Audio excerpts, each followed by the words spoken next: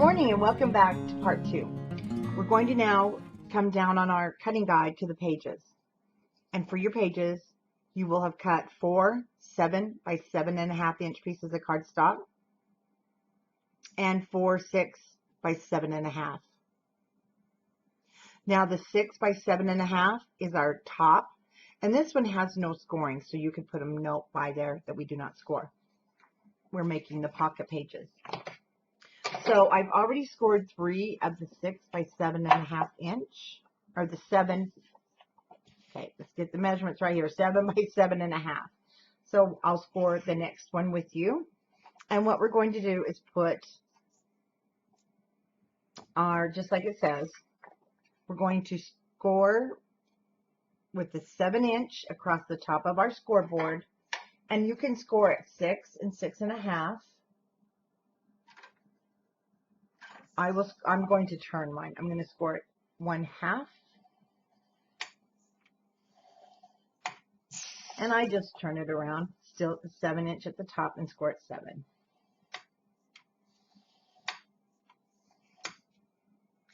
You're going to do all 4 pieces, but now we'll just put one together, and then I will show you how I'm doing this. So with the pocket page, let's go ahead and fold our score lines and burnish. With the pocket pages, they fit right over the top of the hinge, and then you have an opening for a tag. And a lot of times when you create these, you'll notice your tags get stuck, especially on these side things. So I like to avoid that on some projects. What I do is the base. Our base is the 6 by 7.5 because our page is going this way. I like to wrap this around, but you're going to notice something. It's going to be just a little bit too big, and you don't have to wrap it. You can set this on top. This will work either way, but also if you're a beginner, I think this is easier because then your page isn't crooked, and it keeps, let me show you. Sometimes when we put our base on, sometimes we get a little crooked line, and it can be frustrating. This is 6, and so I'm going to take 1/8 of an inch off.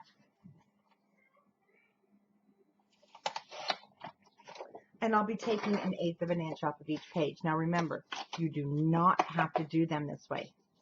I like it this way because then everything's perfectly straight, nice and neat. Now, the top. There go the dogs. We're going to miter this top corner. What it does, it just kind of, it will tuck it. Actually, we're going to do both of them. It will tuck it so that it's not visible under your pattern paper. So let's just do all 4 edges. Get that tape off.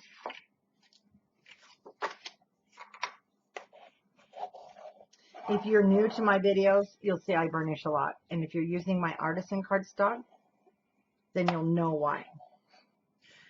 It's an 87. It's an off poundage, but it's almost 90. There's some decimals in there, so we just keep it at 87. Excuse me. And you want it to lay nice and flat. So now that I have everything nice and neat and tucked in, I can just push that flat back. Add my art glitter glue.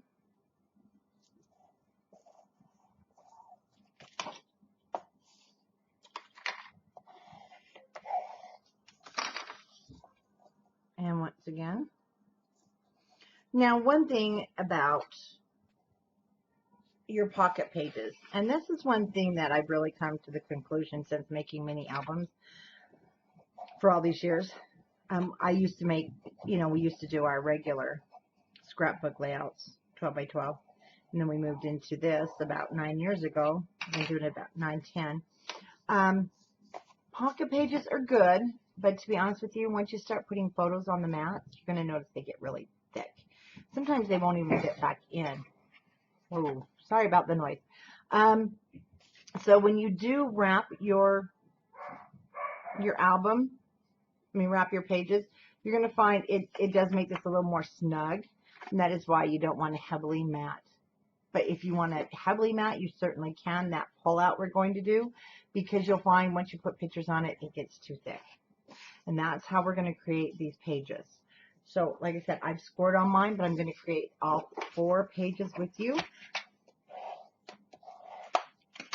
And I've also created this album in a box for those of you, if you want to add 5 pages, you have plenty of room on that spine of your box that you definitely can go ahead and make a bigger spine next time, or bigger hinges. You don't need to increase your spine, and you can add another page.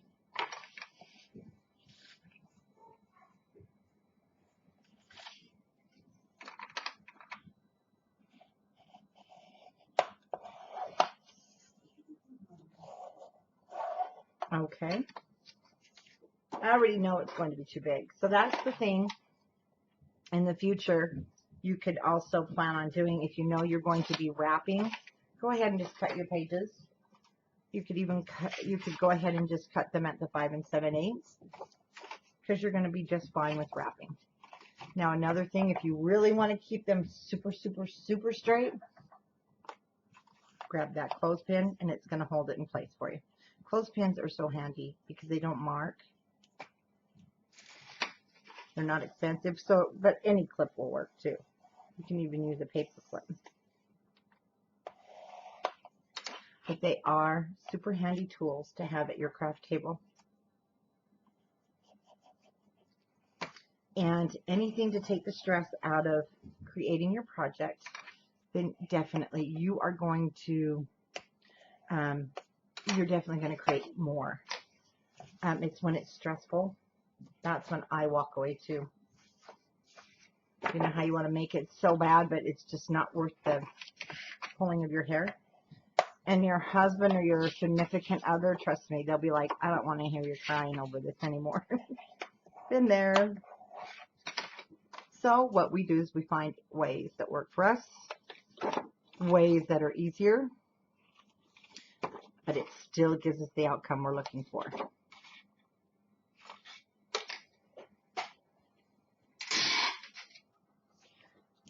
So packing tape's another one of those I'm just going to keep handy.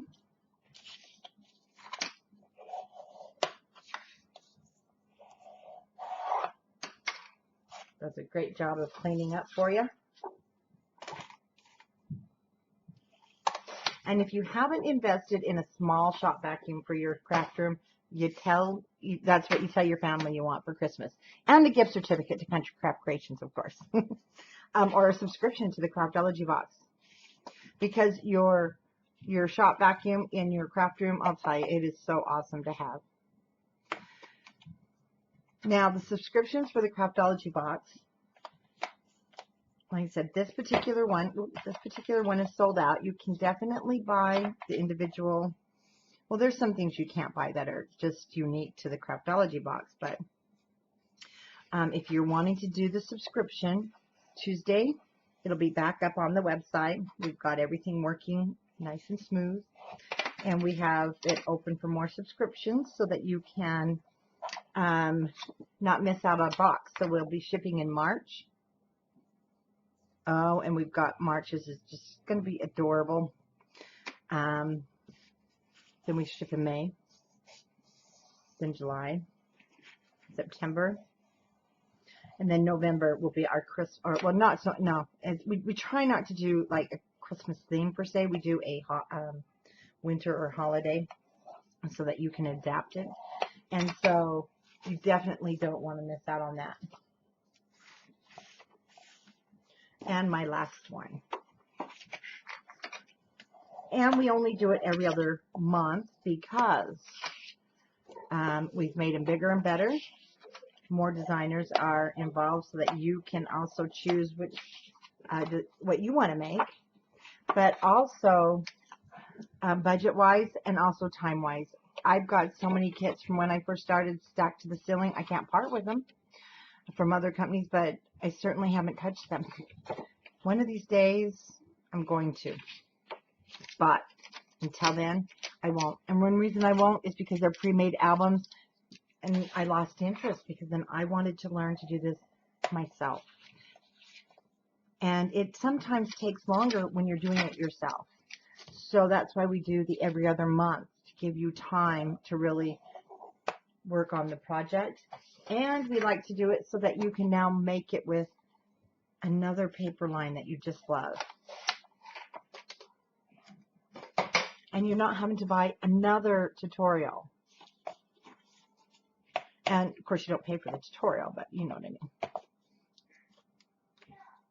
All right, we're gonna clothespin that. Sounds like Wilbur's out there causing some issues outside my studio. Nothing new.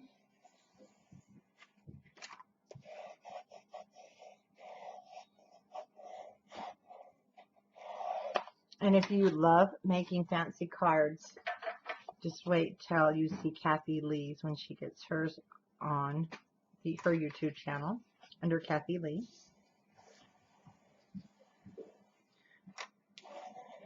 So you'll be able to make quite a few adorable things.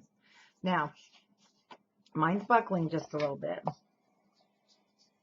I could have cut it shorter and I didn't, so I'm going to just work this that way. Once you get that worked, it should lay flat. Just work on it.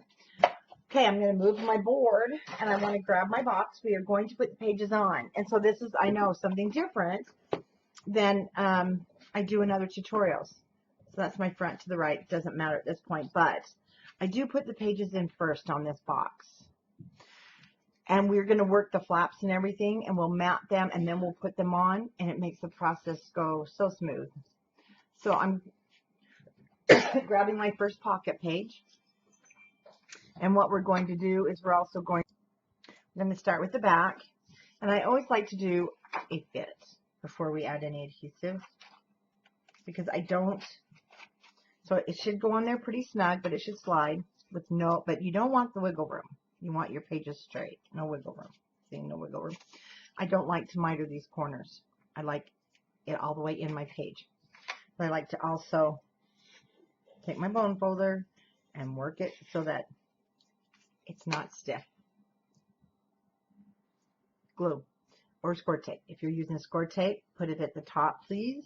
It keeps it from showing at the bottom. If you're using your art glitter glue, I go right at the top on both sides. And I'm here to tell you, it's permanent. It's not coming off after it sets. So we're going to slide our page on, which we already know it fits. I push it to the bottom. I'm laying it flat. And then you'll notice when you lay it flat and push there, it moves it. Now another reason this little album has quite a few flaps. I chose to put the pages on first is because we know exactly where those flaps can be and not get damaged by the other page. So each album, whether you put the page in first or last, I still make the pages first on some projects. Now turn it to the back side and do the same thing. Don't be afraid to burnish. I still create the pages complete and then put them on, but it just depends on your project. So by burnishing it, you'll see it should be laying quite flat. Of course, it's going to have a hump there. Now I'm going to do the same thing. I'm just burnishing those. And I'm also making sure that these flaps are to the back. Now see, with no wiggle room, it's going to just naturally lay on top. You may have to adjust it just a little bit, but you shouldn't have to adjust it much at all.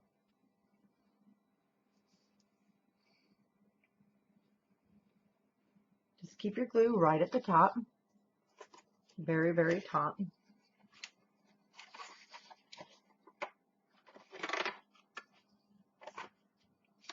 Down it goes.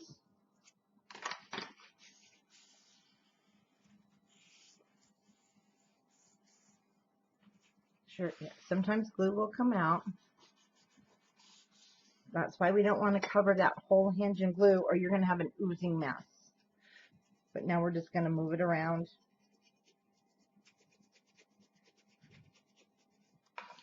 And if for some reason Let's do the back side and then I'll show you.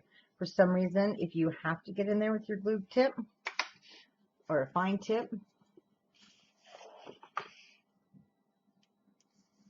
clean it off first. And then just, well, it's pretty tight. There we go. Just lift it up.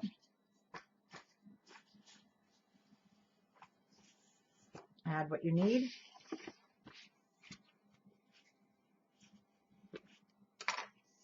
You're good to go.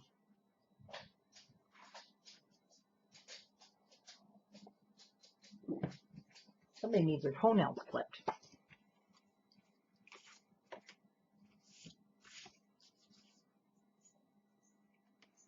Get right at the top.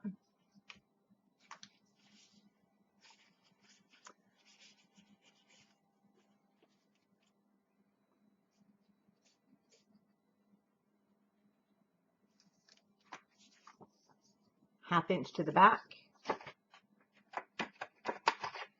See, I push it back because that's the direction I want it to go in. I don't want it to grow straight up.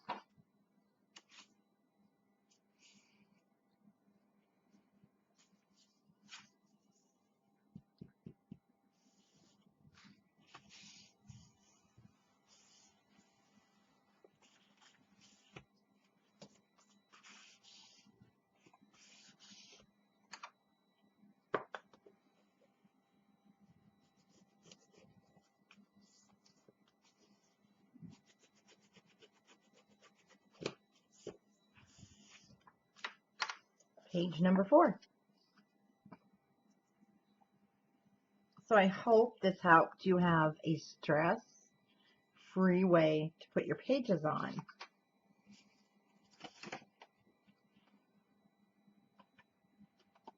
Like I said, there's no right, there's no wrong. It just really depends on your style.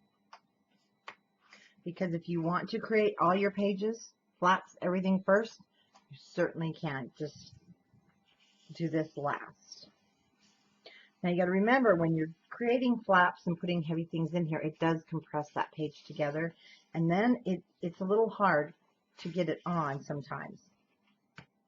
And these are just, I'm out of diaper wipes that don't have lint, and so I'm getting some lint with these other dry towels. So I'm actually going to take a wet one with this black artisan cardstock. I can do that, and I'm going to lightly touch where that glue was.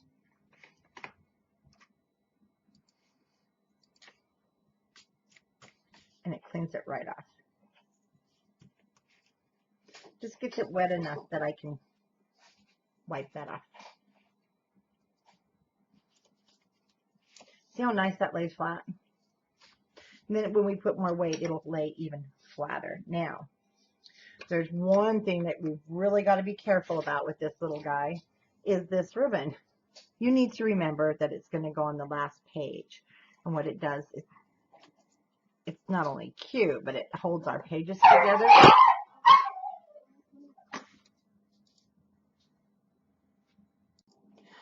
Some of you have toddlers. Some of you have grand toddlers. I have them too. But I have Wilbur picking a fight with his sister. Okay. So back here, just so that you make a mental note, you can put a sticky, or maybe you'll remember, but I won't. I wrote ribbon. It has to go down before I'm adding. But now we can start with the next section. And so our album in a box can be set aside, because we are going to create these 3 flaps with the cute little pullouts for photos. I won't be using any magnets because the ribbon is what holds this shut. Then this is where you're going to want to get out your white cardstock if you want to use white inside. And then these will be from pieces and parts that we've already cut.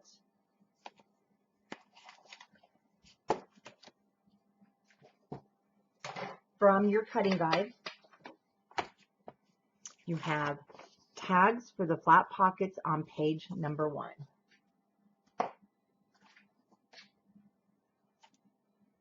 So you will want to have cut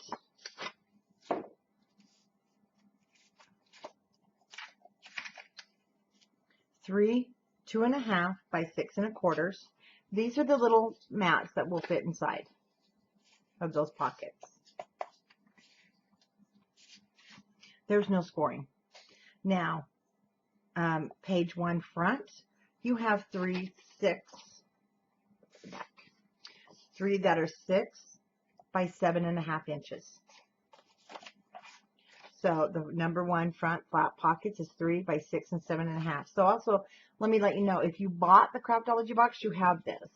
So if you did not purchase the kit, then it's best to keep a notebook down, because I will not have these written directions up anywhere, or the cutting guide. You'll just need to listen to the tutorial and write it down, and then you can go back. So you will have cut 3 with 3 6 by 7.5. Now, I'm going to score all 3 of these with you, because some of you may not have scored this way before. You'll want your scissors. We'll be doing just a little cutting. So on the board, with the 6 inches at the top of your scoreboard, I want you now to score it 1/2 inch. And it's there on your written also, 1/2 inch. 3 1/4. 1/2 and 3 1/4. Then I want you to turn it so the 7.5 inch is now at the top of your scoreboard. Score it 1/2 inch and score it 6.5.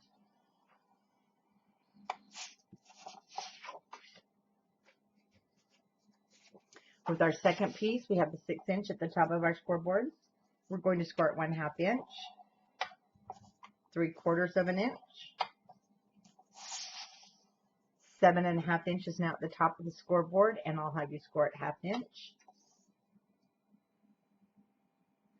And I think I gave the wrong one on this one.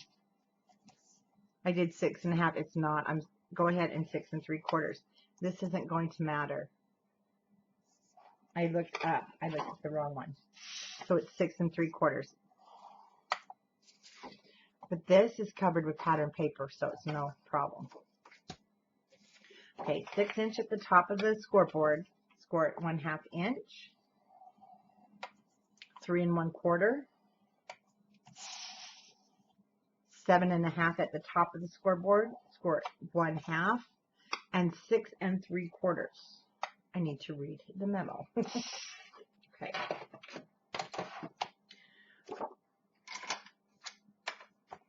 So let's go ahead and let's furnish these score lines.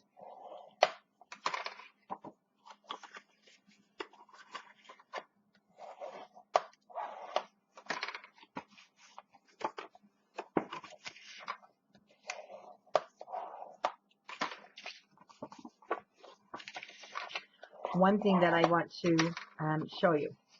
This is different. The 1/2 inch is going to be the top. And the reason it's the top, again, you have this nice smooth edge.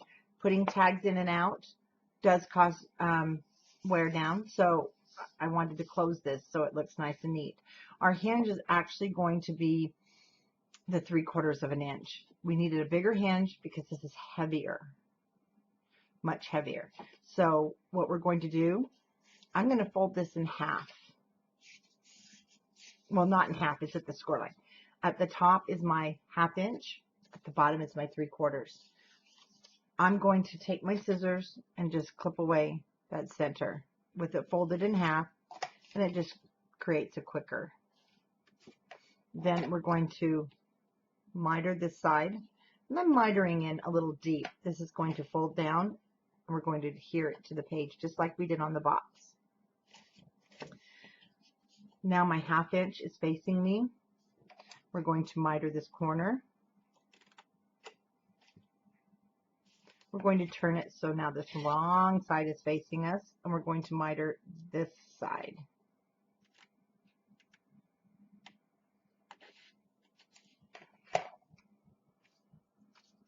So the 2 1/2 inch will be folded down. This is going to be folded down, and it will create, and it's going to go yeah, this one goes on the inside. It's going to create, remember the toilet paper rolls? This is how I used to make toilet paper roll minis without using toilet paper minis because they can sometimes be gross. So I'm going to be putting this though on the inside. So we're going to trim this just a little bit. We have such a small tag to work with. I didn't want it to get caught anywhere. So this side right here that does not have the 1/2 inches to my right, I'm just going to trim not even an 1/8 of an inch, just in the gully of your cutter.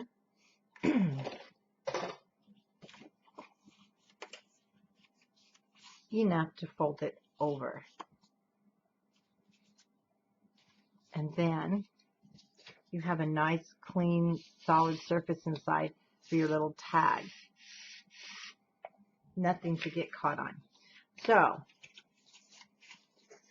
this is going to go on the right-hand side. So I want you to turn this. This is important. I want you to turn this to the 3/4 inch to your right-hand side. We actually need a hinge, but we want the hinge on the bottom. Okay, so if you want, this needs to stay. It's at the top now. I need to remove this, because what's going to happen, this will fold over, and then we're going to put a dot of glue at the bottom to seal this, and this becomes our hinge. Let's keep it this way so I know what I'm doing. So again, we're going to remove this. This stays. If for some reason you cut it wrong, have no fear. Just reverse your, but just so you know. This is coming completely off. So we're going to angle here on this long piece. And I'm going to cut straight across at the top of that score line. I'm going to stop at this middle. I'm going to angle my hinge. Angle my hinge. So now you can see why you want a bigger hinge for this. Then we're going to be able to put it together. This will fold back. That will be attached to the page, and that will become our little pocket. Wilbur, come here. You got something in your mouth? Yes, he does. Okay. Whoops. So I'm going to straighten the corners up a little bit more on these outer edges. So they're clean. And your adhesive. So this is the inside. We'll go on the inside of this flap.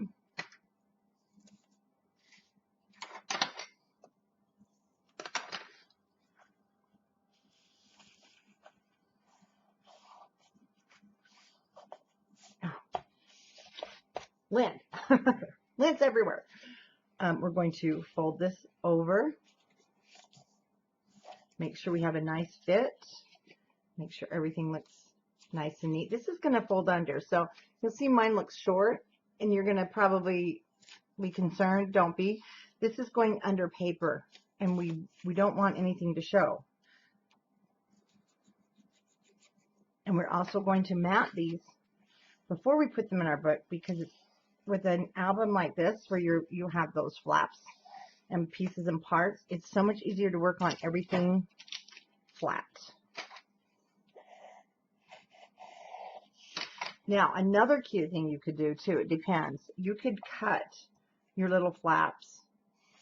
You could actually leave them at 12. Now, these will stick out. Oh, we've got to glue it down, but they're going to stick out a little bit. But you could have them fold over. You can do so many fun things. Now, see, this bottom is open, and I'm just going to go along that edge. So if you're using a dry adhesive, you'll want to do that first.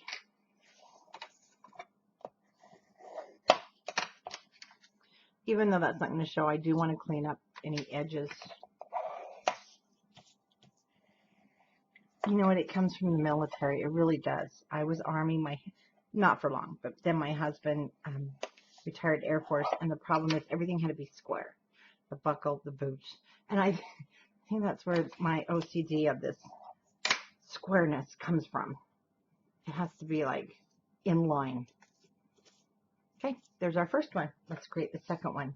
I'm going to continue to go slow. These two actually are hinged now. It's going to the left-hand side. So let's fold up all of our score lines. And if you've already got the hang of it, then absolutely, you just go right ahead and you fast forward.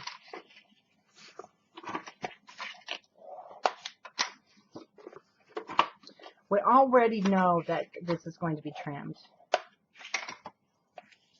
because I still want to wrap that hinge over the top. So I'll just take that little bit off. You know, you got to have the Fister's cutter even with these big cutters, but I'm really waiting for the day a small true cutter with a great blade comes out.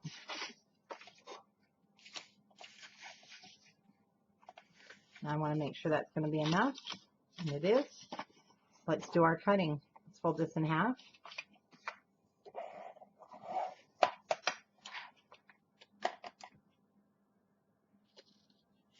Cut that right off. And yes, you can even do it this way if you're confident and you know that you're going to cut it just fine.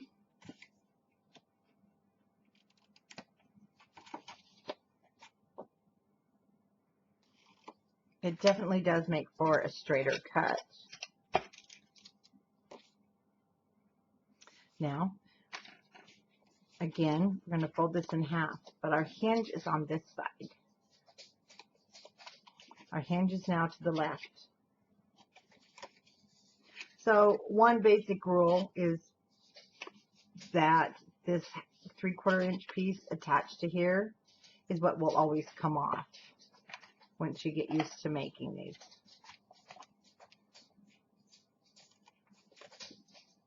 So we can just cut it straight across.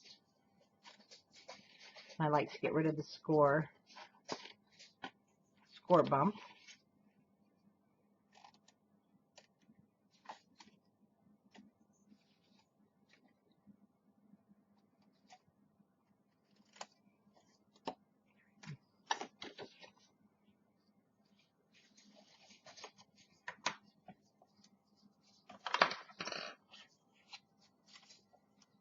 Hinges at the back side. So also this time, you might want to go ahead and put your score tape down, and we'll go ahead and glue it this time while we're putting it together.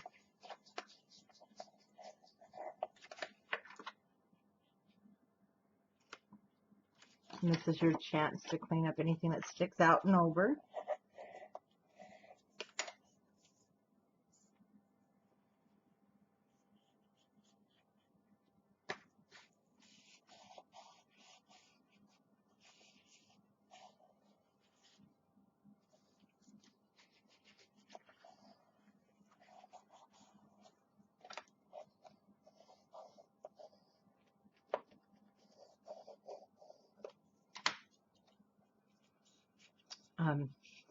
Let me go ahead and put this down first.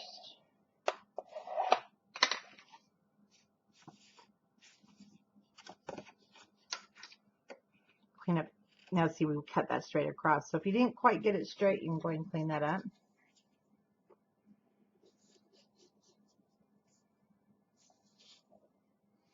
Right above the score line. And I just put glue on the wrong side.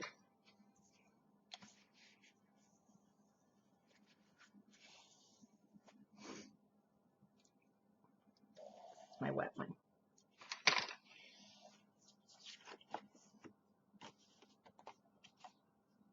So we'll close it first. Well, that wasn't very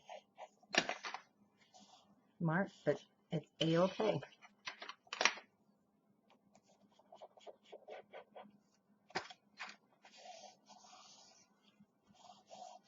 yes, I did just go over that with the wet one. Now, if you're using the linen paper, you can get by with it, like once, quickly.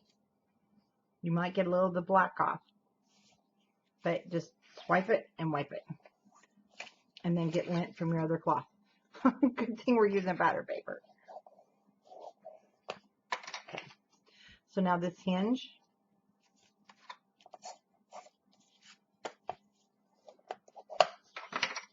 will be on this side of the page. Okay.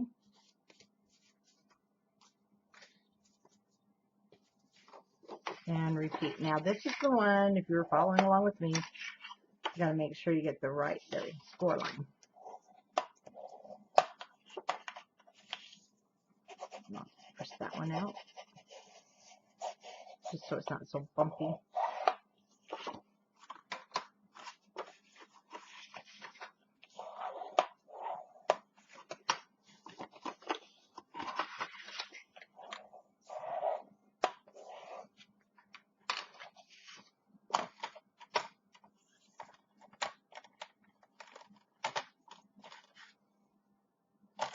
Trim the hair off.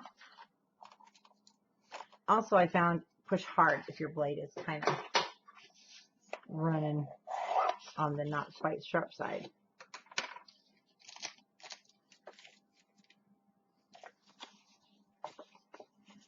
Fold in half.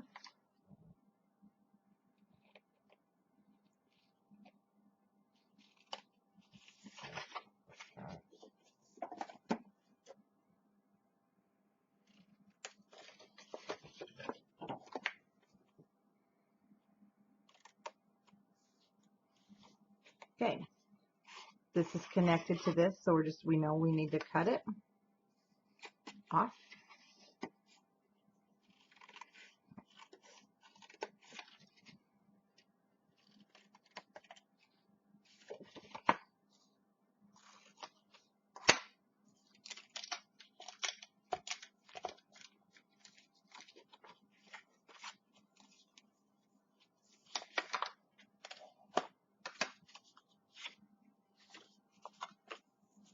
Okay. Forgot this edge.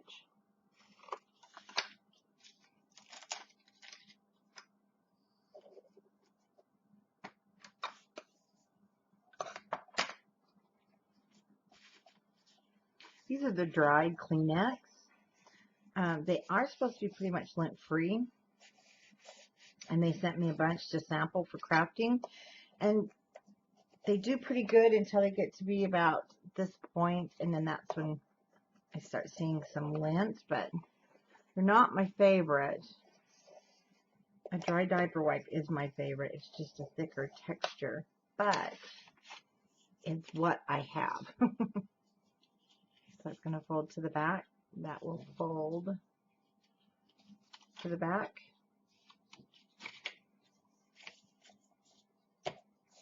Inside and inside.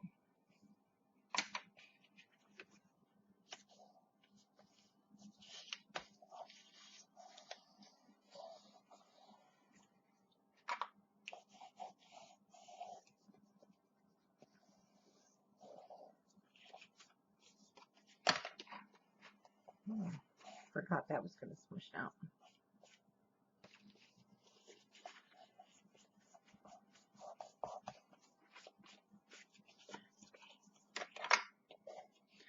So on our page, it will look like this, and this,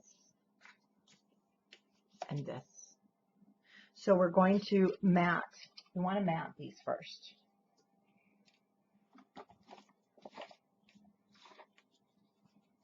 And here's what I used. First of all, our white cardstock. Now, we can't mat the page until we've put everything else completely on.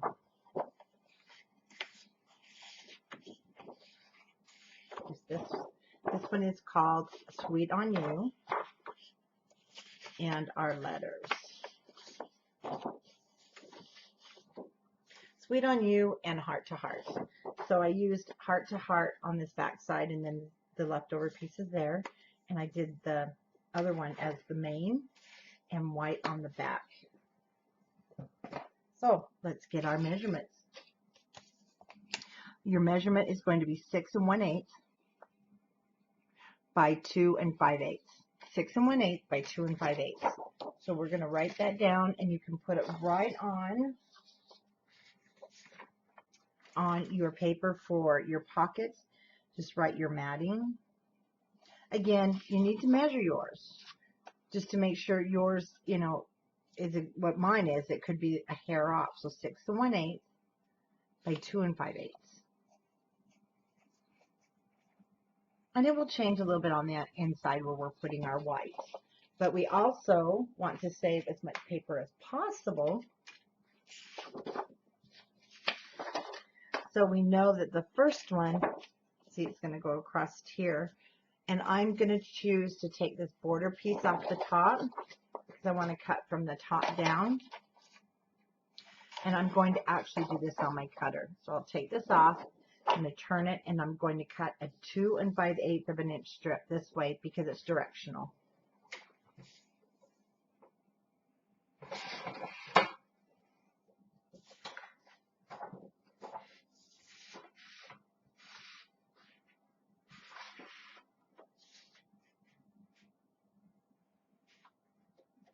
And I just want to get it super straight. And then I'll cut my 6 1/8. We're going to bring this piece over to our save pile, of course.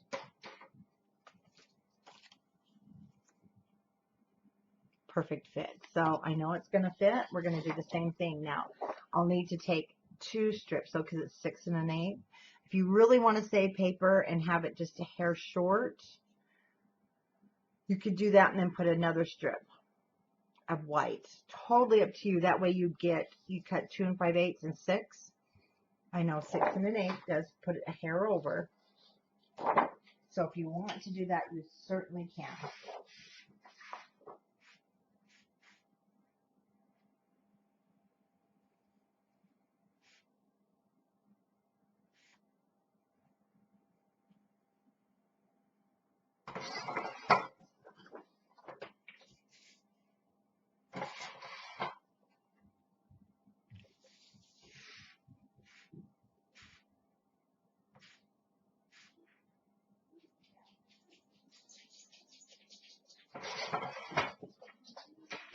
And then 6 1/8.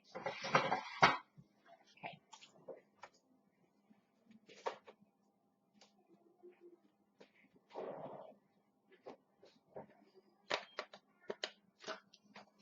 Ink our edges. Isn't that the cutest plaid?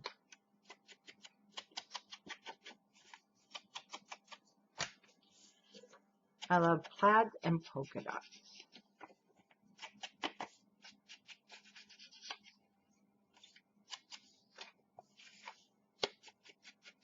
And just like the front, I'm not going heavy on the distressing.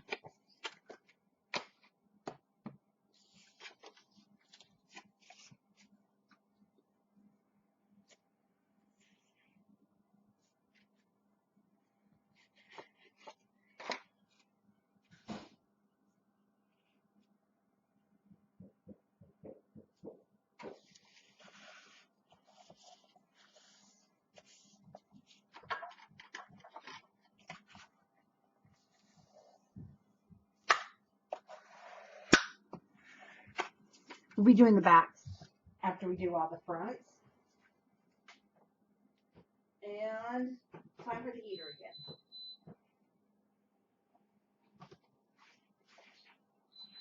again. I don't mind winter.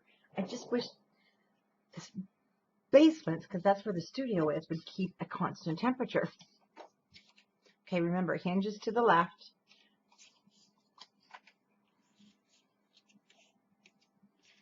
And opening to the right.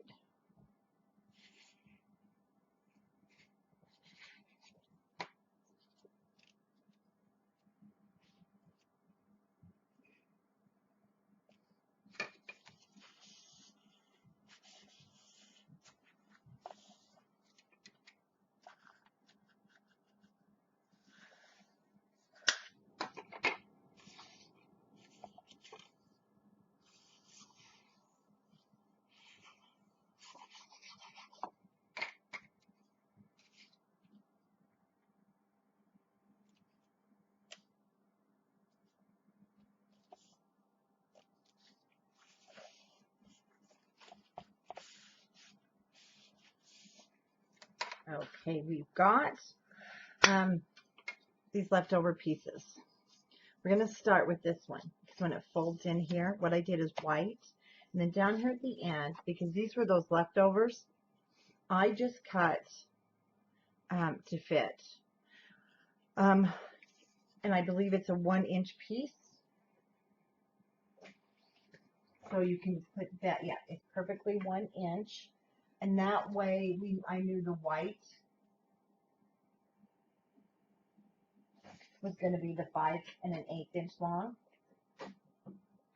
And we may do just a hair trimming. So I'm going to take this little guy and you're going to cut an inch piece. See, pushing hard helps.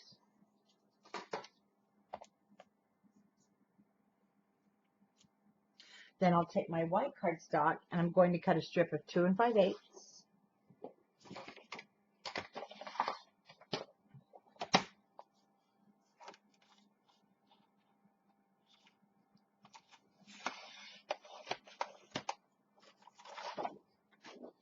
And I'm going to cut this down. Actually, let's do all 3. Because they're 5 1/8. I can get 2. So I'll cut another one. That's 2 5/8. Always cut your smallest first to save your paper. And we need 3 of these that are 5 1/8 of an inch.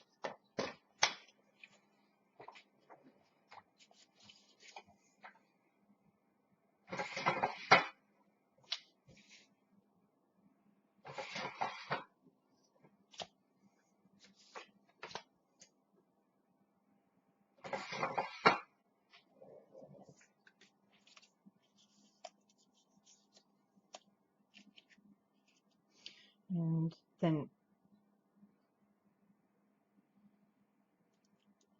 that goes down just like so. I don't ink the white. I don't like to put the distressing unless it's a real shabby chic album because the white just soaks it up and it seems to smear everywhere. I'm going to put this just right there at that hinge.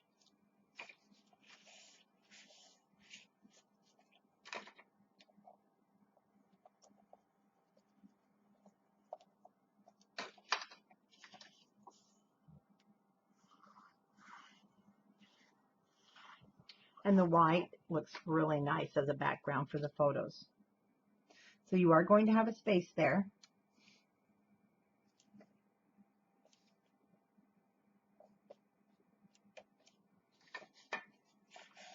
And it's not more than 1/8 of an inch. It's tiny.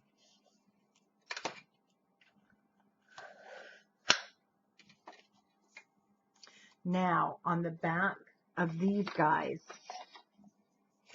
so make sure they're going the right direction. They are. So what I did is I used, and again, remember my boo-boo on the box, so I'm going to have to use a different color because I ended up using the wrong, I cut the wrong size, which is okay. I have the pink. The problem is we have a border here, oops, of pink. So if you cut along with me, you may find that, oops, you also don't have enough and you'll have to change it to one of the other colors. But we can definitely go with the red and the pink. Except for it's not long enough. That's going to be your trick because your page is 6 inches. We're going to need a 5 7/8. And it looks like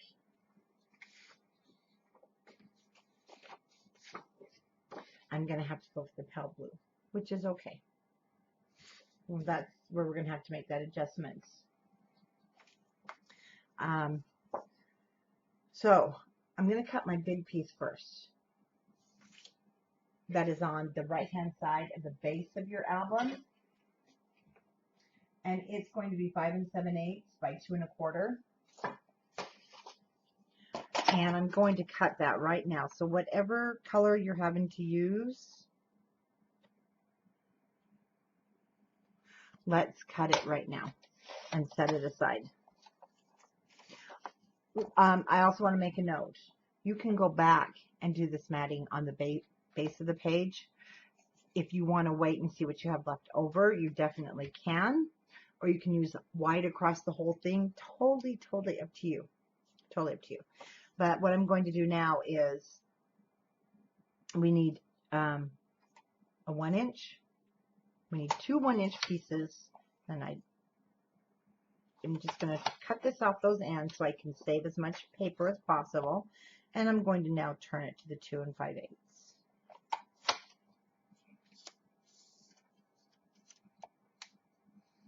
No, I won't need that.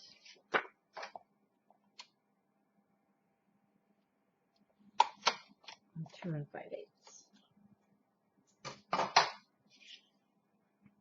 So I put one of the colored strips by the hinge, and I put the other one on the opposite end, and then white in between.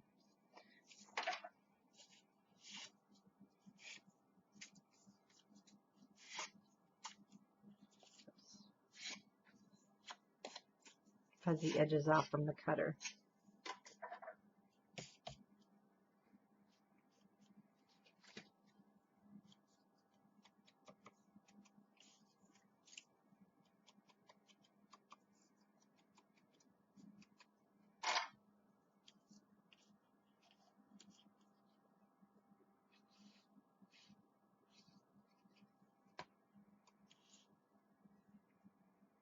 Leaving just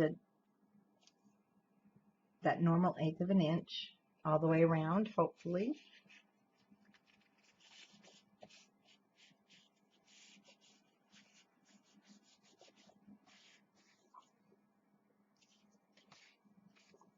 And our 5 1/8 of an inch piece. Let's check that fit first. We're good. The blue is really pretty also.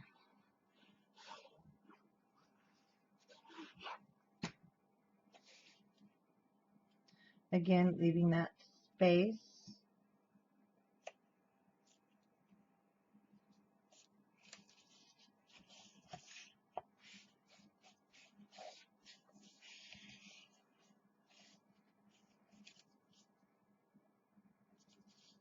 Oh, don't slip on me.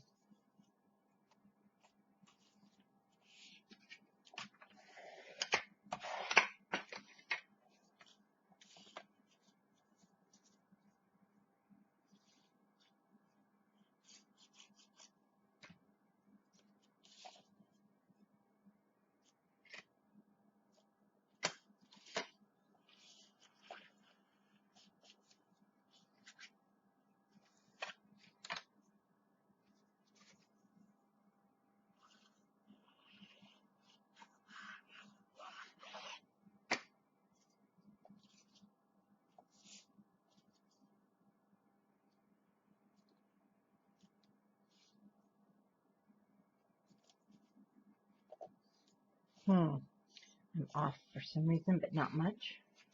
But enough that I'm going to be putting a little sticker here.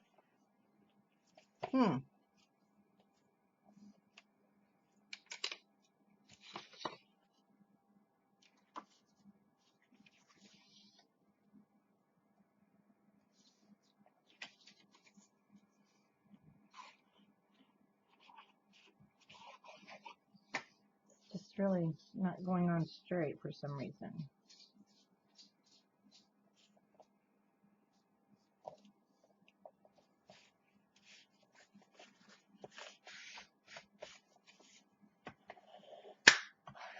So you probably don't see it as much as I do.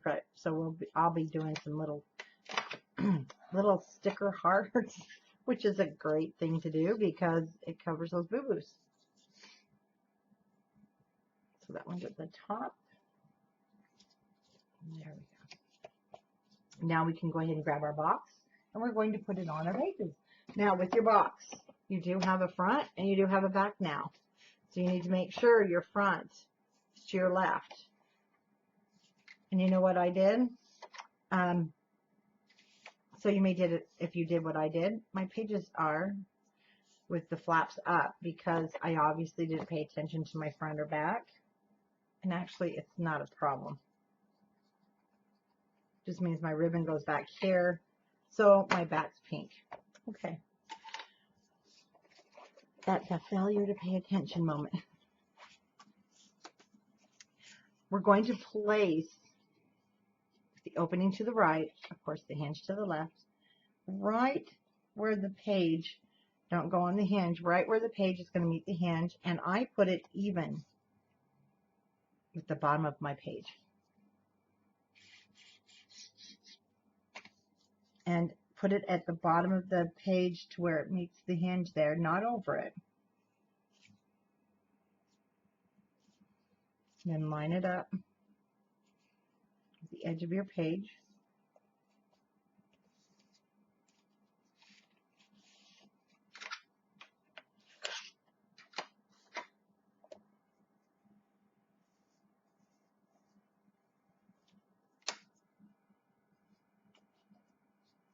I'm going to turn mine upside down because now this one, so make sure your directional is going the right way.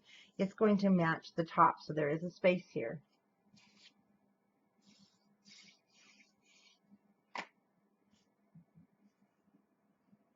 Again, I'm just going to the edge of the paper.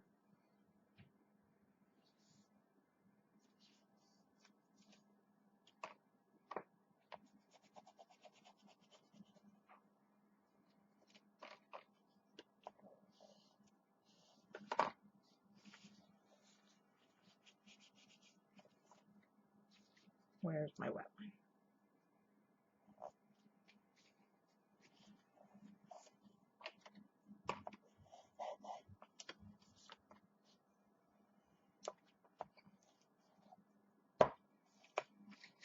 Okay.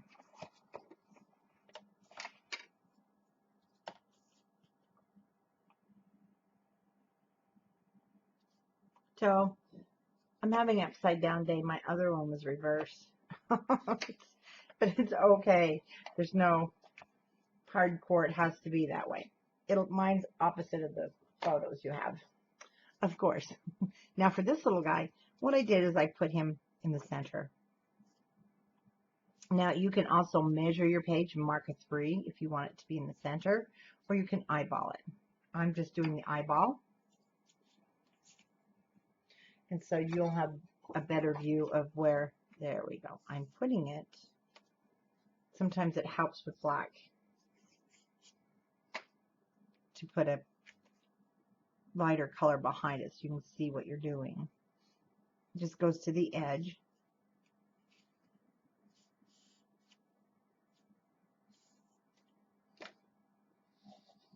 And remember, there's no magnets because the ribbon is what's going to hold these closed when the box is standing up.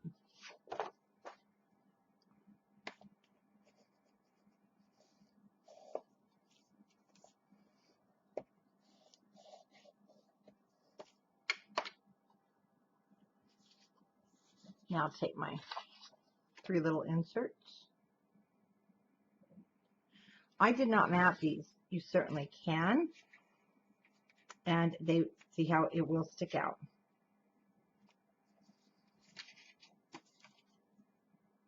And if you don't like your sticking out, you definitely can cut them, but I have them sticking out so they're easier to grab, or you can put a pull tab on them, a ribbon, anything you like.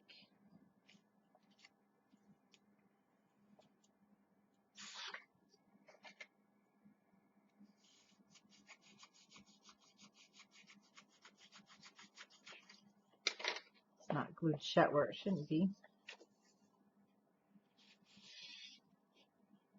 There we go. Now let's go ahead and let's mat the base. So the matting on the white, if you want to write this down also, it's going to be 5 inches. And it's going to be 5 7/8. So 5 by 5 7/8. And the reason for that is I wanted a 5 by 7 picture cut down, put here.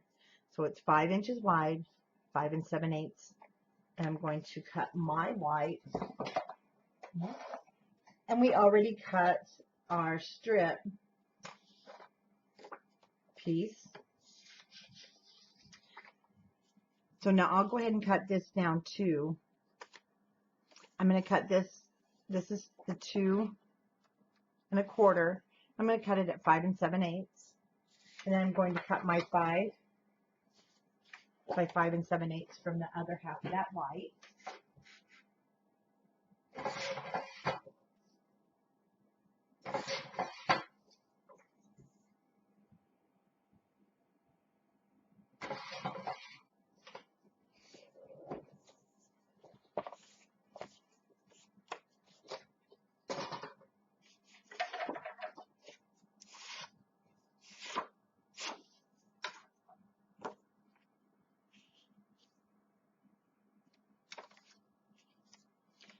I'm going to check the fit, because what I do is I trim down the colored one if it needs to be trimmed. I don't want to trim my white matte.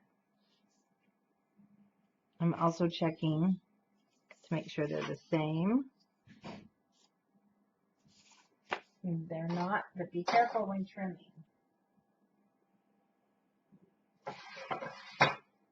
When I do that, I put this back in at 5 7/8 to make sure I did cut it.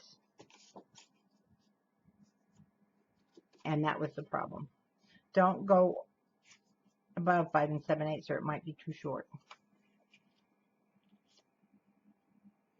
And I'm focusing to the right with this piece so that I cover my hinge.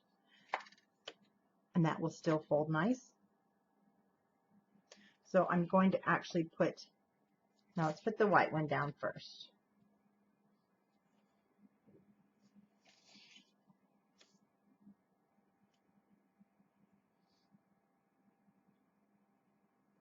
Yeah, let's put the white down. Remember to keep your 1/8 of an inch border. Now it's too hot.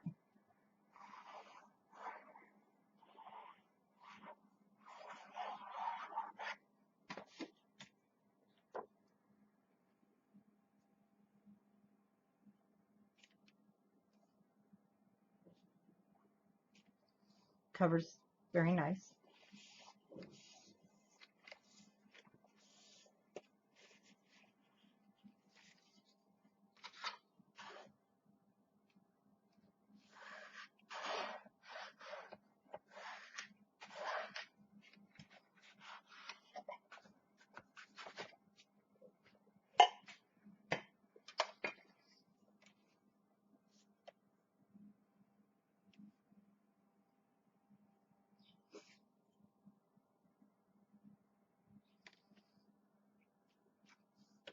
Now I'm deciding on my placement. I'm going to have a little wider of a black strip here because I do notice my hinge.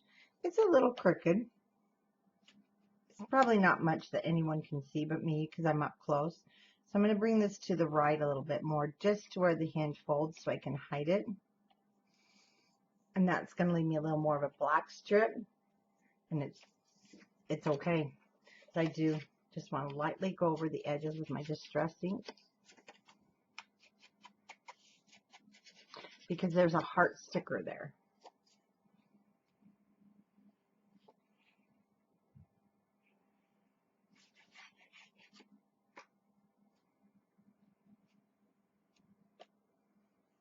So I'm trying to keep the top and bottom lined up, and then I'm just moving it where I need to move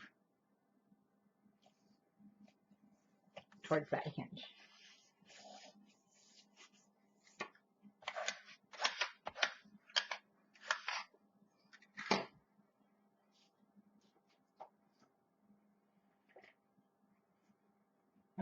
I'm going to go ahead and grab my sticker sheets.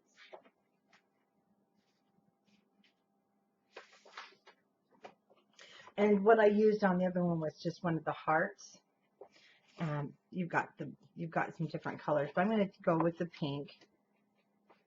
And I know this isn't going to interfere, shouldn't interfere with your, if you're doing the banner also. So I'm just going to go ahead and place that down now. And that was just one of your pink hearts off of your sticker sheet.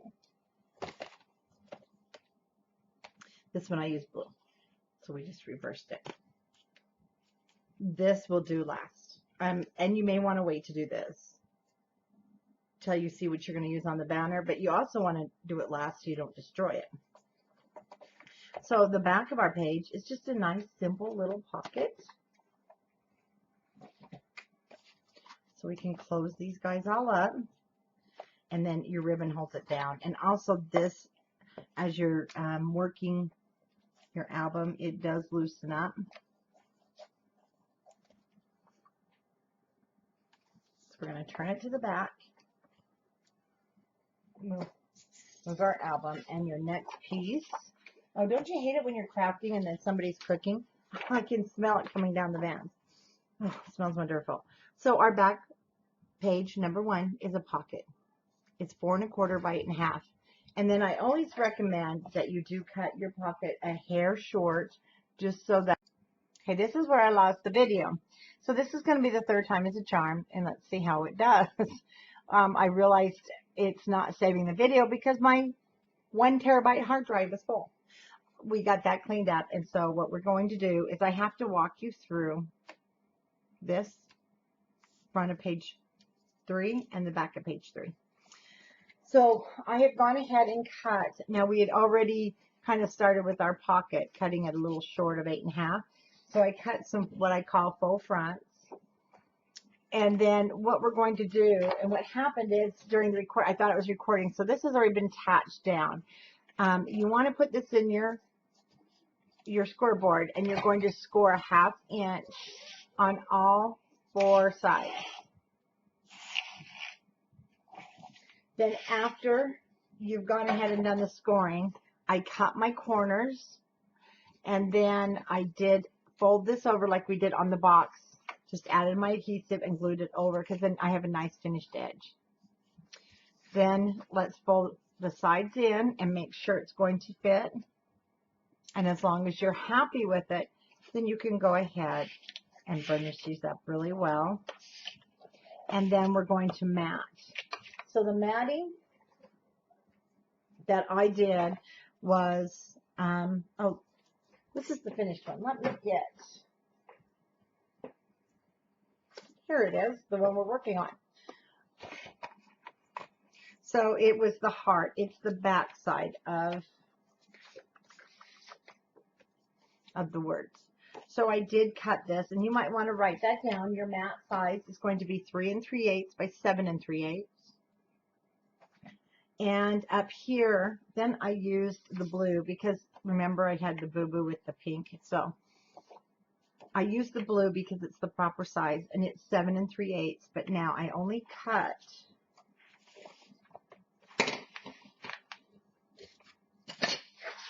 I pushed the pocket down and put my ruler right there, and that the space is 2 1/4. So I cut this 2 1/8.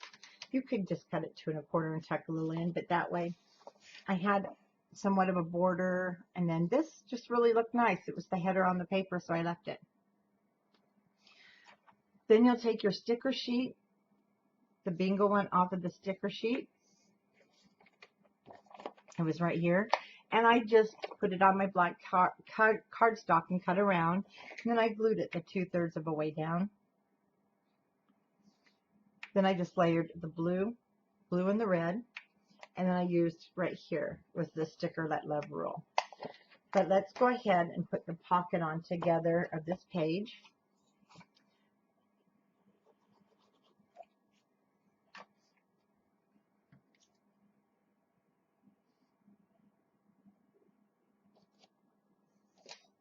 I had no idea my hard drive was full. There was no notice, so I did all that filming only to be told when I hit save that there was no more room, and it just deleted it. When you're doing a recording like this, it's so heartbreaking. Okay, so you're just going to glue your pocket down like so to the bottom. Now remember, you've probably already done the matting, and now you can do your decorating and put your top piece here. Okay, so that is the back of page 1. Now I'm going to turn this over so we don't waste too much paper. This is going to be our triple belly bands. I grab these cut aparts here if I can get a hold of one. So the cut aparts I also did at the last, and I used my white cardstock, and I did mat these at 4 1/8 by 6 1/8 because our cut apart's 4 by 6. And see, those will just slide down in. You don't even have to put them in the first one. You can layer them. You can do it however you like. But I did those after I was finished on my mats. And then we're going to be cutting. I'm going to show you how I cut that, because I do cut apart one of the cut aparts. And you need to visually see that.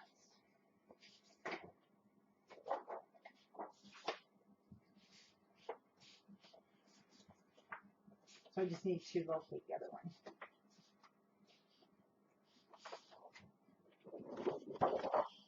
From this 4 by 6 cut apart sheet, what I did is I went ahead and cut it in half. We're going to use these later. These two we're going to be using. So what I did after I cut them apart, then I cut from the bottom. Actually, I cut it. You know what? Don't cut them apart yet. You do have to cut all the way across the bottom at 7/8, because this is 7 3/8 long. And then so I took and I cut 2 strips.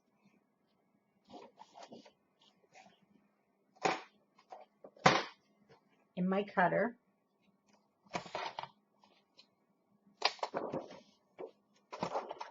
I'm not going to cut this, but I want you to see.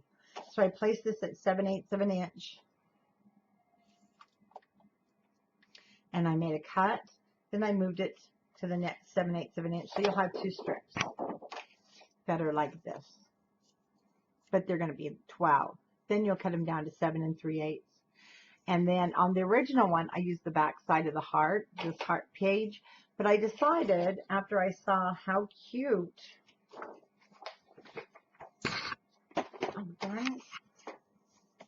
how much I liked this. This was the other half of the cut apart. So I just turned it upside down. Or you can do it just like in the photo where I did the blue hearts. Okay, and then we'll do the red in between. So I have my 3 strips of 8 1/2.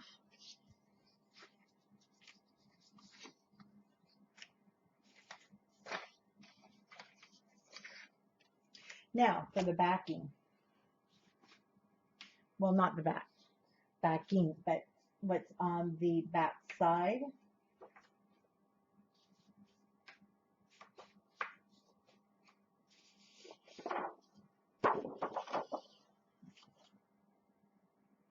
It is this, but you definitely can use this. It's totally up to you.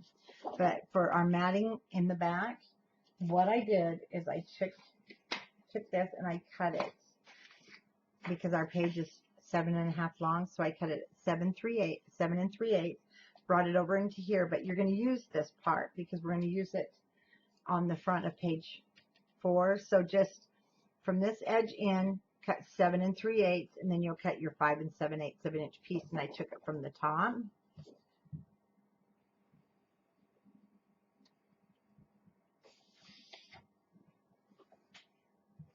And then I used the back side. So you definitely will have that other half left. And actually I'm just going to use this one so I don't use any more of my pattern paper. And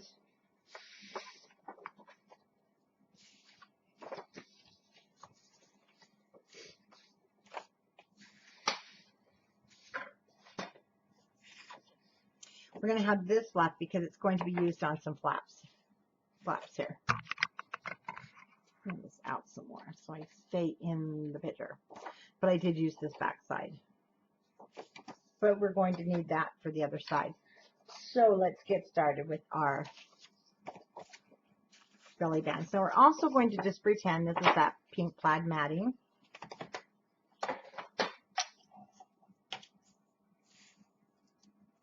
These are the 1 inch by 8 8.5, and I cut them just a hair short of 8.5. Just bring them down this way and score at 8.5, or not 8.5, I'm sorry, 1/2 inch, which makes it, if you do it that edge, 11.5, and I'm just pushing them here, and I'm going to score the 3 of them 1/2 inch, or you can just do each individual one. And I did this a little bit different, and I'll tell you why. When you try to slide that paper down in, it was really difficult. So I'm doing the wrapping, and what I want to do first is cut your mats that are going to be 7/8 of an inch. This one's too big because it was just a scrap. And then you're going to attach them in between those score lines. And this one is actually, I turned it upside down so the lace is at the top. And this is the second piece I cut, which was the rest of this flower, and I just turned it around also so it looks like this. And then the red plaid in the center, and these are 7/8 of an inch wide, 7 3/8 long. So you'll want to mat those first.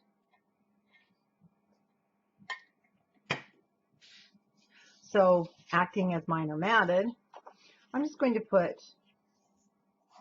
my 5 7/8 of an inch at the top, and I'm going to mark 1/2 inch, 3 inches, and we need to bring it down here to get a full 1/2 inch.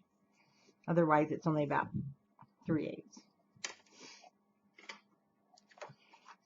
That's where I'm going to place the top of my first band. This one will be the bottom. We'll sit on that mark, and this one will go in the middle. Okay. So what I'm going to do, you can either burnish those now. It doesn't matter. I'm just going to bend that around.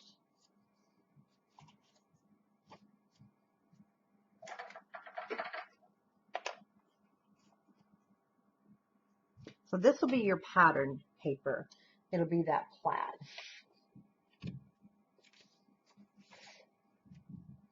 But because this is the 3rd time, I didn't want to waste any more paper. I'm going to kind of move those once you have them straight and where you want them.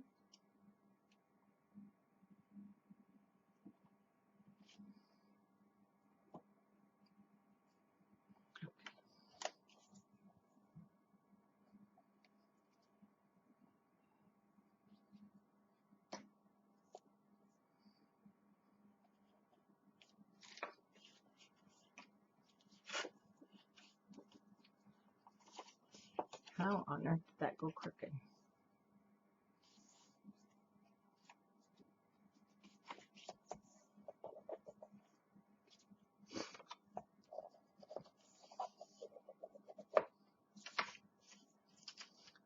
So let's go ahead and burnish them first.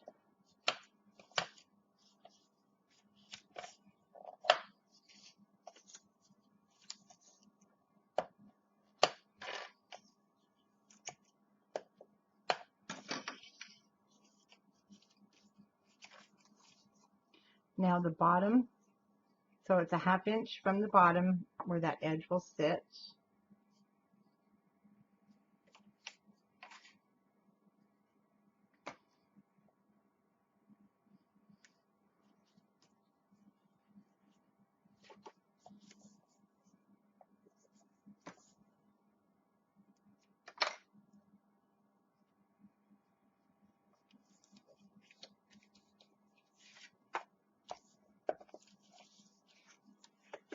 Don't worry if it bows, because it's going to lay flat when we get it into our book. Now I'm just eyeballing and kind of using my mark to get that centered.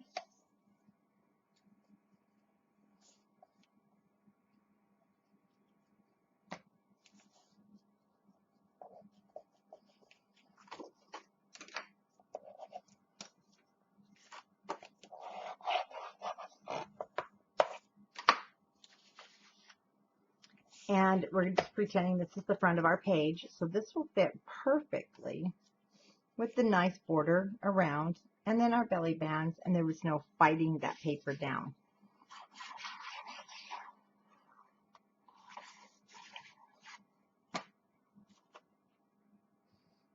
Now you want to just mat it as if it was, you know, regular matting. So you have that border around the edges.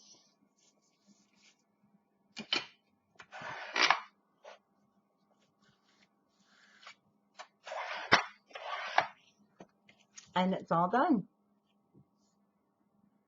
Okay, now we can go to the back of page 2, excuse me, which, let's use this little guy, and let's grab our cutting guide. So for the cutting guide, you'll have, now, page 2, back of page is a waterfall. We have a 2" by 8.5. Again, ooh, I cut that just a hair short, of 8.5 inches. Then you have a 4 by 6, no, a 4.5 by 6, and a 4.5 by 6, and for our waterfalls, 2 4 by 6s.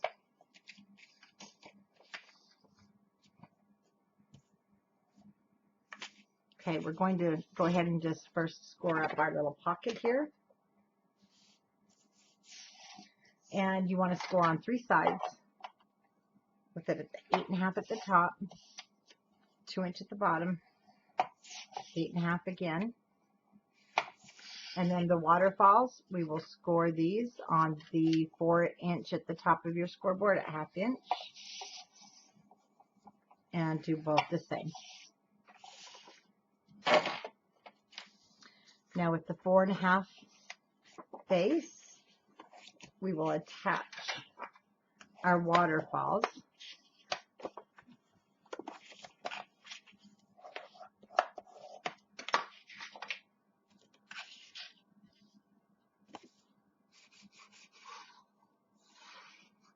And I'm attaching it upside down only because it's easier for me to do that with this part closer to me.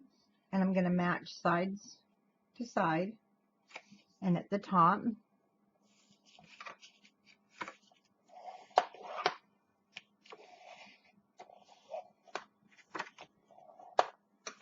And our next one, where this one ends, you'll see where that 1/2 inch is. That's where the next one will start.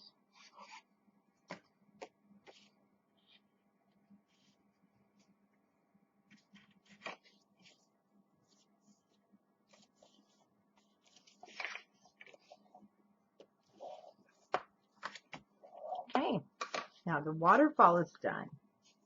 And I want to show you the matting for the waterfall because you're going to be using those cut aparts. I took these 2 cut aparts. Now we've already cut the bottom off of this. So like I said, I'm not going to cut this. I don't want to just cut up another piece, but you're going to see what I did. So on this cut aparts for visual here, I cut off the U. So I went straight across and cut off the U, so it just says make my heart happy. And when you do that, then it makes our little cut apart 2.5 inches, and then you'll need to cut it to 5 7/8. So this is 5 7/8 by 2.5 inches.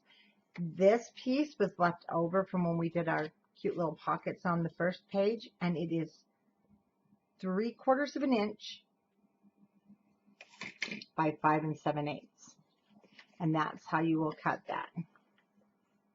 So just because now you can cut this apart, put this in your cutter and just cut off the U, and you'll have a little bit of the Y hanging down, but it just looks like a little decorative scroll. And then you'll get your 2.5. And then I cut over on this side my 1/8 of an inch off, so that this is now 5 7/8. And this piece we're going to be doing pretty much the same, but you've already cut most of this off, so you won't have to cut any more down.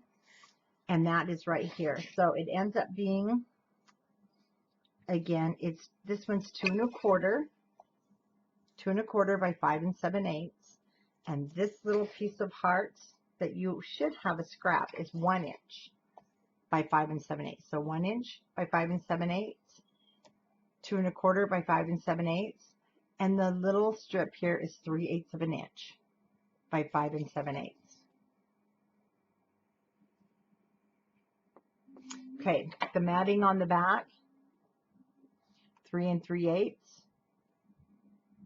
by 5 7/8, and I did 2 white pieces. Now we have this base piece, which is the back side of this. So you want to cut it, again, saving this half.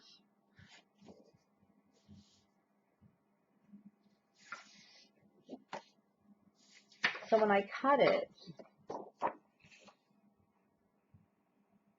this was the half, and then I just needed to cut a little bit off the bottom, and I'll give you that measurement. Isn't it pretty? And then we're going to set it there inside that pocket.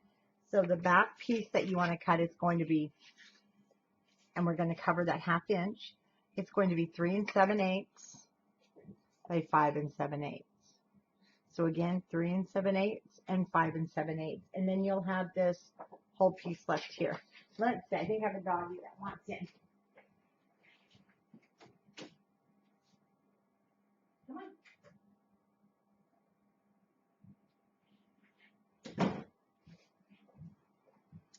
Okay, then we don't have to mat the back side because we're going to attach that down. Then you want to cut the matting for your page, and I did a full 5 7/8 by 7 3/8. It fits all the way down into my pocket. Okay, and then you want to mat, well, we need to make our little pocket here, but this matting will be 1 3/8 by your 7 3/8. So once again, let's go ahead and fold up the sides.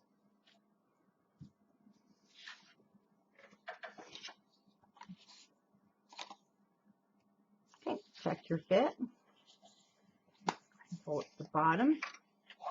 And then our little pocket on the bottom is where you'll be able to do your cut aparts to hold the waterfall shut.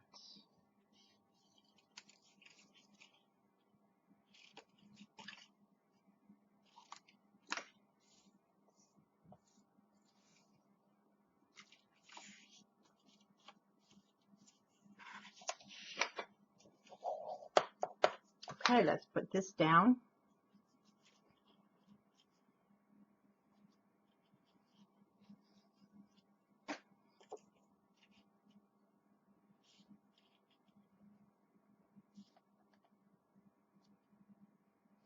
And of course, I'm not going to mat my page, but you're going to now want to cut your matting. And if for some reason your page won't go all the way down in, you may need to trim it a little bit. Sometimes it gets stuck on the bottom, but you do want to take it in there as far down. That's why I had you cut it 5 7/8 by 7 3/8. So now you'll put your matting down. Okay, so you'll have your mat. It's not this one. Oh, let me show you which mat it is. How about I show you that? It is the one we used right here. So that's the piece that you're going to cut behind here. Again, 5 7/8 by 7 7/8. Then our waterfall, this back piece, you'll notice it sits inside, and then I just brought it to the top. And what we're going to do is add our adhesive, and I eyeballed it. Now, if you want to center it, go ahead and you can make your marks. I kind of just use my scoreboard, and I did match it to the top of the matting of the page.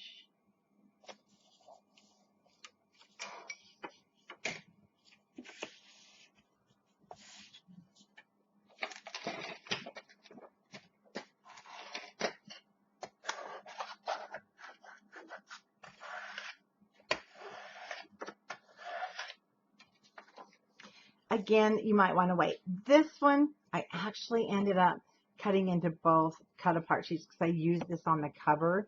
I realized it after I'd made it, and I was like, oops, I meant to use that for the cover. So if you want to wait and pick your cut-aparts after you make your banner, because you can use the 3x4s also, but then they will sit inside of there to hold your waterfall closed. Okay, so that should get you cut up, and I'm really, really sorry. It was going so well, and then that just happened. And you'll see how these will sit down inside of there. And then on right here, I am going to go ahead with the sticker, and it's all my heart down here, but it's going to be too long. Oops. So here's what I did. I laid it down, okay, and I kind of made a mark just with my finger, and I cut it off. And I'm actually going to say that because you just never know. Now, because it's not straight, now I'm going to cut about a 1/2 inch up the center. Then I'm going to go from this corner to the center.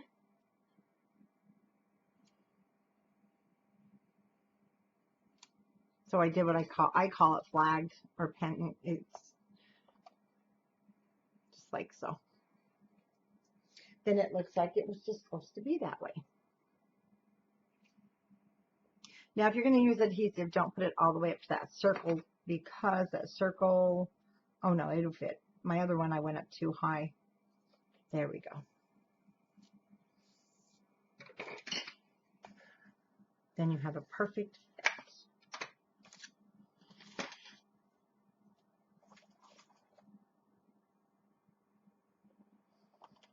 Aha, we're caught up. Let me just keep a watchful eye on this video so this doesn't happen again. Put that in, and let's put these guys back.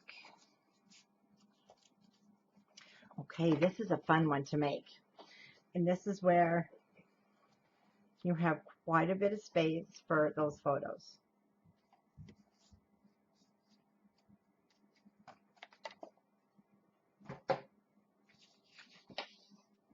And this is the front of page 3. So, front of page 3.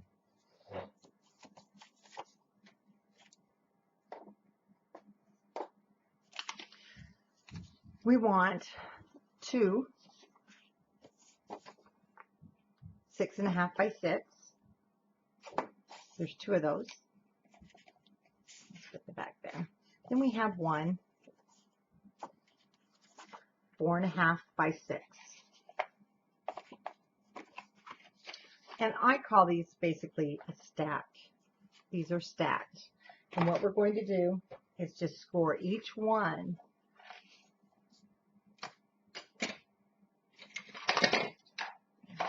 at a 1/2 of an inch. So the first one, 4.5 across the top, score at 1/2 inch. Now we need to make sure, because remember it's going to be 6 inches long, and we may trim these down just a hair. So now 6 inches across the top, and we want to score at 1/2 inch, and again 6 across the top, and we're going to score at 1/2 of an inch. And I want you to grab your album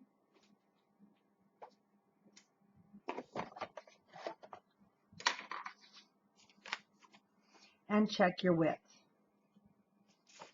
because I don't know why I just did this.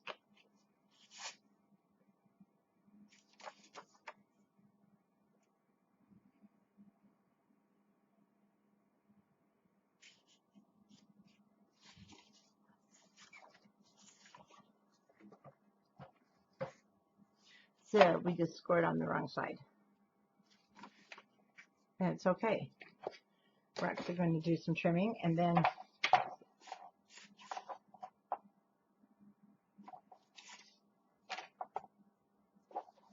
we're going to do some measuring really quick.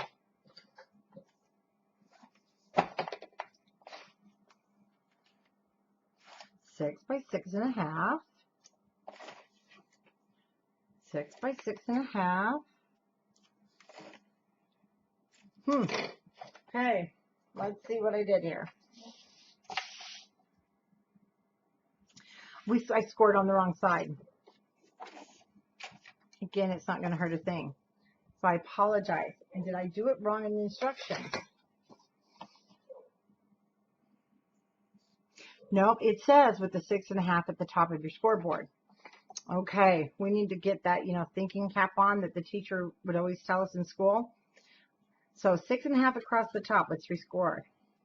I have a score at the bottom that no one will even see.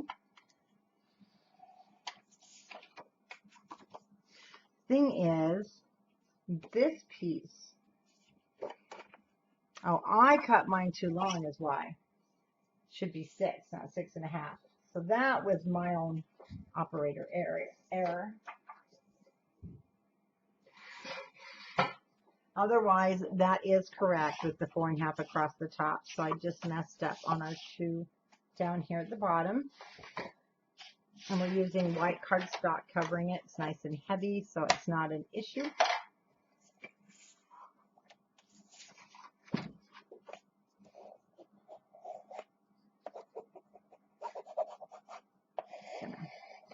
Just like to push that little bump out.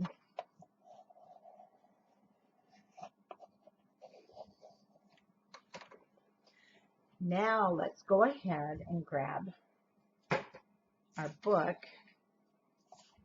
Because I just want to make sure that it's not going to be, it is. See, I think it's a little too long, so I'm going to take just a 1/16 of an inch off.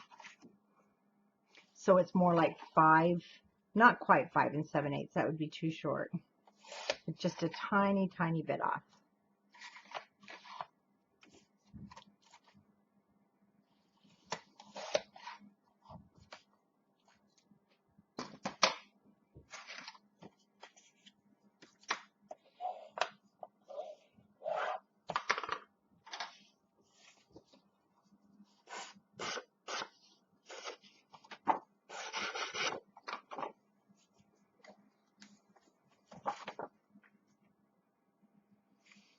Okay, that's better.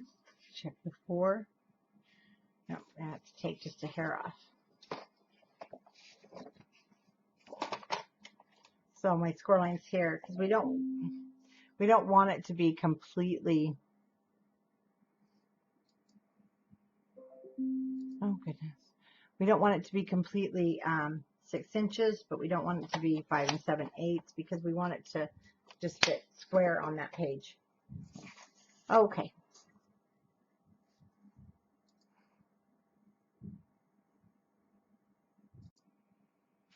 Okay, now we can go ahead and burnish those score lines, but make sure it's the correct score lines.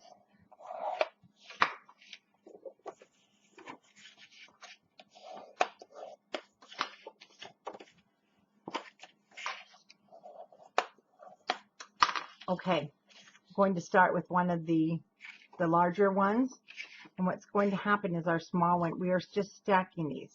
So your 4-inch, this is now 4 inches, it's going to sit on top. So I do want to go ahead and angle, trim off those corners so that we can hide it under our pattern papers. So we'll cut all 3 of them now.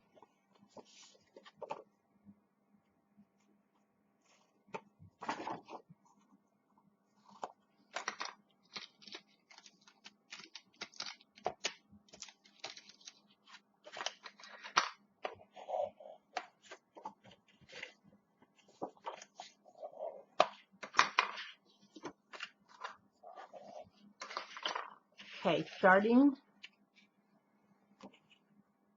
with the first one. So our hinges will always be to the left. Then we're just going to add adhesive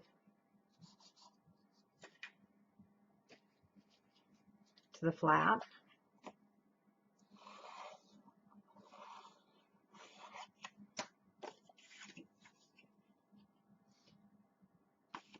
And we'll just set those on top.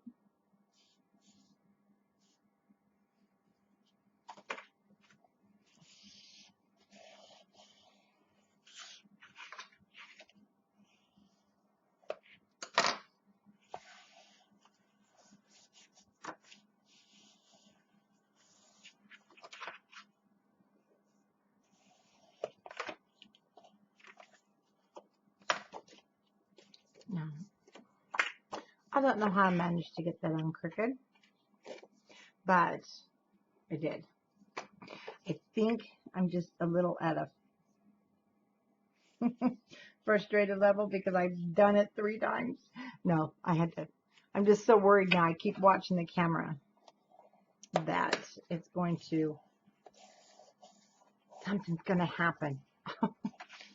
Okay, breathe. I just need to breathe. Now the third one will stack just on top. So we're just stacking them.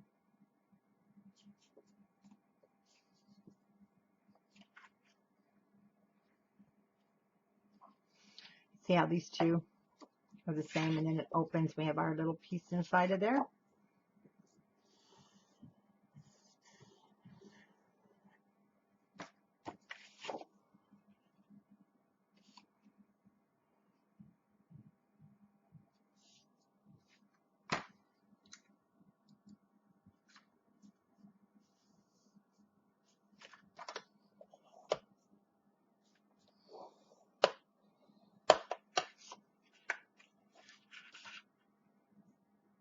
Whoops, there we go.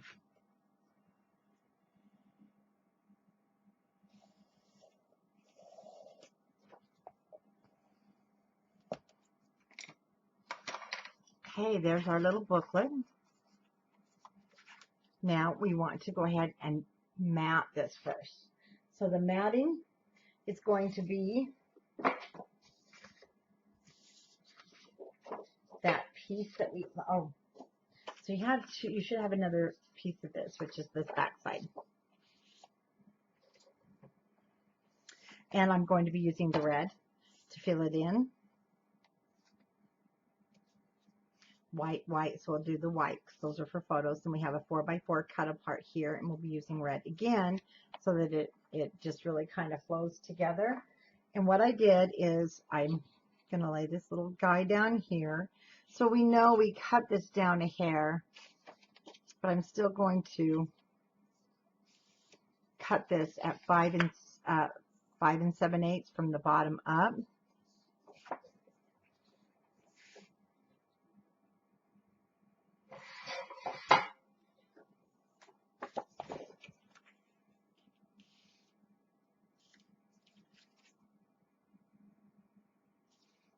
That looks great. Let's go ahead and ink our edges.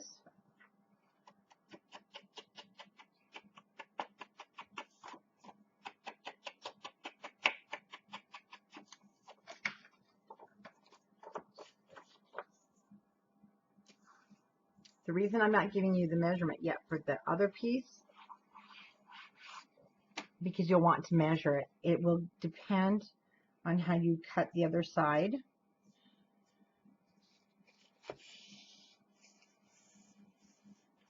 So we will be doing that measurement here in just a moment.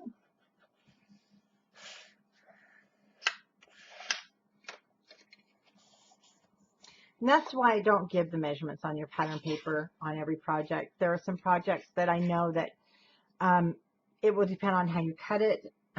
If you made a mistake, you don't want to have to be stuck pre-cutting all these pattern papers, because then what if it doesn't fit? I think it's better to do it as we go along. So I have, it's like I'm going to cut about a 1 1/4 by the 5 7/8.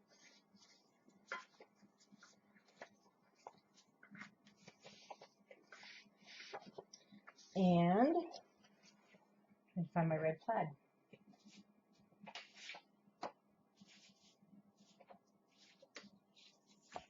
Now, when we cut, this is from when we cut our other pieces. You should have a strip like this left. And this strip is actually perfect in fit.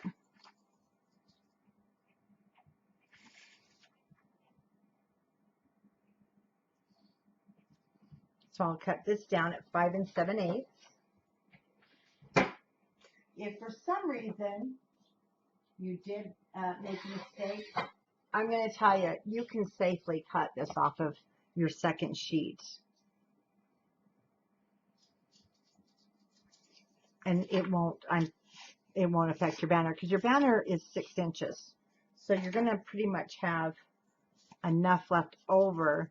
So if you do have a spot like this and it was a boo-boo and you're going to go through and make the banner, I would wait. Now, if you're not worried about the banner being exact, go ahead and cut it now because you do have quite a bit of paper.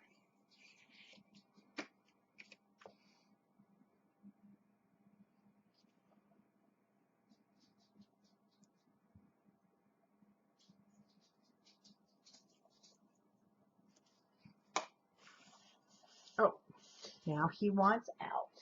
Okay.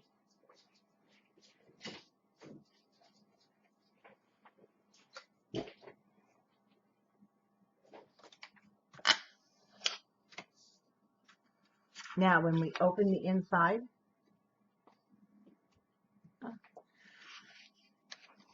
so I know I want to have a wide, I want a 1-inch strip.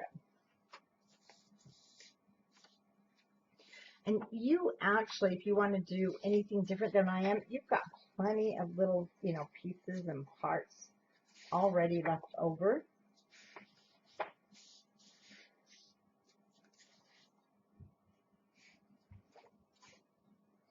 But you'll see I used that very pale, kind of like background paper.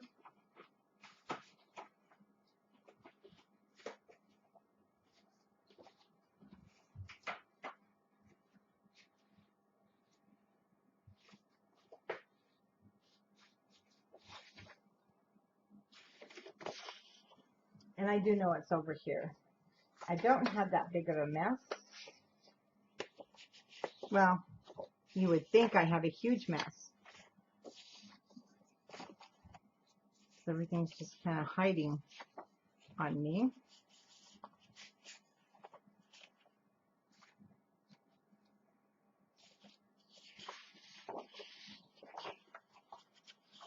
Just pull those out now.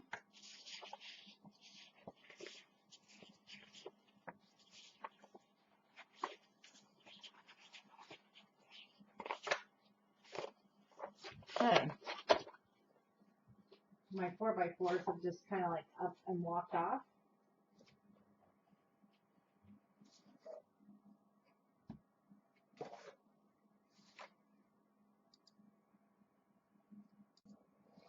Okay, what I'm going to do is I'm going to take this bottom piece off. These 3 right here. And you want to cut it across here because we're going to use this, but we need this half for down here at the bottom. So I'm going to go ahead in my cutter and I'm just going to cut these 3 bottom ones off.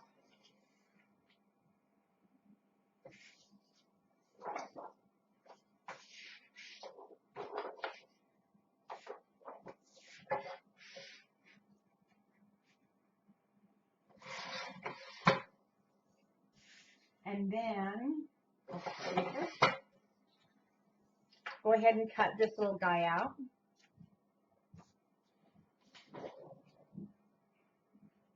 And we're actually going to use this one in 2 places across here and here. Okay, with our 4x4 here, we're going to fill in the spots here and there. So let's just set, oh, well, we need to take 1 inch off.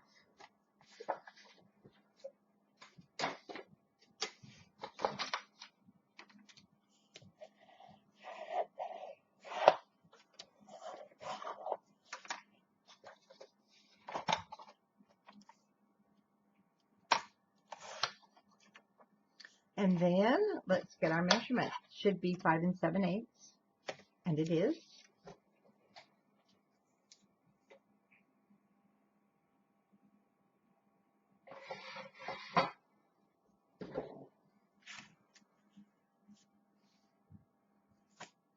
So we do know 5 7/8 wide.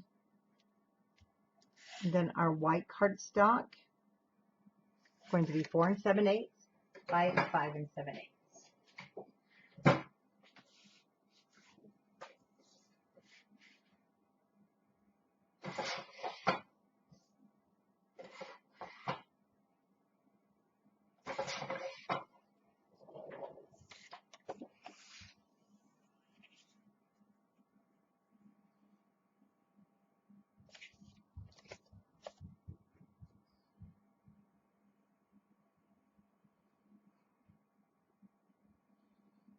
Now I'm going to just check this because I think I'm going to take my white down just a hair. I am. I'm going to take it down just a hair. Like a 1/16 of an inch, just a tiny bit.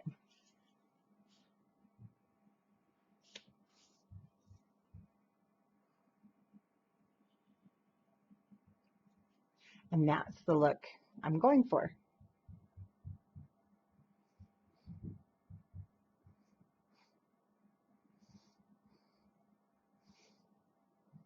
So I'm just going to set the message up.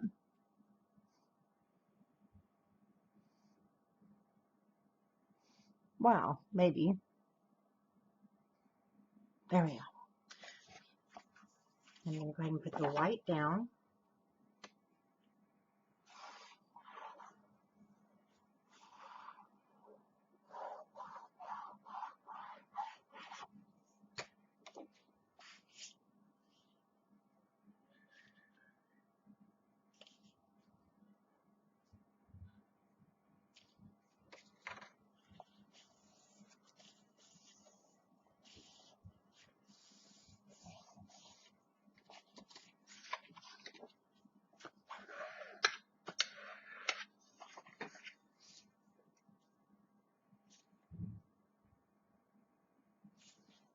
And I'm going to ink the edges here. You know, that's even pretty. If you want a totally different look.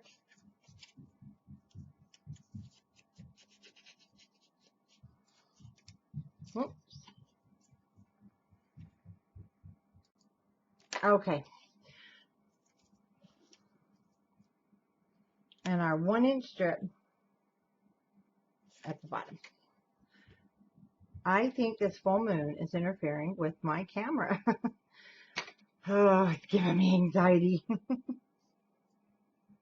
Definitely is acting up there. But I think we got it fixed again. So that's good.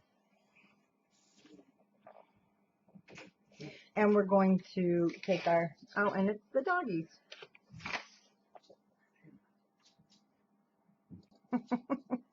I am so sorry about the off and on, guys. Between Wilbur and the camera. Okay, we're going to get there. Now for my sticker sheet, I am going to use Adore You. Again, just check to see if it's something you want on the banner.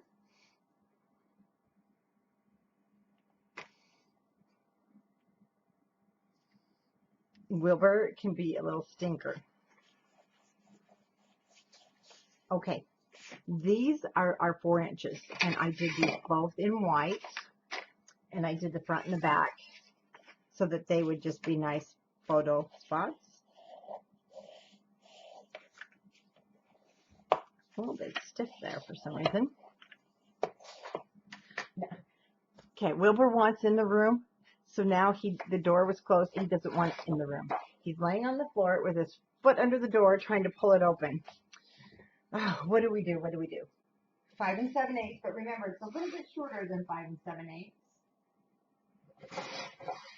And 3 7/8 and 3 7/8.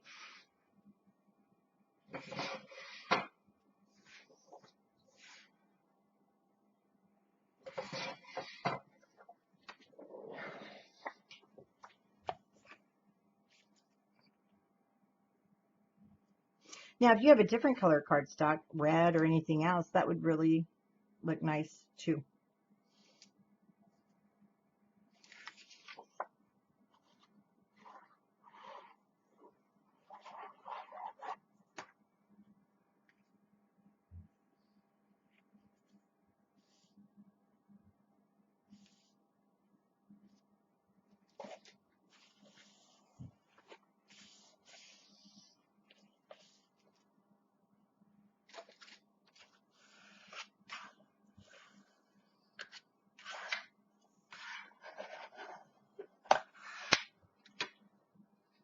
There's my second piece.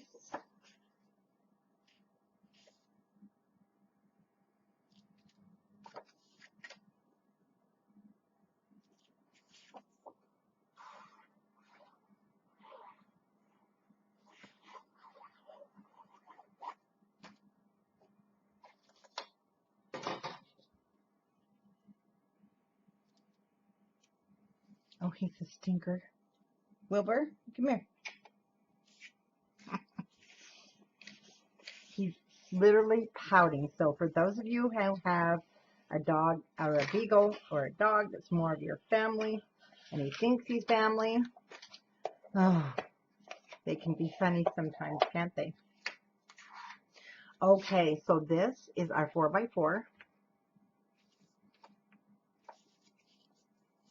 Now what I did is I put my piece here.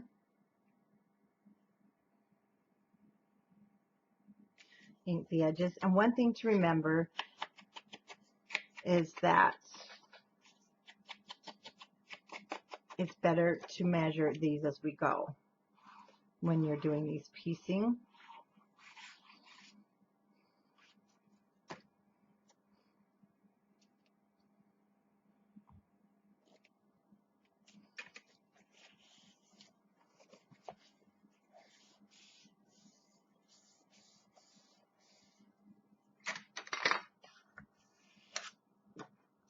Well, we know it's going to be 5 7/8. So what we're looking for is the distance between the cut apart and the bottom. And mine is 2 7/8. So I'll cut it 2 3/4.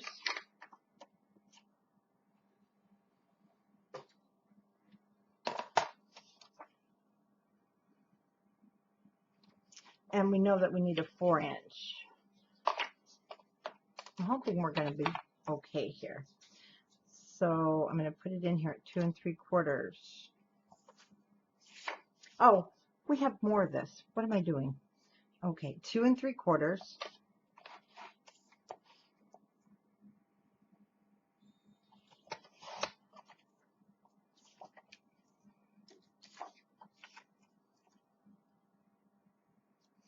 And 5 7/8. And so now Wilbur is going to wind. Okay, this is not 2 3/4. 1 3/4.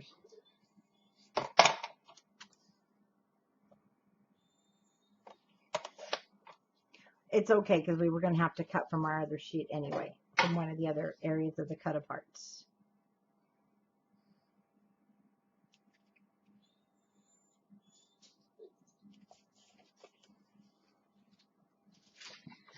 I'm going to have to anyway because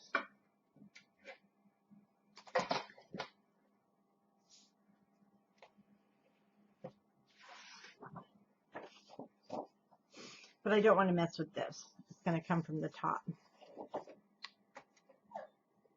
I'm going to use my big cutter. Oh no, I can't. It's too small of an area.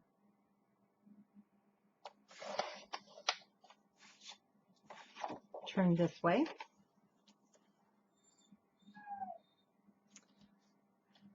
Oh, Wilbur. Okay, I'm going to cut the 5 7/8 on my big cutter. No, you need to stay. Okay, this is going to work better anyway because we need that full 12-inch.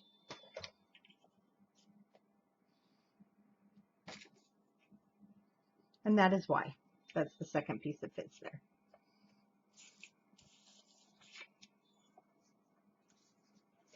I'm sorry. I thought I had everything together, and I did have.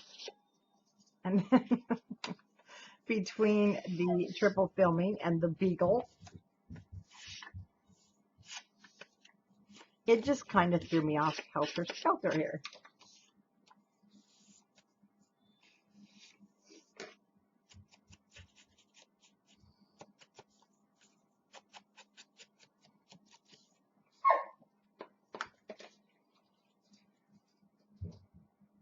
Okay, add our adhesive, and we'll put this piece down, of course, first along the bottom.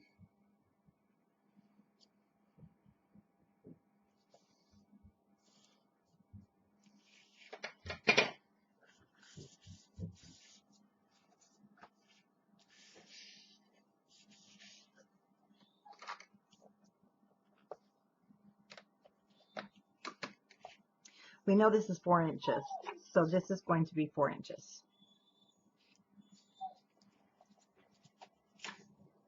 You're going to survive, little buddy.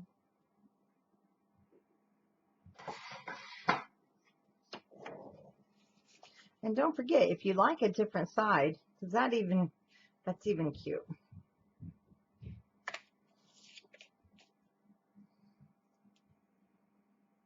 And if you want to keep it all symmetric, I'm telling you though, I'm kind of going towards that. But we'll keep it like the original.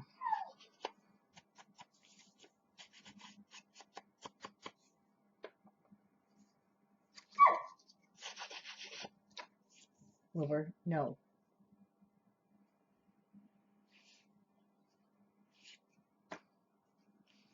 And I'm going to match it up to the left-hand edge so that it looks perfectly straight. So it, you know, stays in line.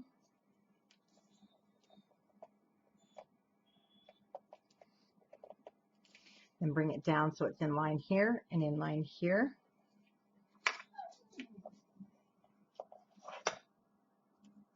And then I did use a red heart. But this time, you know, oh no, I'm not. It's going to be too big. I really thought I was going to use that. But I'm not. I'm going to take, which red heart was it? This one.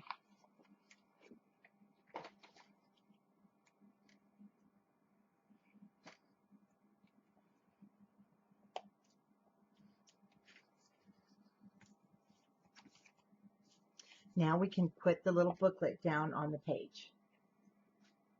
Oh, let's go ahead and do this side. So now we have a piece that is should be 6 by 6. So I'm going to cut 5 7/8 in white.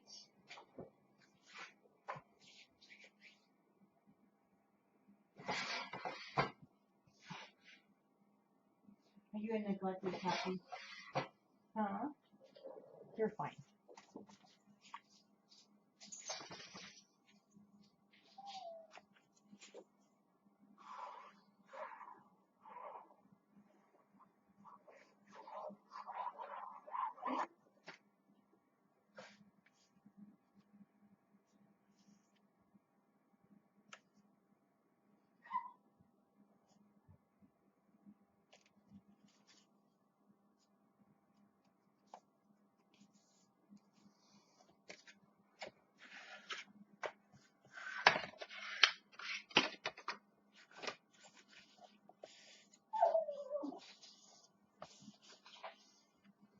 Okay, now we can grab our page.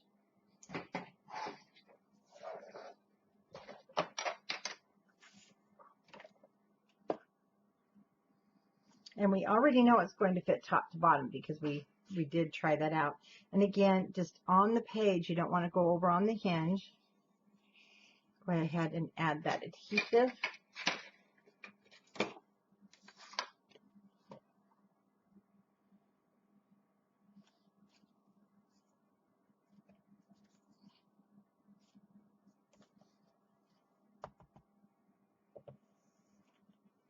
And gently open.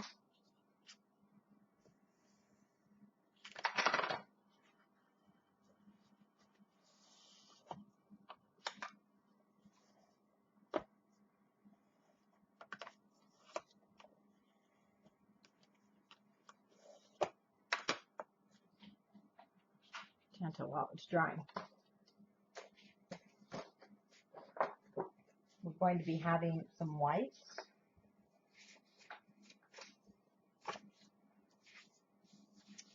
And no, that's going on the flat, on the other side.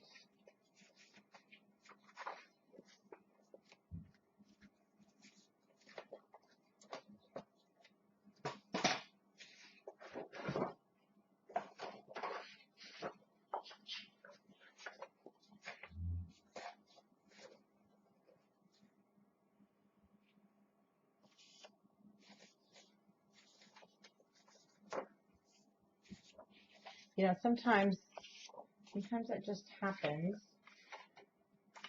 Even when I was doing the instructions, I was trying to be so careful that I kept the pieces and parts of everything, because this one shows that little guy. And somehow I didn't end up with that extra piece.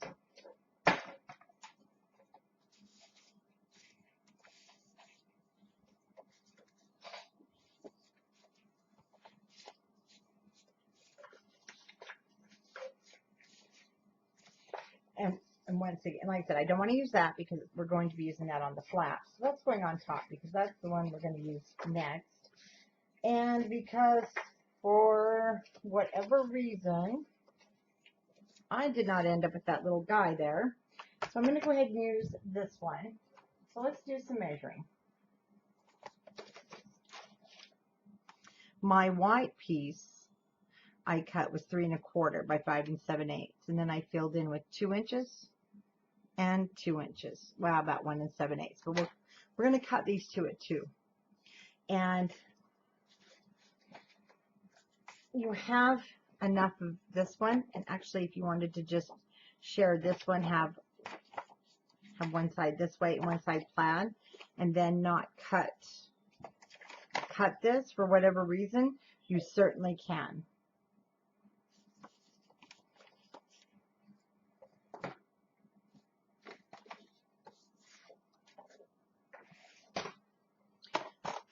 I don't have the length on this yet. I'm just going to cut the 2 inch.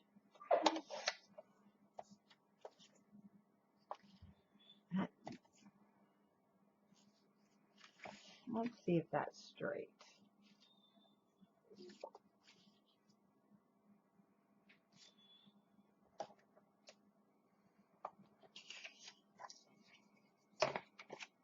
I don't think it is, but it's not this.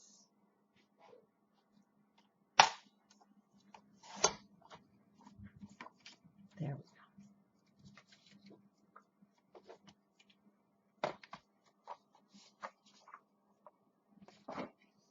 Now let's play with this for just a minute and see where 2 inches gets us. 2 inches will cut into his little face, but we can also do some there we go. Let's get the little girl. So I went ahead and cut that at 2 inches.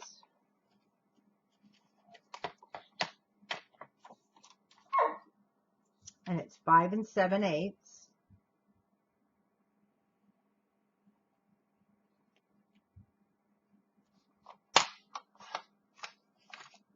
That's pretty cute. I believe this is already 5 7/8.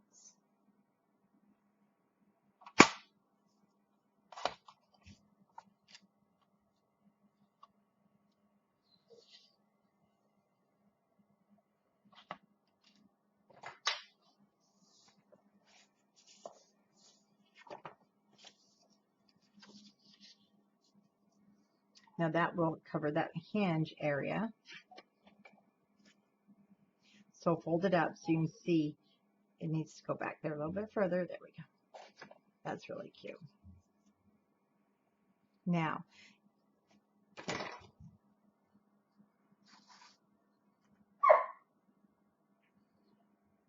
going to leave us with about a 3 1/8. So I am going to take these down to 1 7/8 so I can get more of the white. We need more white for the photo. Whoops. How about we do 1 7/8? There we go. Oh my goodness. He's just so stressed. But what he's doing is chasing the kids upstairs. And then it causes my camera to move. And I think it's even caused it to shut off. And that's part of the problem. And it's not so much the kids as it is Mr. Wilbur chasing them. And he knows they're up there. He just loves the kids. Okay, there we go. Now I'm going to cut 3 3/8 by 5 7/8 out of white.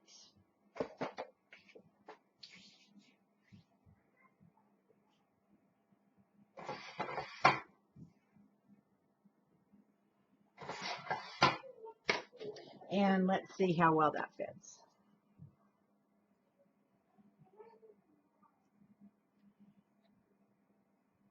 There we go.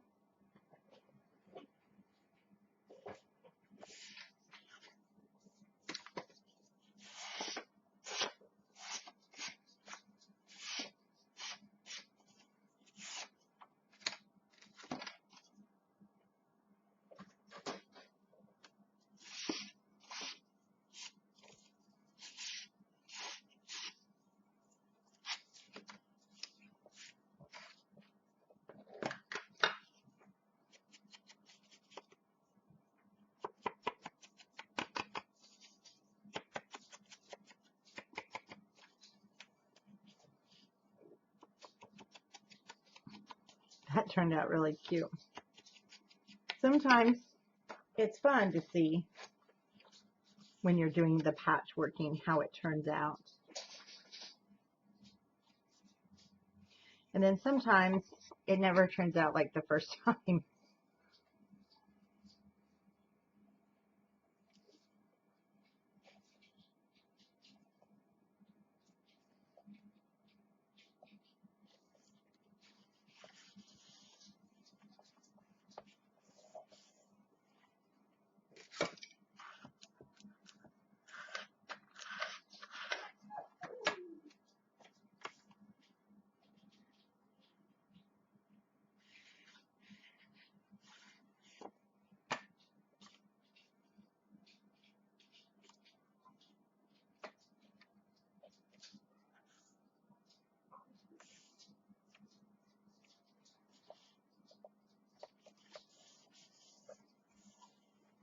And before I add the adhesive, I will double check my fit.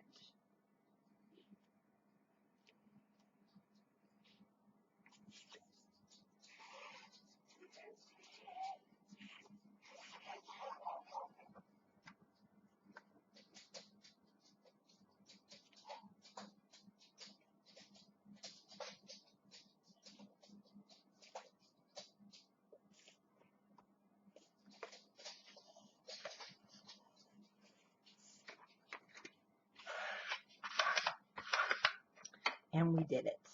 So there is our multiple pages. And now the back. It's a little heavy there because we've added on those pages. It'll soften up though. We're going to do the back of page 3. And back of page 3 is our angle pocket. Nice big pocket.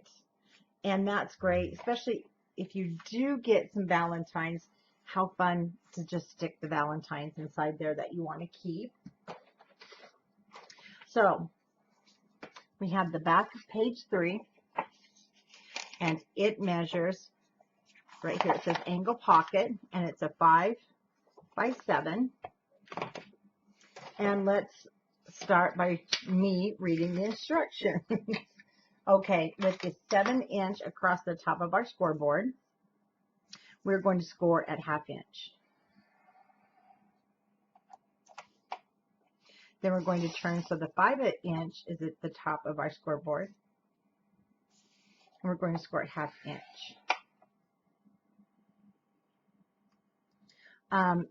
In the instructions, it does say to turn it again, where it says turn so the 7 inches at the top of the scoreboard, and then we're going to angle cut.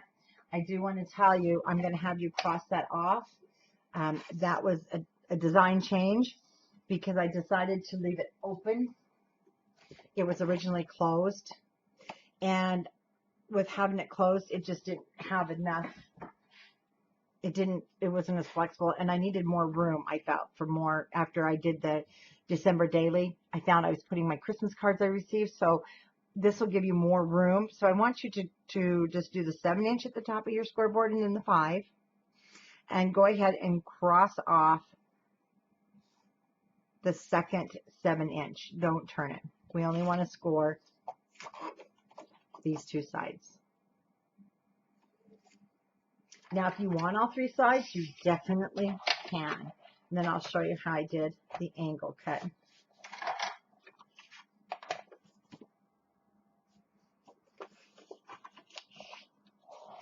Now we're just going to fold up those 2 score lines.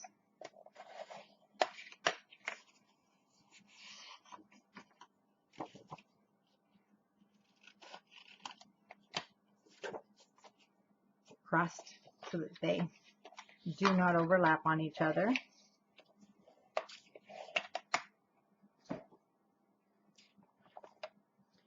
Now at the top with I'll get the measurement here. I'm going to tell you we're going to make these tick marks.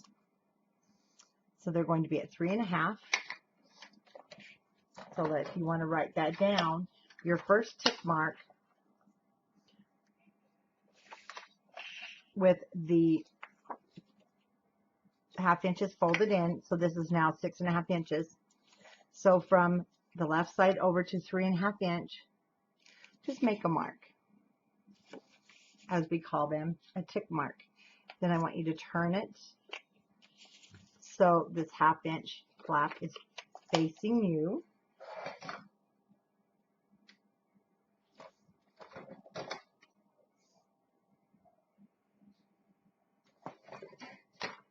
And make another tick mark at 2.5. So you have one at the top here at 3.5 and then 2.5.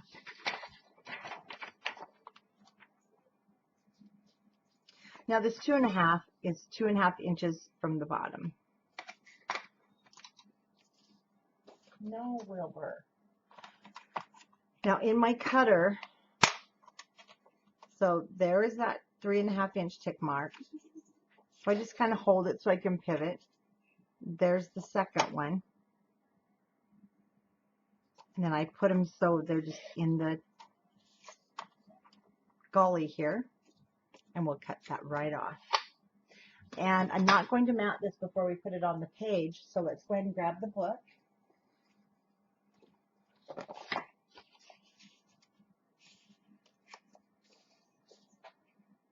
And now you can attach.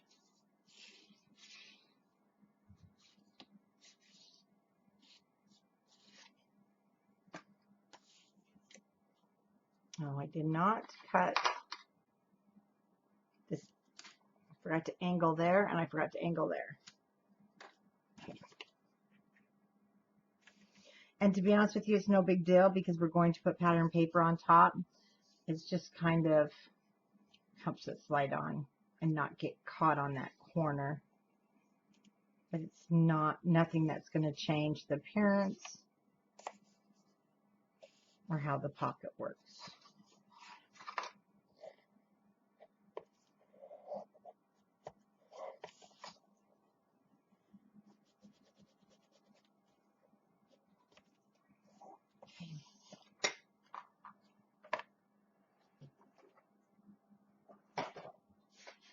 Now we're going to cut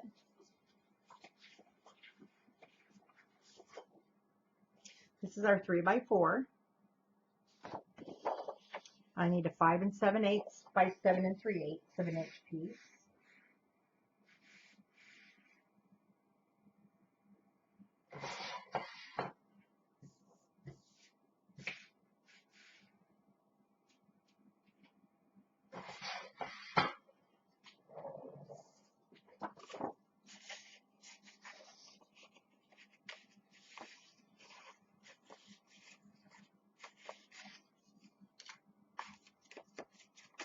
No, we had a little area stuck there.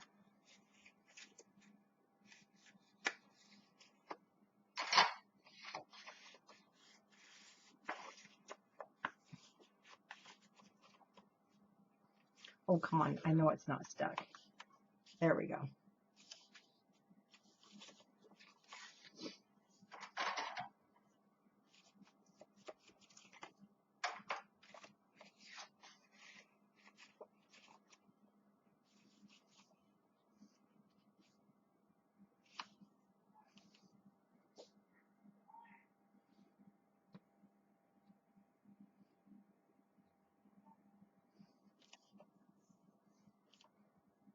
My phone's now going crazy. Oh, there you go.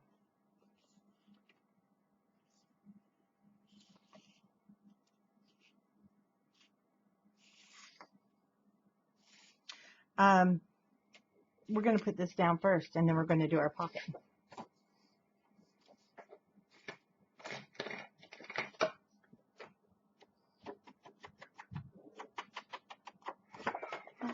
Ink those edges.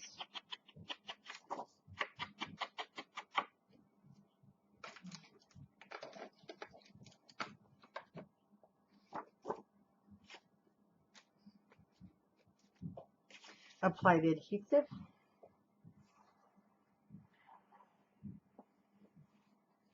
Oh, how I wish I had I have a GoPro. I wish I could put it on Wilbur. Oh, you guys would die laughing right this moment.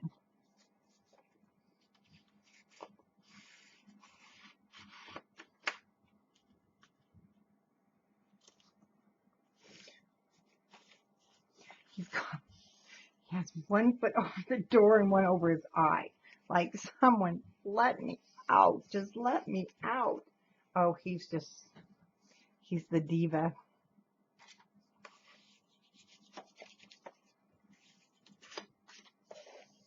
Okay, now we get to do the fun paper. This is one of my favorite sheets. So, it's the collage sheet you want to grab next. Other plaid. Isn't this so cute? Now, what I did is, of course, we want the doggy. So, I'm going to place this straight inside there, pushing it down, making sure. You can also just cut this like 5 by 7 if you wanted. I'm just going to put it in, taking my pencil, draw the shape, and now I'm just going to cut along those lines in my cutter. And Wilbur, you're going to survive, I promise.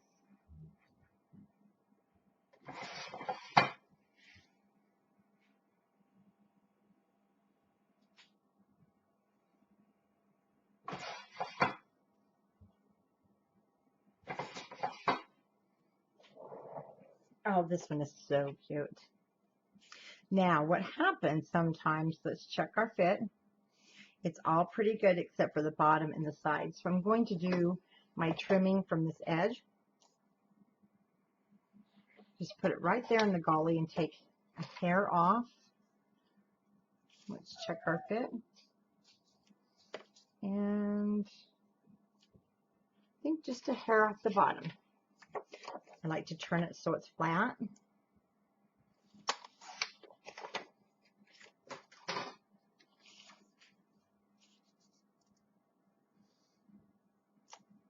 There you have a great fit. And you have this little stud guy here just looking at you. He's so cute.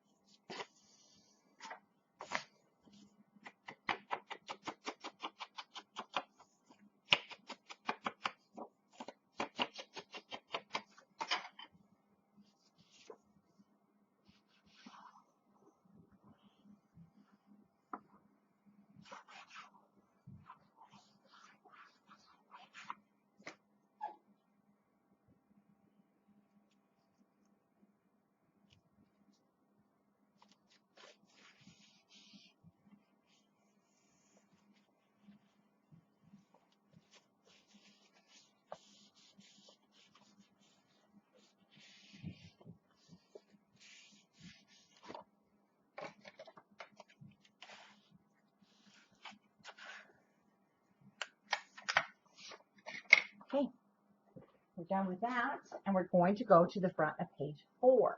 Now, the front of page 4 is where I had, again, it's not going to turn out like that, and I am really sorry. I'm not sure where I went wrong on the cutting of this one, but it's going to be okay because it's going to look cool. We're going to cut this so it looks like it's all one piece, but it came from this collage sheet.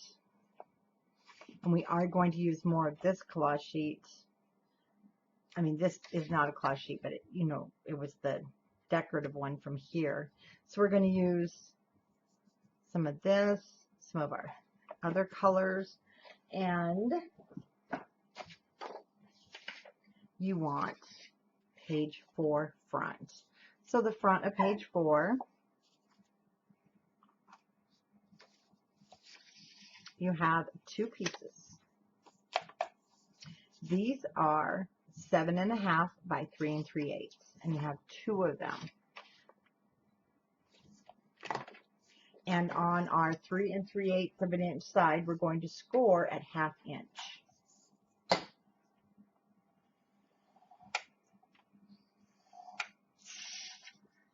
These we're going to mat again before we put them down. 1/2 inch. Oh, finally, he gets out.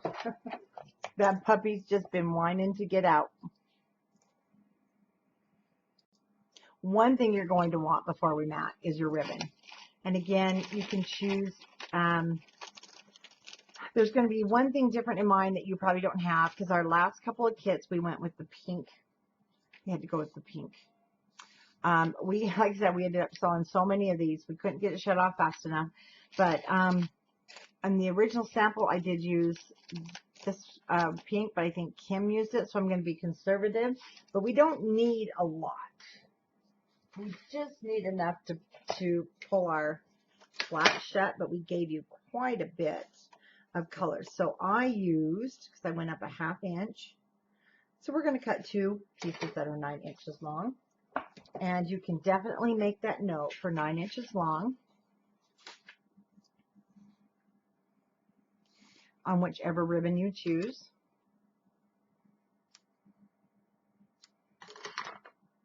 One thing I'm going to go ahead and do, down here at the very bottom, because it's easier if you do it now, I'm going to tie a knot. I thought it looked kind of cute with this paper, and it just helps with the raveling, and it gives it some weight. So just a little bit at the bottom.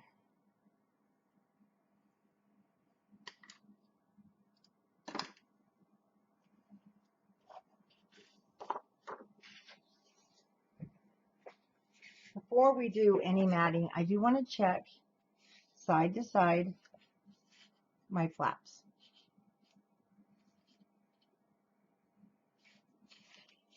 Mine are exactly 7.5, so I'm going to take a little bit off.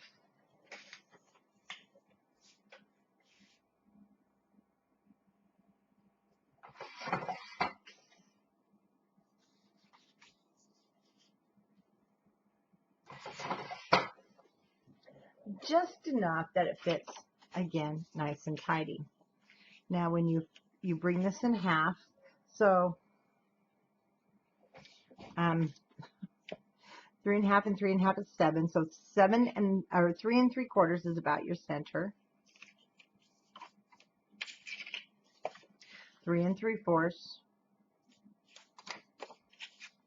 One is that way, one's upside down. So I'm going to put my ribbon on using a piece of score tape. Just going to go about 1/2 inch up.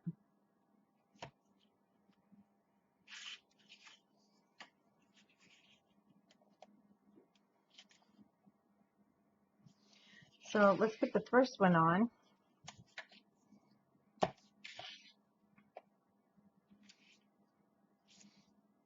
I'm just making sure that they line up so that I can put my second one.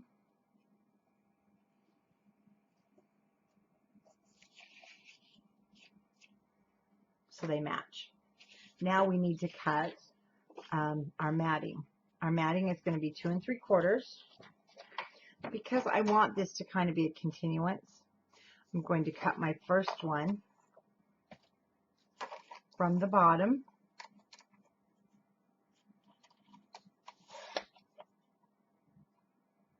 Then I'm going to turn this around. We want this to match. Whoops. Nope. Keep it going this direction then. Sorry. And we're going to cut it there from the top.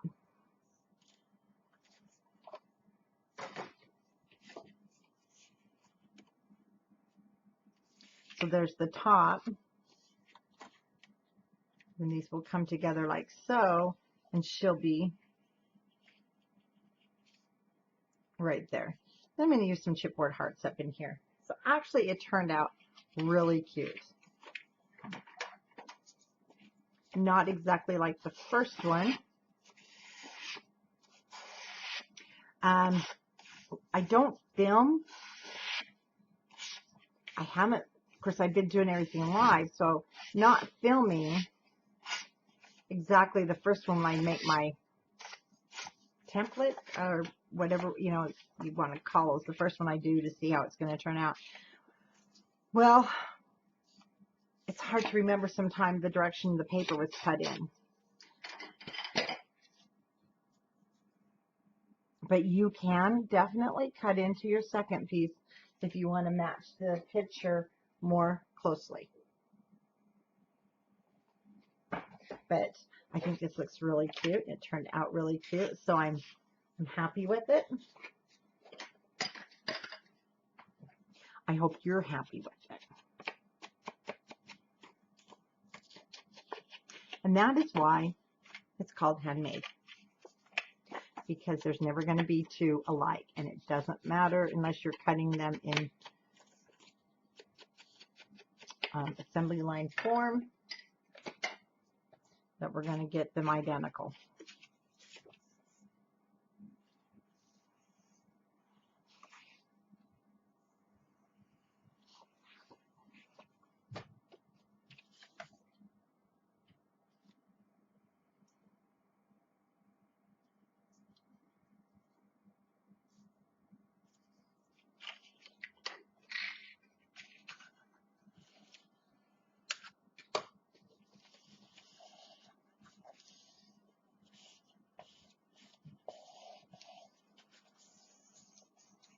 All right, let's get that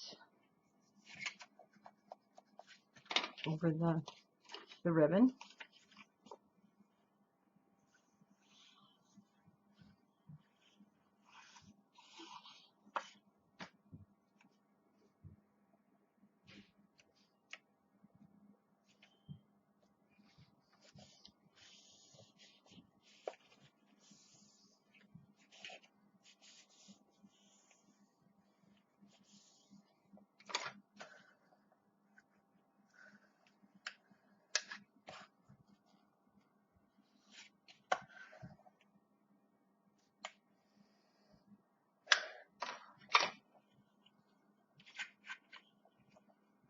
Okay, let's go ahead and flip it as if it's on the book, because we're going to do the matting.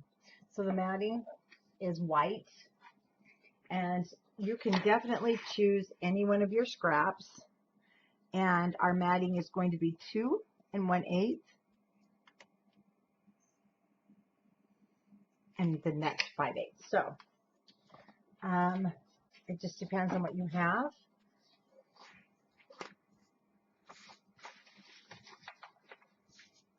Form your scraps that you want to use.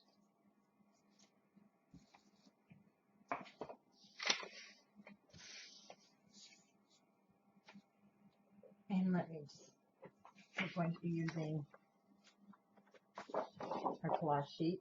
So this piece right here, looks like, yeah, I'm going to be able to get some off from our pocket.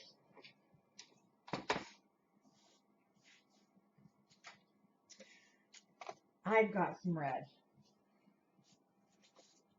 Now I used blue in the other one, but remember I had to use the blue. And it looks like I'm going to be able to use red, so I'm kind of excited. I really like the red. Yeah, that goes this way. Excuse me. So I want to cut this down to 7 3/8. Actually, it's just a hair short of 7 3/8 if you did trim yours.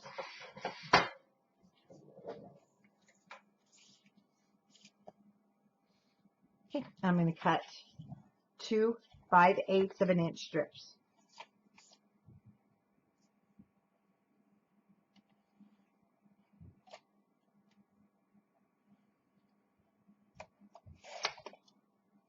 Ooh. It's pretty close, but that has a really messed up edge.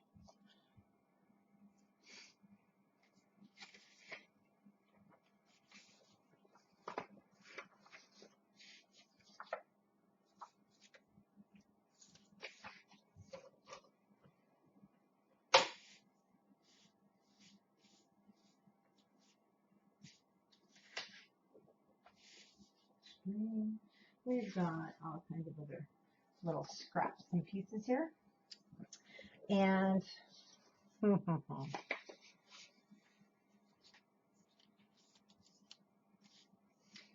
of that matches.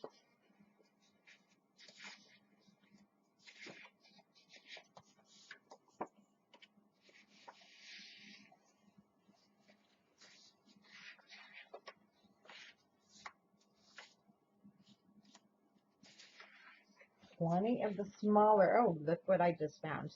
I have enough of the bluish green. Yes. Either one is going to be really pretty. And wow, it's a perfect fit. 7 3/8. It was meant to be. So now I've got enough to cut 2 5/8 of an inch strip.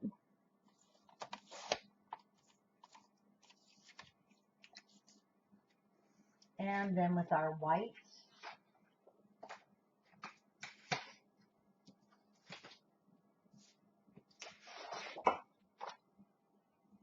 we are going to cut those 2 1/8 by 7 3/8. So I'm just going to cut a 4.5 inch piece. Yeah.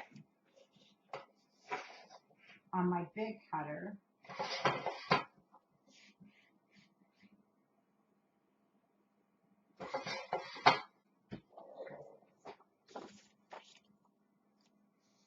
Then I'll cut the 2 1/8 inch pieces.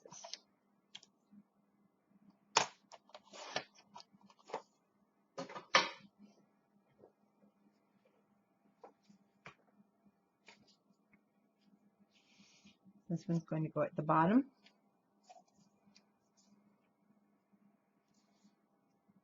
And 5/8 at the top. And I didn't ink these.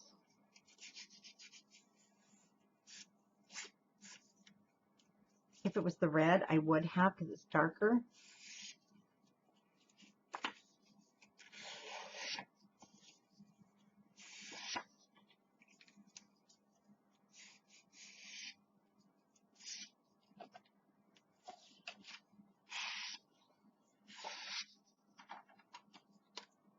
Okay. So the first piece is going to go down here towards the bottom, but let's go ahead and angle. Let's get our corners angled off.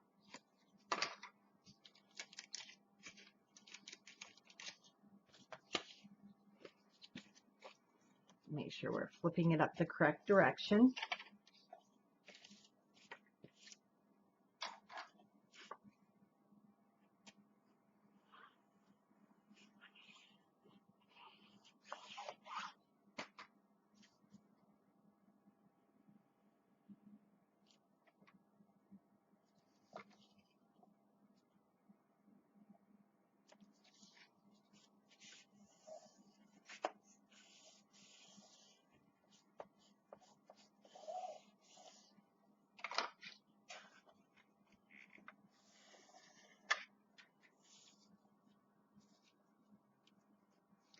Okay, and our 5/8 of an inch.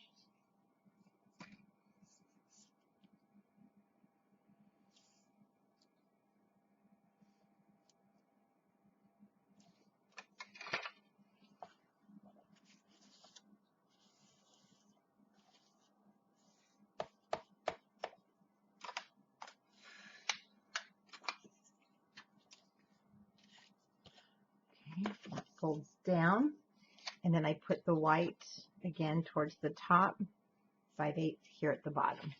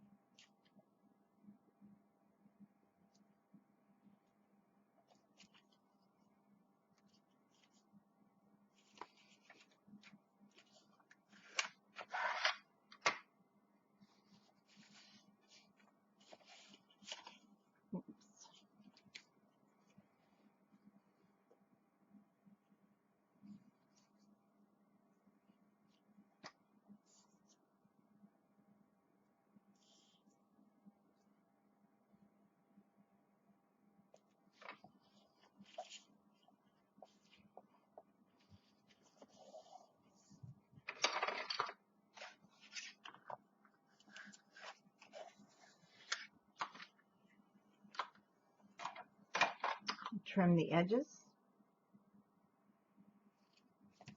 or miter those corners is more, I think, the proper term. Now the door is closed and Wilbur wants back in. And he's not coming in. He's a stinker. Yeah. Again, his nose is under the door. Okay, I am going to turn my book upside down. And so this will be upside down because I want to match it. I'm coming out here to the outer edge.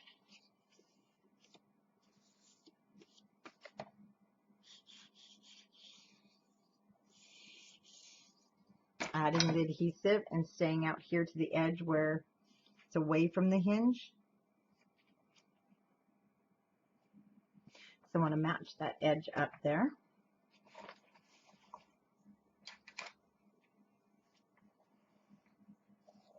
I love all the subtle shading in this paper.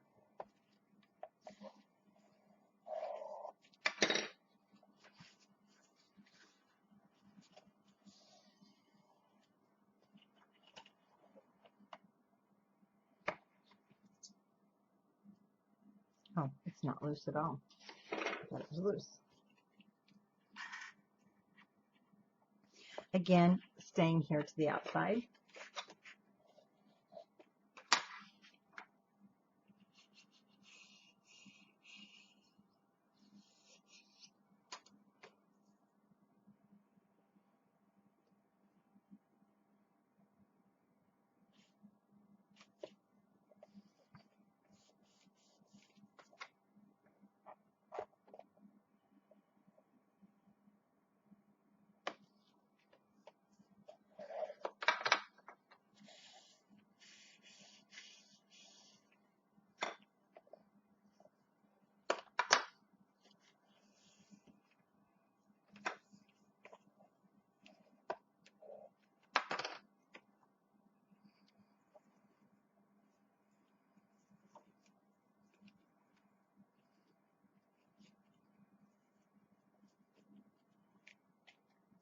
I like the way that looks. That's pretty cute.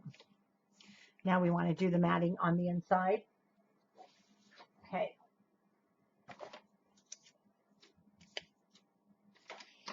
From the collage sheet, we're going to cut 1 1/4. These will be 1 1/4. So if you want to write those down, you have 1 1/4, a 1 1/4, and 3 1/4.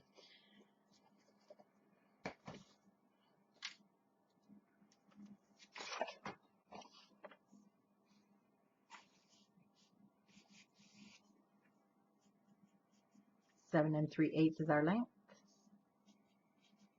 and 3 1/4 by 7 3/8 white.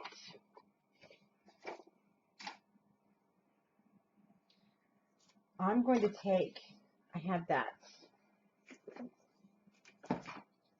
piece from the pocket.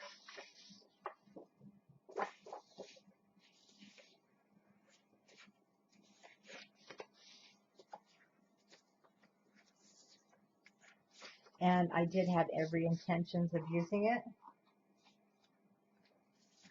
If it'll work, I'm not sure.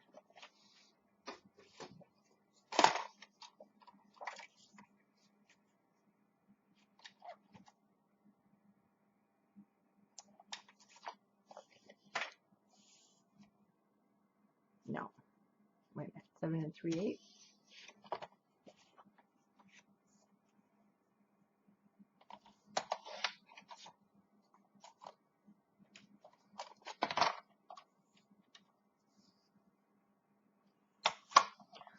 Oh, so close. That's okay. We'll use that for something else. So close. So 1 1/4 twice.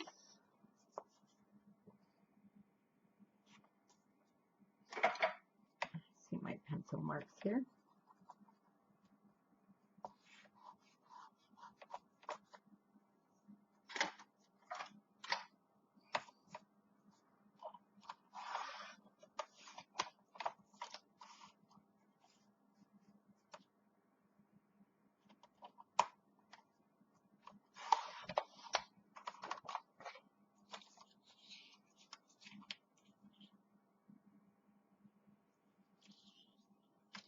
And 7 3/8.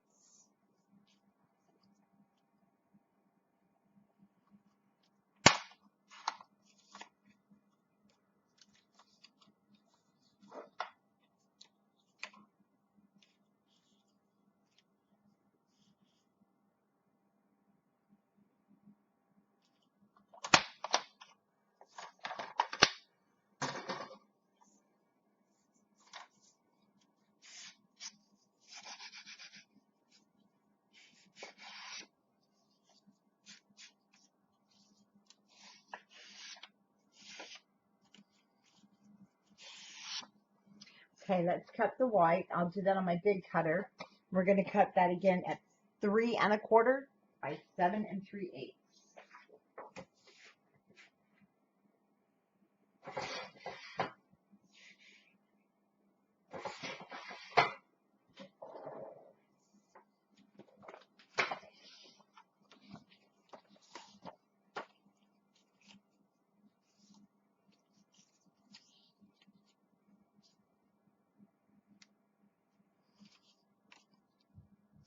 Covering those hinges right there. I guess I didn't go far enough over. So I'm going to move this over. And this is our 3 1/4.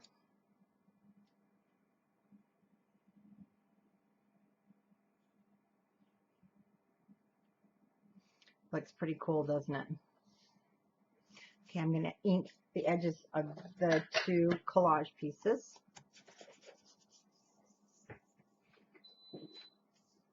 Time to get that heater off.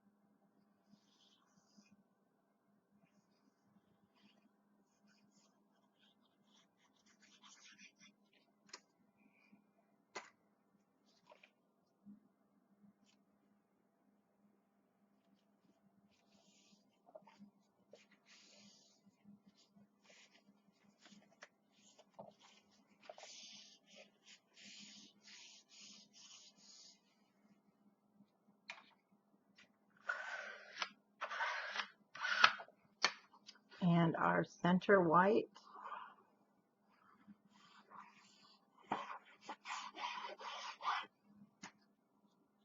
Now you do have enough of your cardstock pattern paper. I mean, if you want any of these filled in with your pieces, I mean, you do have plenty. I just really like the white. It just offsets it so nicely. Okay. Now it's going to be pretty stiff right now. Again, it will loosen up with use. I have a spot there. I'm hoping. I thought I maybe went through, but I did not.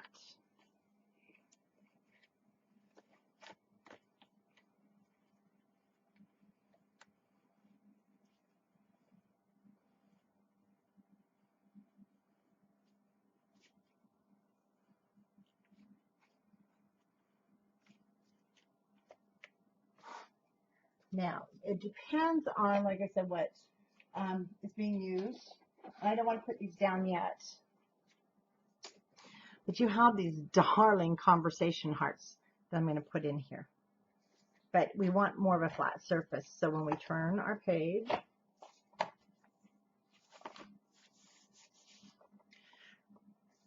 ribbon. We need to put down that ribbon. So let's get a measurement here. Because we're going to actually, we don't want to take the ribbon all the way around. Okay. So I'm using the pink. So there's 12. So I'm doing 17 inches. I'm going to fold this in half.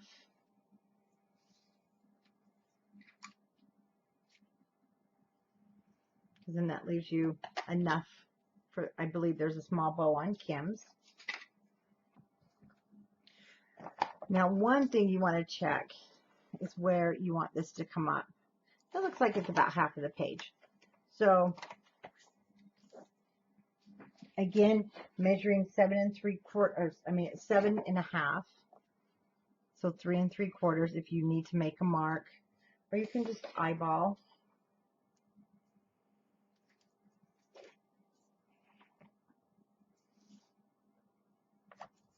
So let's go about 3/4 of an inch to an inch up. This is bumpy, and here's the thing. The reason it's in the middle, we're going to be putting a element on top that we're building our fold out. So it sits on top here with the heavy cardstock, which is why I went ahead and used the bumpy, because it won't even be noticeable.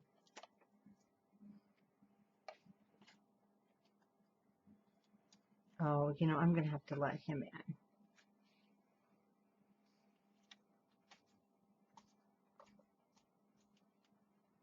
He's just whining his little head off. Come on.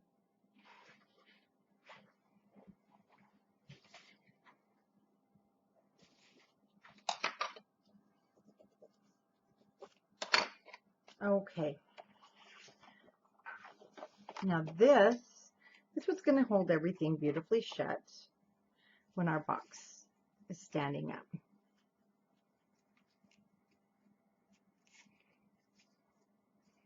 You know, we could have done with less ribbon, but well, it's going to take up a little more bulk here when we're going to add some more.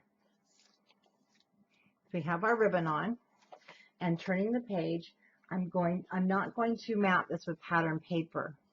We're going to just do the sides like so. So this is going to kind of depend on where you're going to put this. So I'll show you. Let's go ahead and build the back of page 4.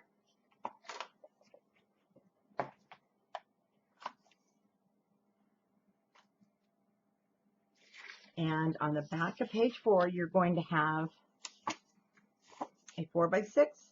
That's the base, and these are 4 by 6. This is the base, our 4.5 by 6. They are going to be the foldovers. So we want to score our 4.5 inch pieces with the 4.5 inch at the top of your scoreboard, and score it 1/2 inch.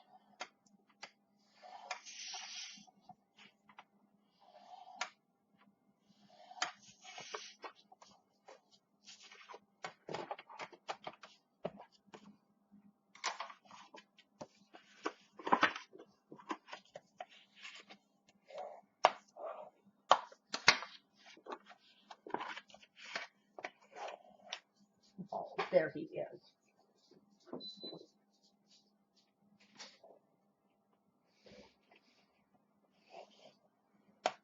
He felt so left out.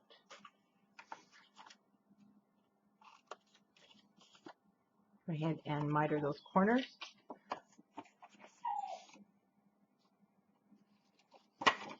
Now he's crying because somebody's on his bed. And it's really not his bed. He just wants it.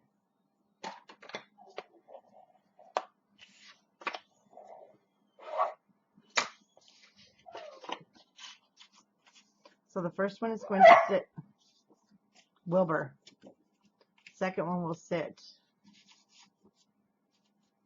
Actually, I did put these behind. And also, it just, it's not going to matter because then you can also change the orientation of how they fit. So taking the 4 inch piece, I'm wrapping this to the back.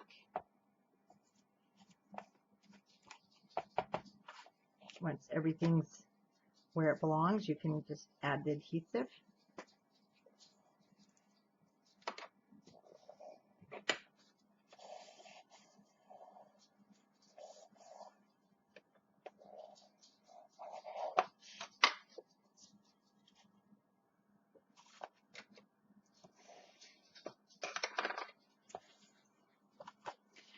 then let's do the same thing with our second piece and overlap the front, but we're wrapping it to the back.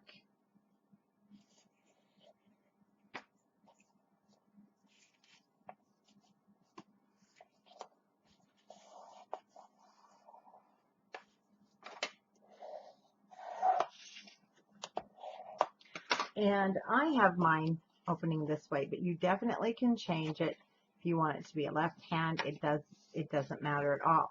But we do want ribbon. And again, you've still got some more to choose from. And I'm just going to finish off this pink piece. I'm going to just use the rest of it.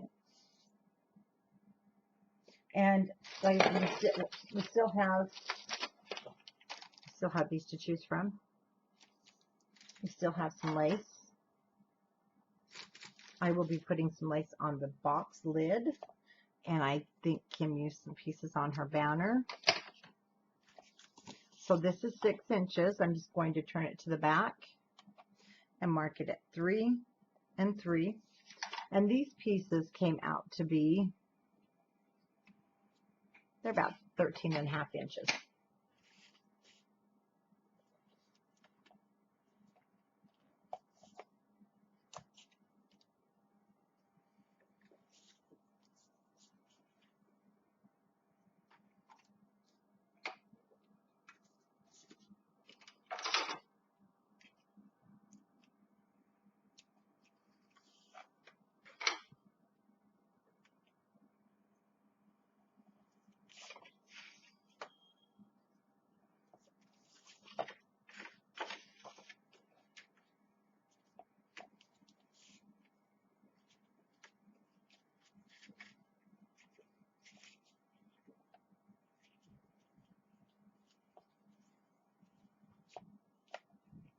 Okay, we'll trim those ends off,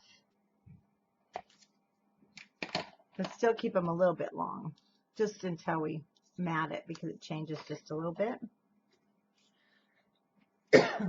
Now for the front, so now everything is 4 inches by 6 inches, so it makes it pretty easy. So it's going to be 3 7/8 by 5 7/8, and then I did some white with that really pretty pink and white, and then I'll show you we used this flower piece from. So here's my stack of pieces and parts. You can see you have quite a bit left to choose from. Of course, we're going to be using this on the cover. And I didn't use that before. Isn't that just pretty? But you certainly can. So I used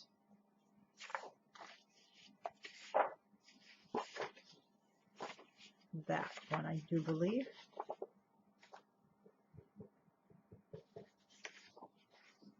I'm going to use that on the inside. This is a little different. The other one had the butterfly, so it may have been the opposite side, because there's a butterfly on the bottom. And we have, I'm pretty sure we've already used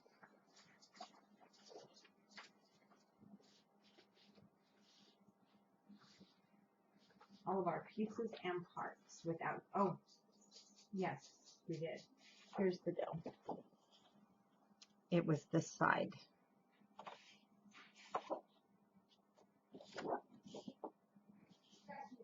So I probably have another piece like this around, so it was this side. So I'm going to use this side. You can cut this side if you want.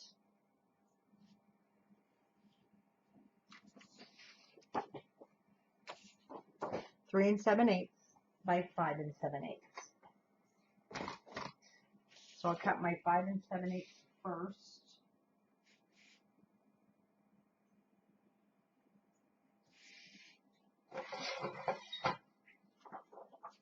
And I'm going to decide where to cut my flower.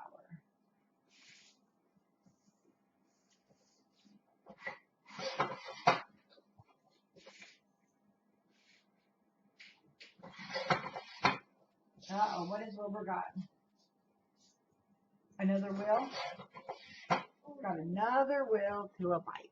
He thought he had a watch, but that's oh. good for him to have. Come here, Wilbur.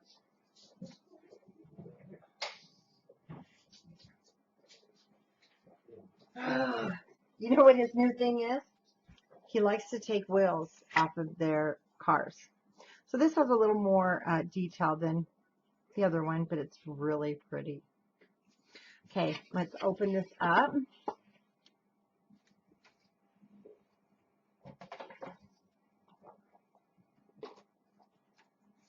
And this piece that we just cut, let's bring this over here.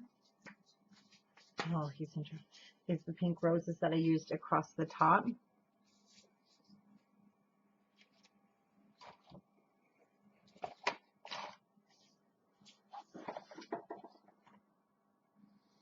One inch.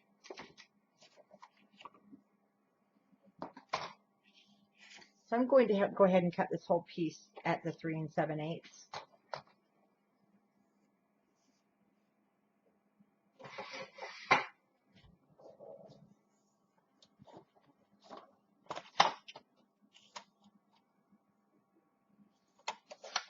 Cut my 1 inch.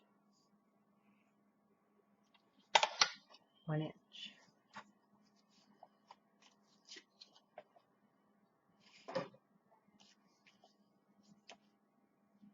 So I have those two across the top. So that means it's 1 inch.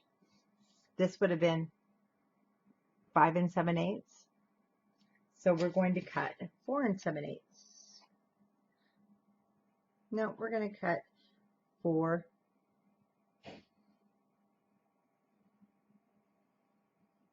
We're going to cut 4 7/8 just to be safe of white. So 4 7/8 by 3 7/8, 2.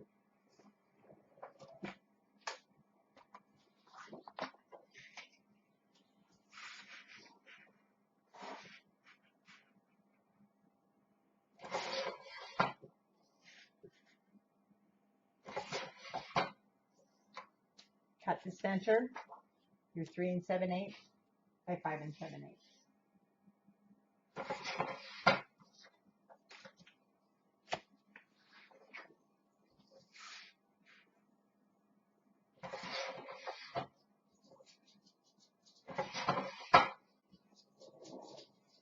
Okay, we're ready to mat. Move my white over because I'm not going to be inking the edges of that one.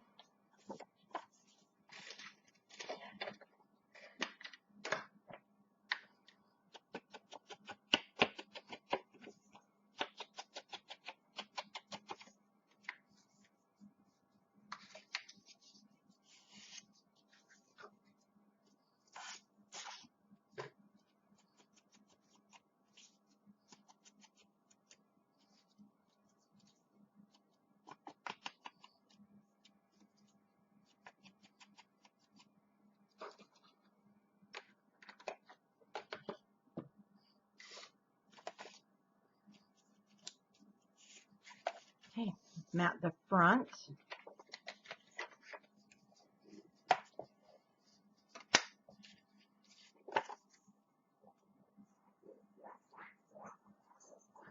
Oops, can't stay on the paper.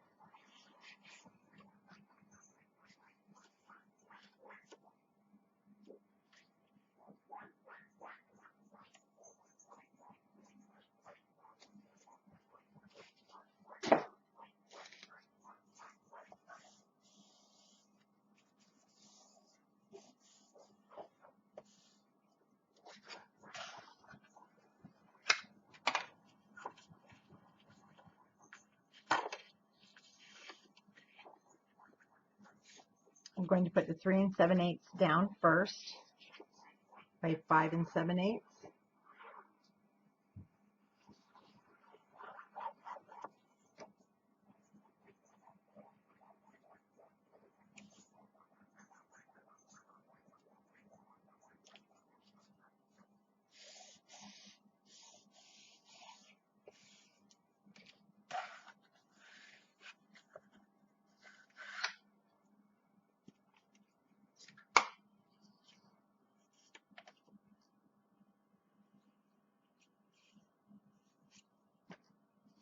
Okay, at the top, And I'm just keeping it in line with the center.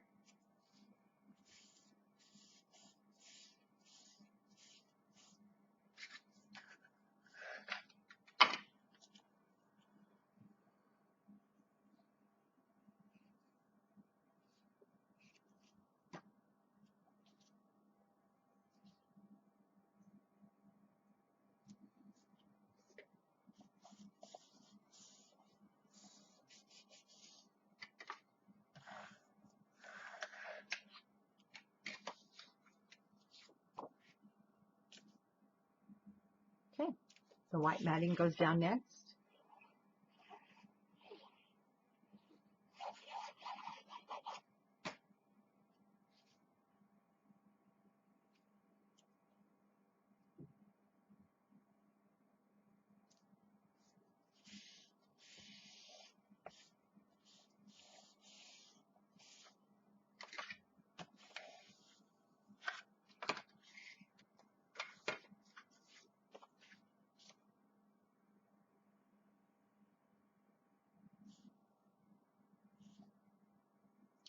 I'm debating, do I want to trim that a little bit? I think I do.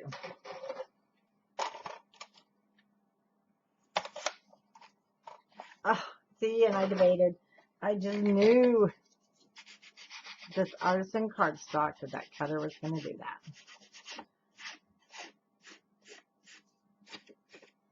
It's not the paper, it's my blade. And it's not that old of a blade.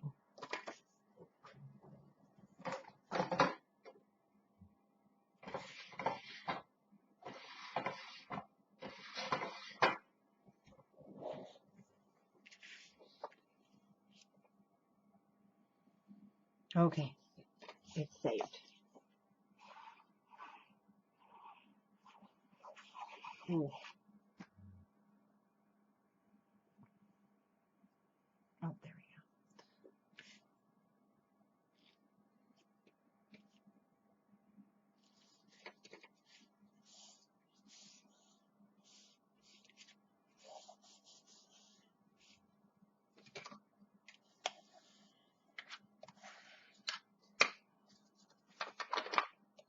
Now, this inside piece, I just used that pink, the other side of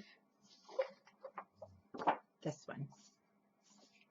I think I'm going to bring the lace down this time. So 3 7/8 by 5 7/8.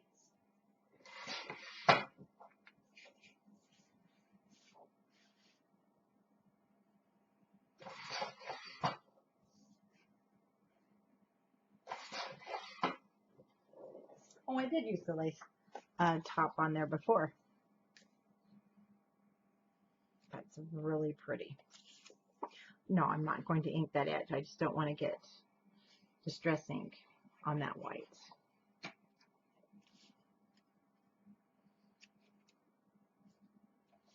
I just want to keep it nice and clean looking. And since I don't worry, the white core is part of the white on this one, it looks fine.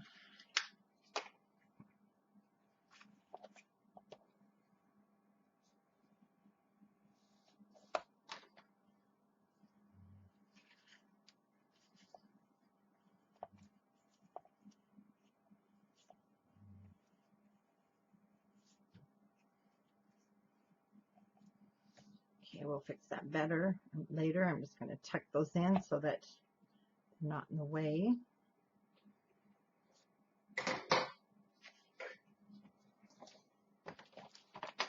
Now, I'm going to put our booklet down. It's going to be the exact same, it's the same height and whatnot of our page, but we're going to do some marking. So I want to try and get the sides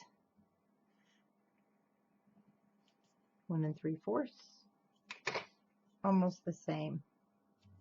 Before I had a smaller amount on the left hand side, so there's 1 5/8, just a little bit more to my right.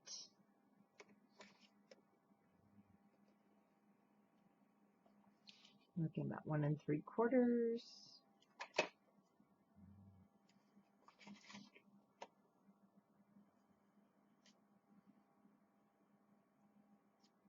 So I'm going to be pretty close to where they're about 1 3/4.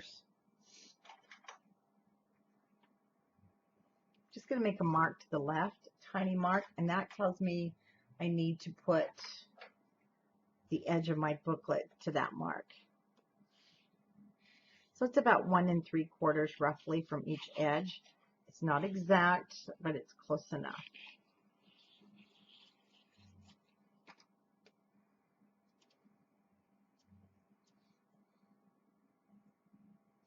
I'm going to cover the mark because I don't want it to show.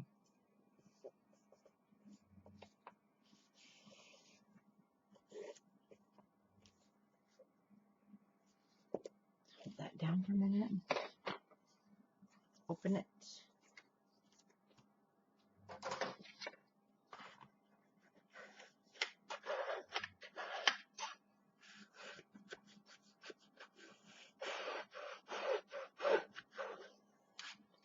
Okay, just let's hold that down for just a moment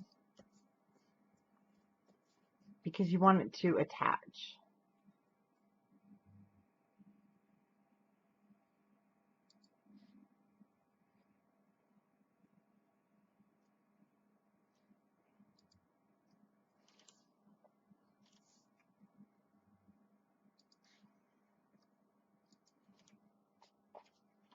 Okay.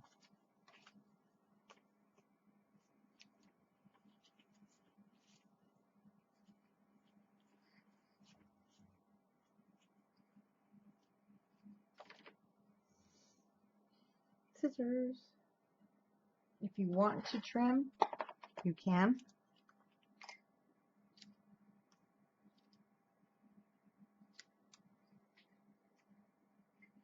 Now, let's mount these sides. I'm going to bring my ribbon around to the front.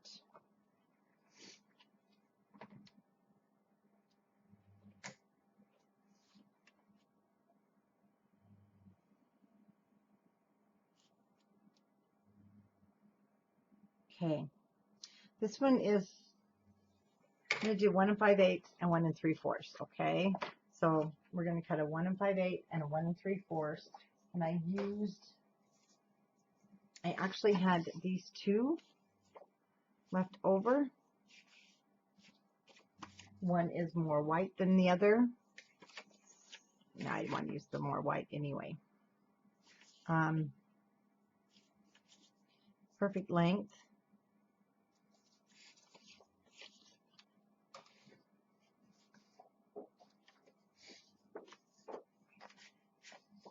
That one piece just seems kind of white. This one, it is pretty white.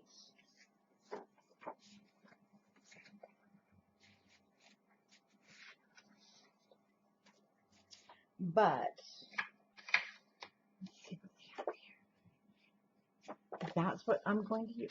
So 1 3/4 and then 1 5/8.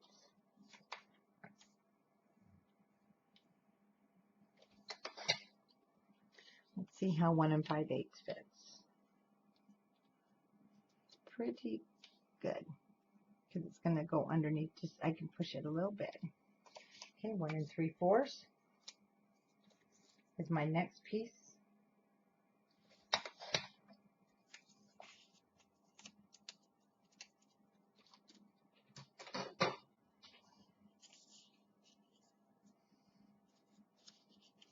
And you should be able to tuck it just a little bit under the lip, hopefully.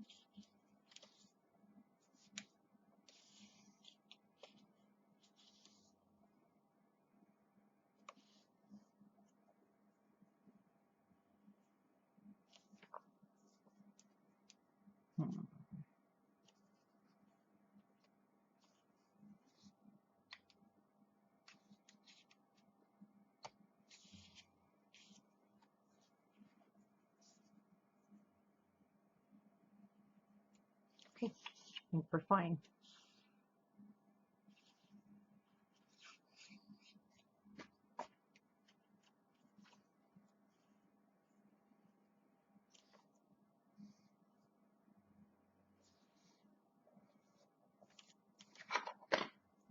phone folder will help. There we go.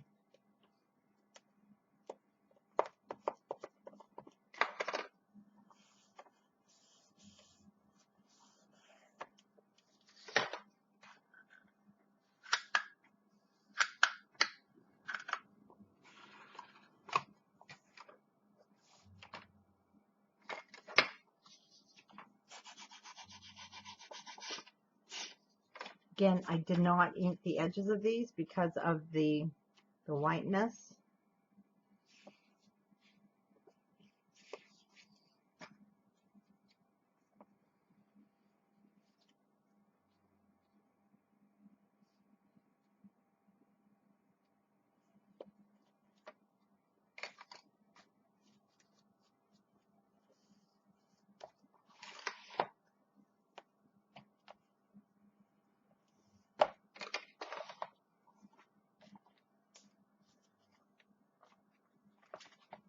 Okay, so there you have your pages. And again, you'll go back with your scraps here and create your 4x6 tags that will go inside. Or actually, you can create any size that you like. Again, I used the leftover 4x6 cut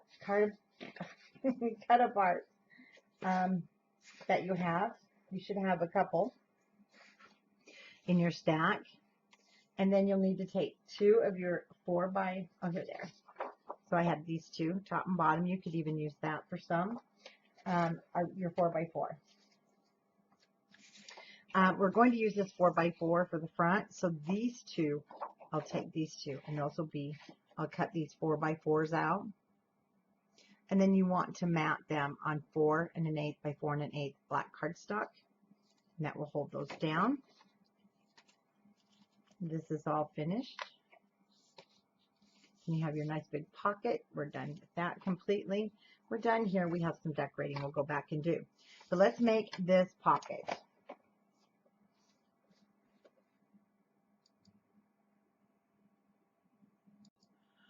For that back pocket, and I'll show you in just a moment, I did use the vellum. And I cut my vellum down to 8 1/2 by 8 1/2. And then you'll have a piece left that you're going to use with Kim's. I believe she makes a little doily. No, a rosette. There we go. So 8 1/2 by 8 1/2. So you should have enough left for that. If you don't have an envelope punch board, you definitely can just make a pocket with the vellum. Or this may encourage you to get an envelope punch board because they are so great for so many different projects. And it's fun to make pockets. So I made the vellum. Then we made a 4 1/2 by 5 1/2 tag that fits on the inside. And I did cut my vellum down to 8 1/2 by 8 1/2. So if you come over here on your board, we're going to make the 5 by 5 1/2 card size. And we are going to put this in at 4 1/8 and punch according to the board. 4 1/8. We're going to punch and lightly score. Lightly score your vellum. Turn it, match up the score guide with that score line and punch, and score again in the groove. You can also make this pocket any size that will fit between the 6 1/2 and 8 1/2, or 8. So I just use my score guide and follow that around.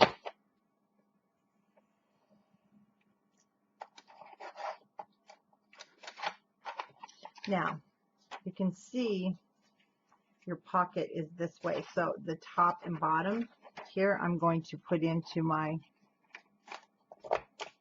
punch and round those off.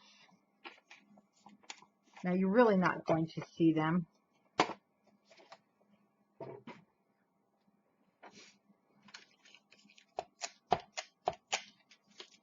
And then we are going to go ahead and fold in the sides It did not get punched gently. You want to be gentle. But once it's down, it'll lay down nice.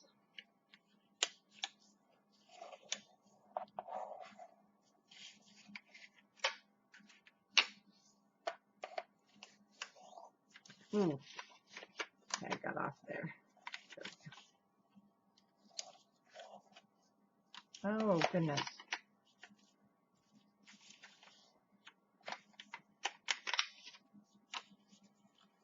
Well, this isn't playing very nice with me tonight. Here we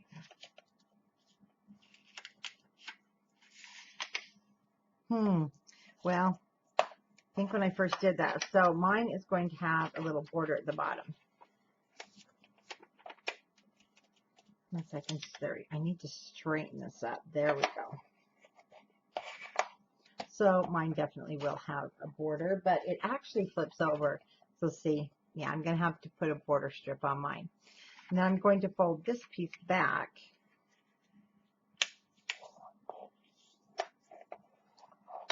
And then I just kind of pushed it up to give it a little curvature there. But first, I want to go ahead on this back.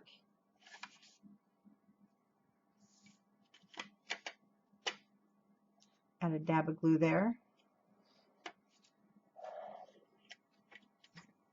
It does show. It's going to dry pretty much clear. And make sure nothing we want to put our. So this side will get glued down.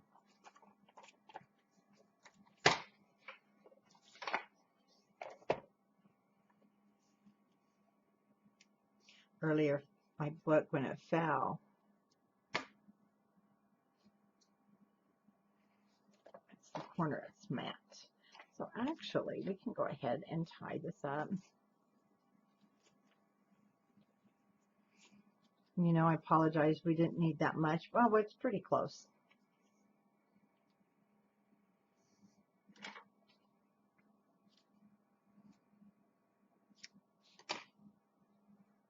I love the pink. And then I put my envelope straight down.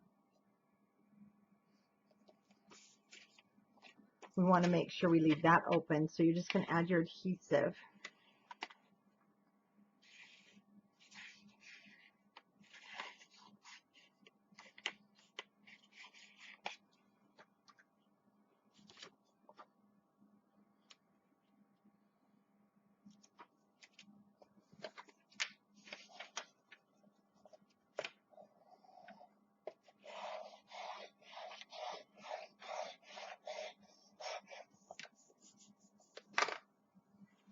So I'm going to have to put a border strip on mine because that just doesn't look nice. It's 5.5.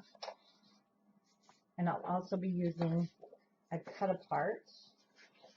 Let's see what I have here for scraps.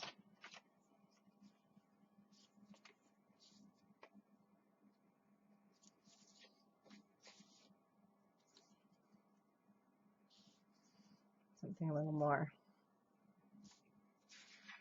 Less. Oh, here we go. This will kind of blend in with the second page, and then it won't take away from the cut apart we're going to use. So I'm going to cut this 5.5.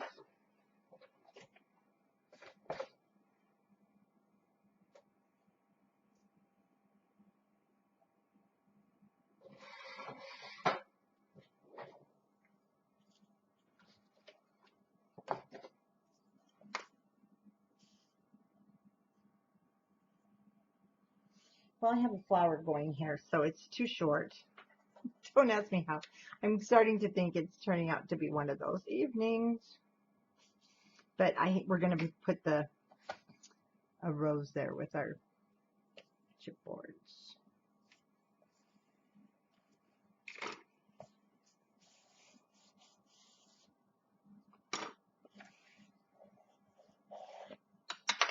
So I'm going to add just a dot of glue, and then I'm going to pinch it up. So I have a little bit of a lift there.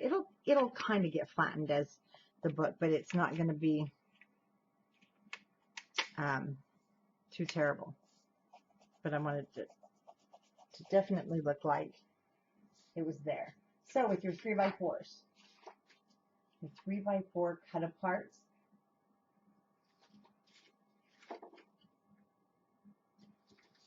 and those, you do have some left.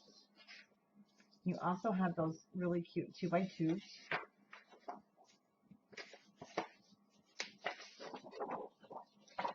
I used Hello My Love.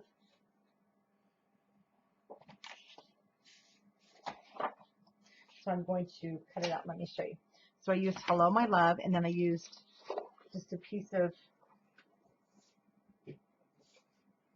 pattern paper to back it with.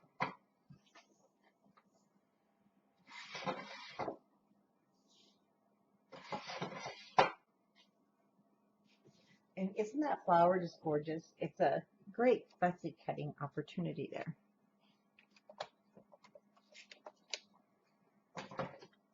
Trade these guys out.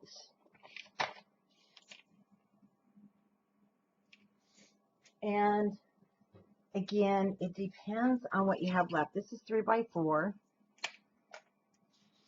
You can also just use the black. You could just use the white. We could use this piece of blue. We have some plaid. We have some red, and I'm going to use the red. I'm going to cut this 3 1/8 by 4 1/8.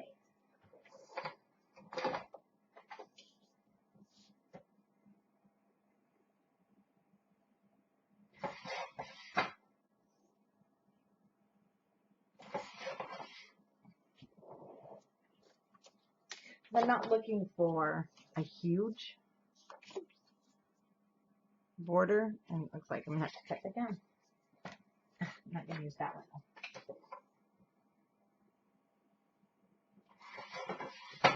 So check your fit.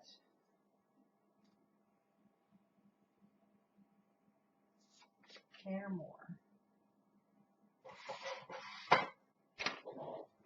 So, and it just depends on how you did your cut apart.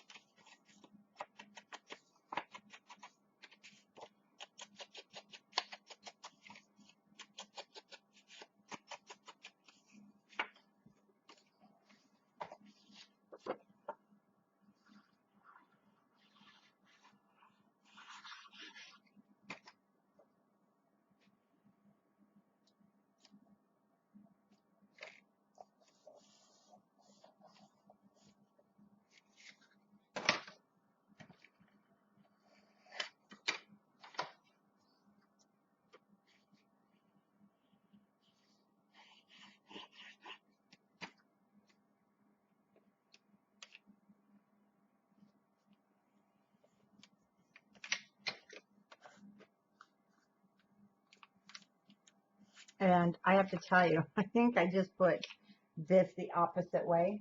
This one was longer. Let me see here.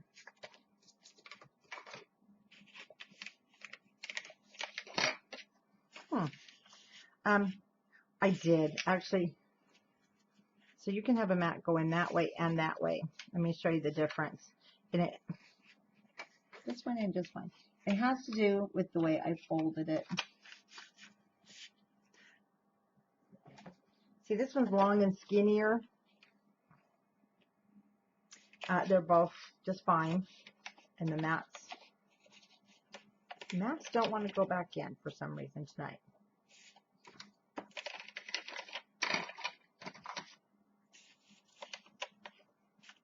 Because we're on camera, they're shy.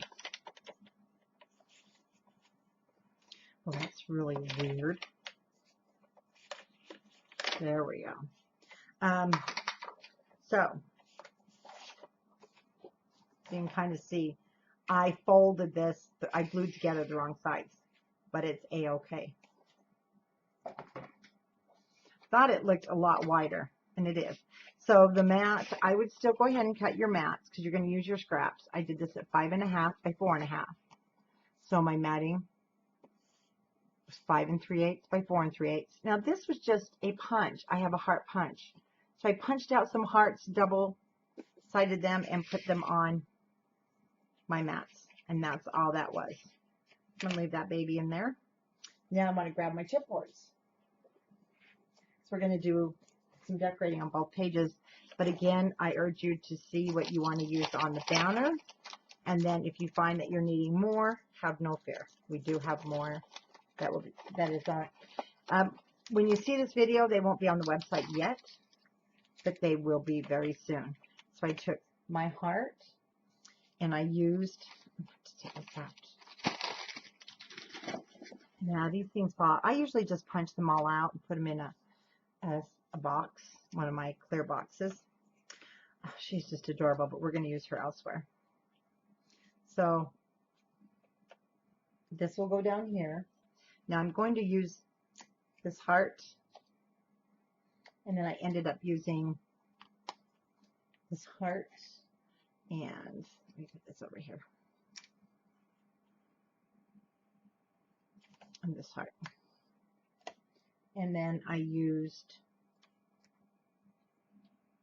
this one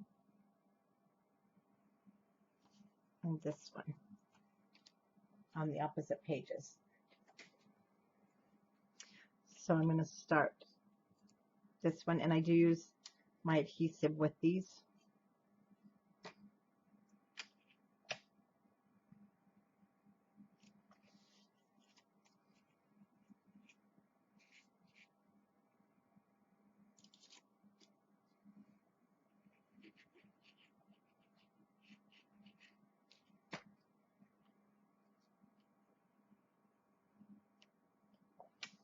I'm going to have to hold this for just a moment.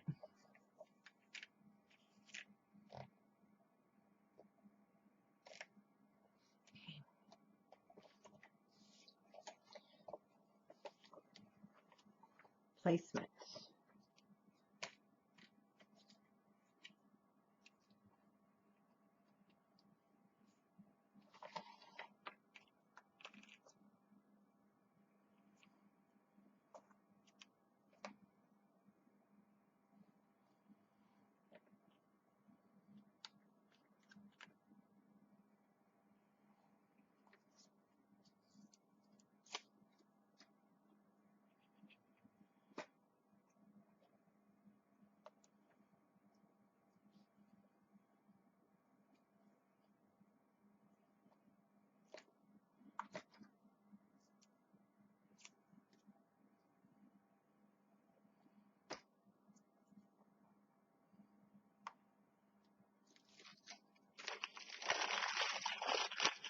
This garbage, my small one is not big enough there.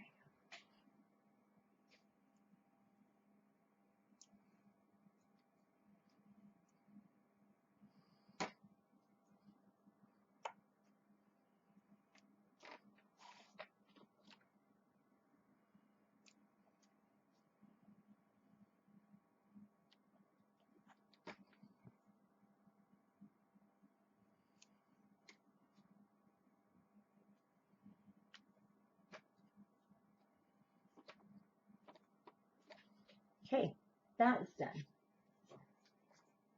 Oh, let me untie this. We're going to kind of work our way back here.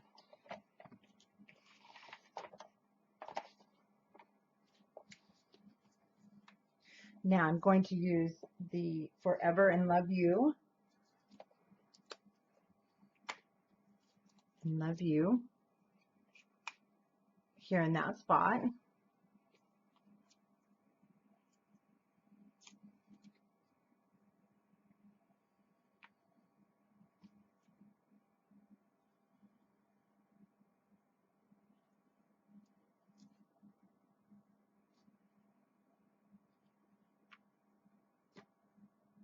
I did nothing on this side. So again, on this one, let's see. There was nothing here. We've already put our heart here, our door U here, and that's a place where I took this rose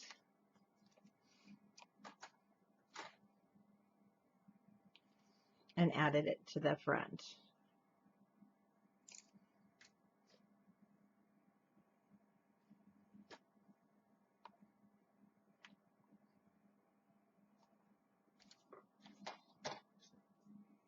Now let's take our 4x4 cards. There's only 3. Basically, I'm going to cut those apart. This is going to be fussy cut for the front, and these 2 will go here.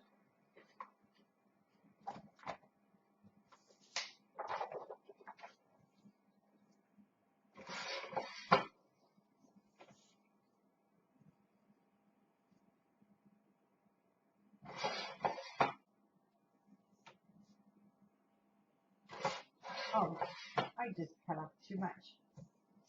Oops. Okay. Don't know why I did that. Do you know sometimes when you're on the computer and you just kind of click with your mouse? That's what happened, and I cut the top off a little bit, but we're okay. So these, measure them. I cut mine a little short. They should be 4x4, and your matting will be 4 1/8 by 4 1/8. And I just used the black cardstock, or you could use your white. And those will hold that shut beautifully. And you do need the weight of your cardstock. So you can also put your 3x4s in there. I'm not going to mat them only because I don't have any more black scraps right handy. And here is where I took my 4x6, the 2 that were left here. So I'm going to cut those apart. Remember, that was the little blue.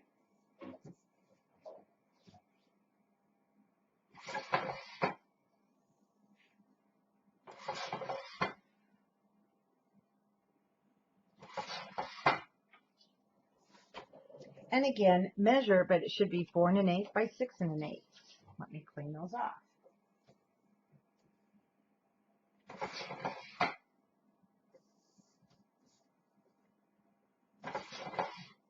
And you can also use the scraps. You can use the scraps. You have plenty of those left of your pattern paper. Now I did decorate right here, and I used a flower.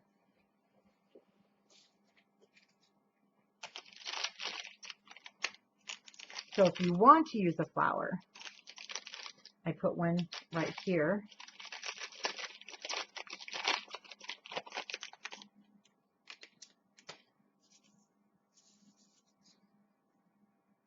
And to be honest with you, I don't have the hot glue gun on, but I'm going to go ahead and put down the sticker so you can see, but I will come back to putting that down.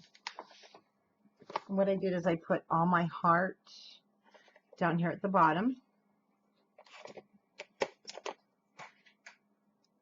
So with this going right there, it gives me an idea of where to come back and do my hot glue. Then I just kind of angle it down.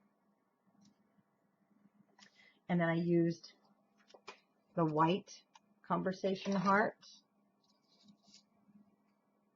And I kind of tucked it like so. Above the A, it looks like.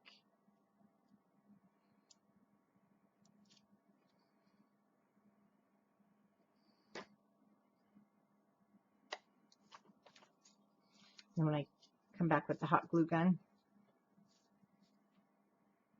that's how that will sit. Now, if you don't want to use the flower there, that's okay too, and you're not going to be using the hearts. Actually, your chipboard hearts look really cute. So if you have one left, and I'm going to use a chipboard heart this time instead.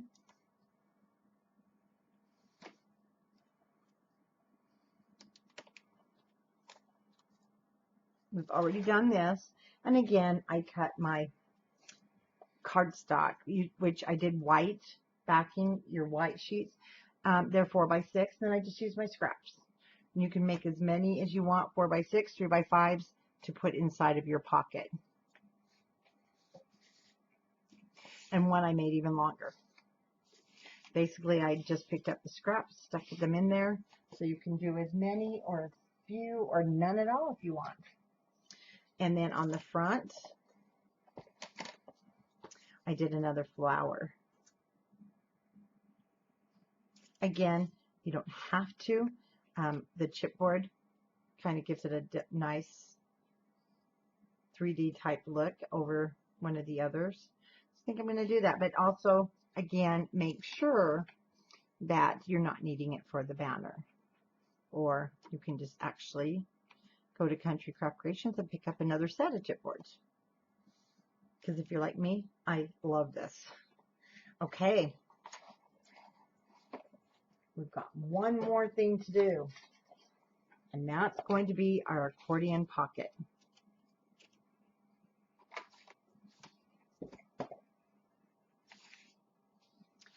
So we have to move back here to where it says front inside pockets. You have three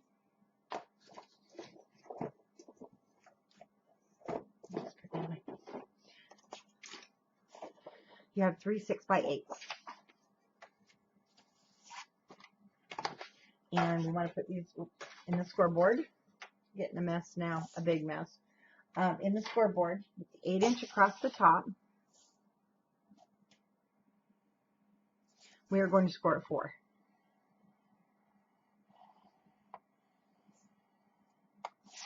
Now with the 6-inch across the top, you're going to score it 1/2 inch and 5.5 inches. 8-inch across the top, score it 4. 6-inch across the top, score it 1/2 and 5.5. And repeat. Score it 4. 6-inch across the top at 1/2 inch and 5.5.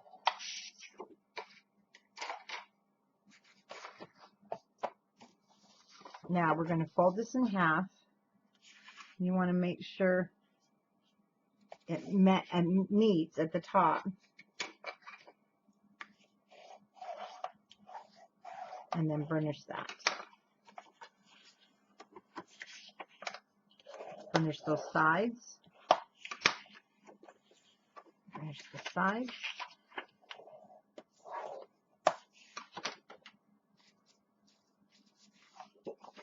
And again.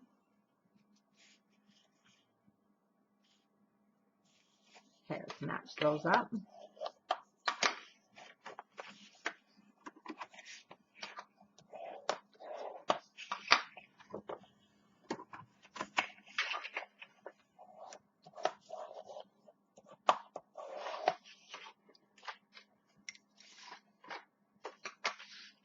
And the third one.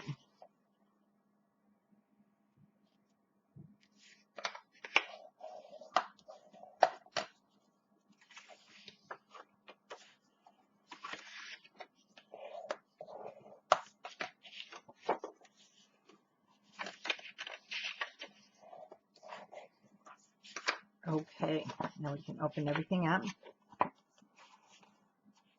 Fold it in half.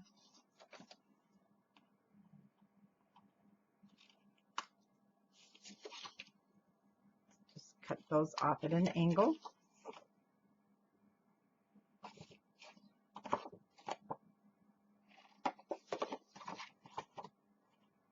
Now, I consider this the top. We're going to leave these on. We're going to cut these completely off. You can cut them straight up with your scissors. And I'm going to be honest with you, it doesn't have to be straight. We're wrapping it like we did. I'm just going to put a ruler here on the other side of my score line and cut it. But you can use your scissors. It does not have to be super straight.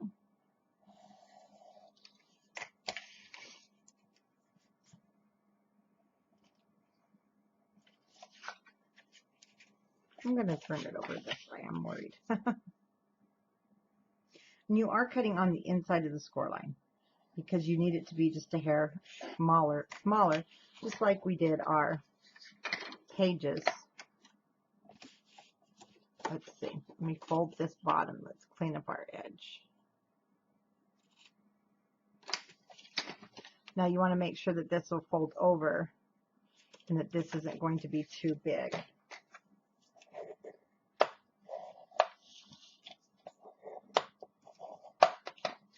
And that's the back. So let me just go ahead and do this one, and I'll cut it with you with scissors instead of a knife. So if you're not sure Now I'm going to open this and fold it in half.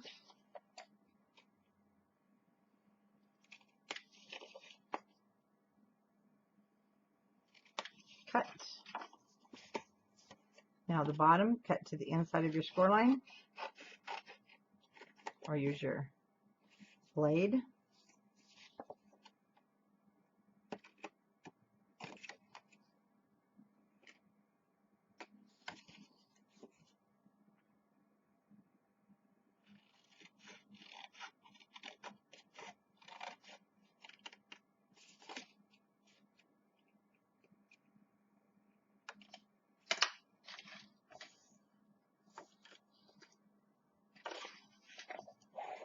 Now fold it, but make sure if it's too big, then you're just going to have to cut it down.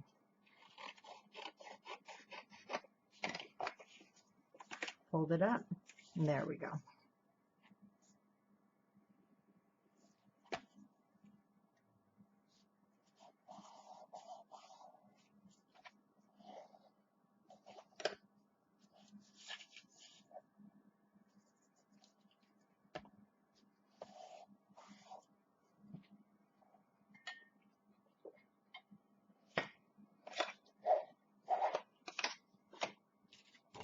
Okay, let's repeat.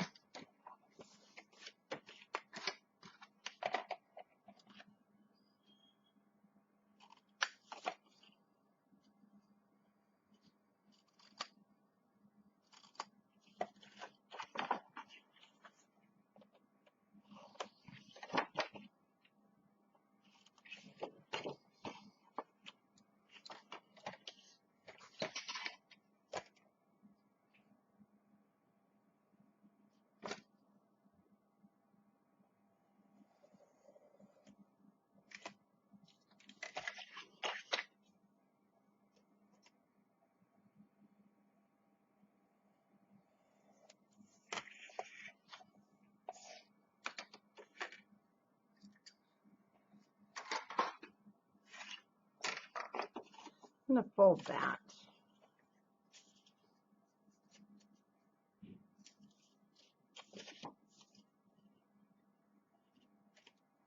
Right my edge.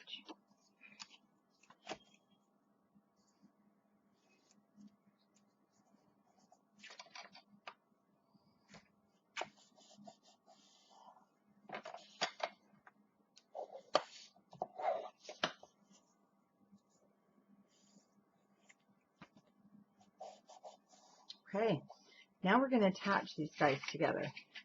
Oh, did I not do? Oh, I didn't glue that one. Okay. I thought I did.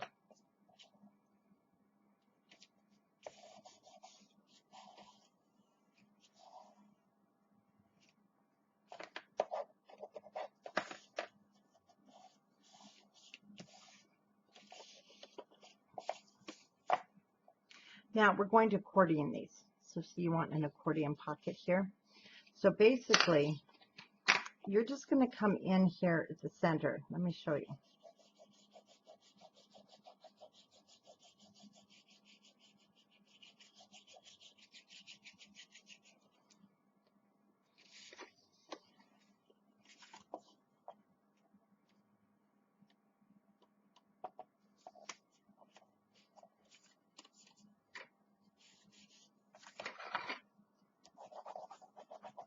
The reason I just went in the center is when we do this, it's going to spread what it needs to spread.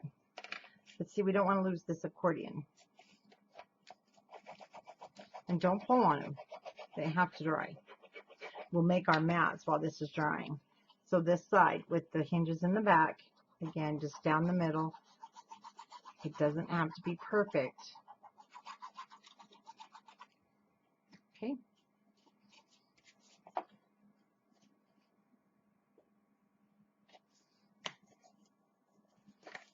Make sure they're straight.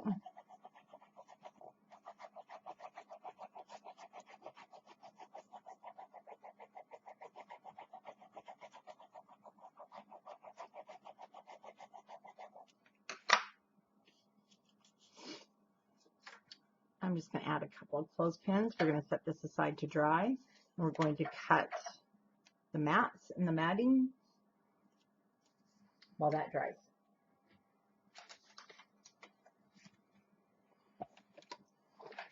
So our pockets are 4 by 5. So you can write down your matting. We just do the top one. 3 7/8 by 4 7/8.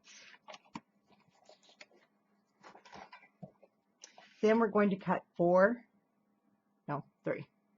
inserts that are 4 1/4 by 4. Excuse me, 4 3/4. So 4 1/4 by 4 3/4. You want 3 of those.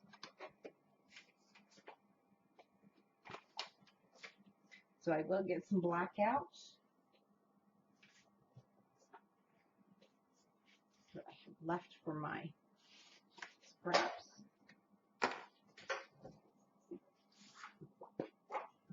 4 1/4 by 4 3/4.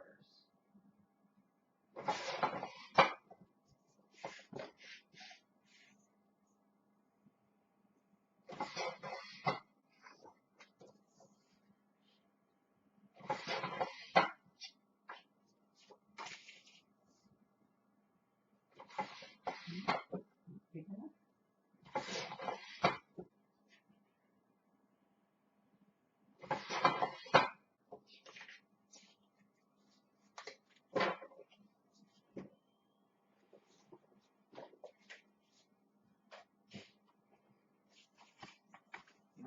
Scraps put together, and you're going to want your white cardstock. If you want, I matted mine with the white at 4 by 4 5/8. So let's cut 3 4 by 4 5/8.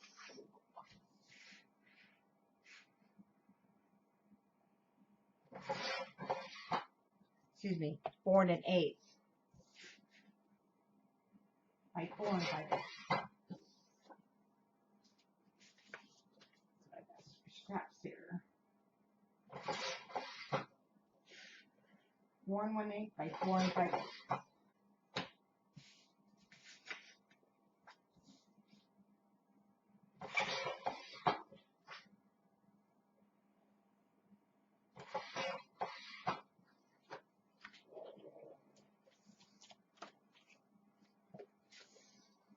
And I did use the chipboards.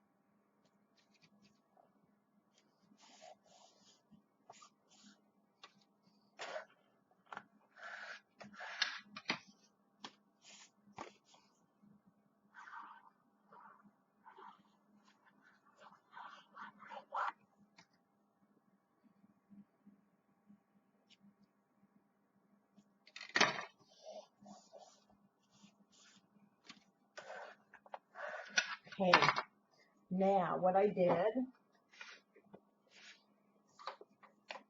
just so I can show you the chipboards I used. This darling, she's just darling.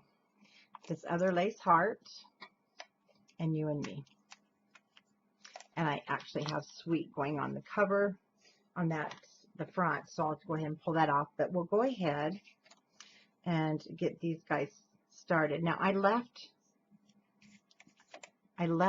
this white backing on, and what I did is I just lifted it up and I glued it down because I don't want the sticky.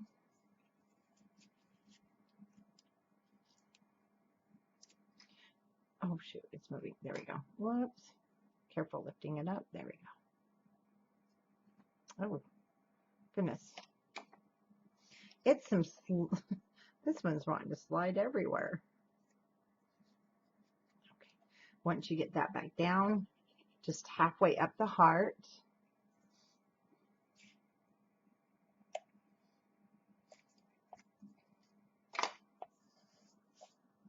I applied it.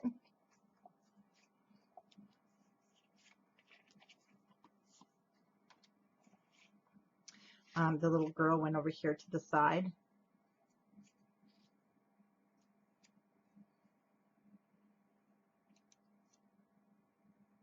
Not going to use as much glue.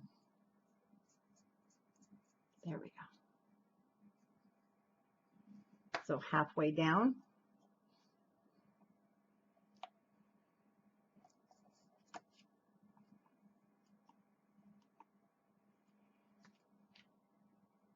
And then I put you and me in the middle.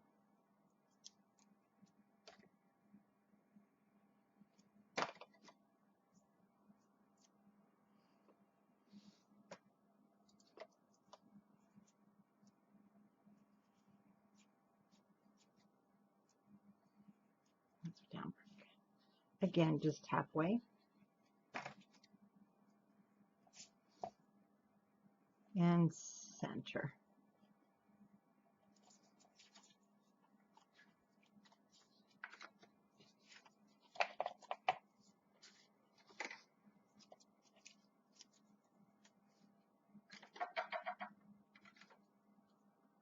Okay, now we need our matting. So it's going to be 3 7/8. Oh, let me put these guys. 3 7/8 by 4 7/8. And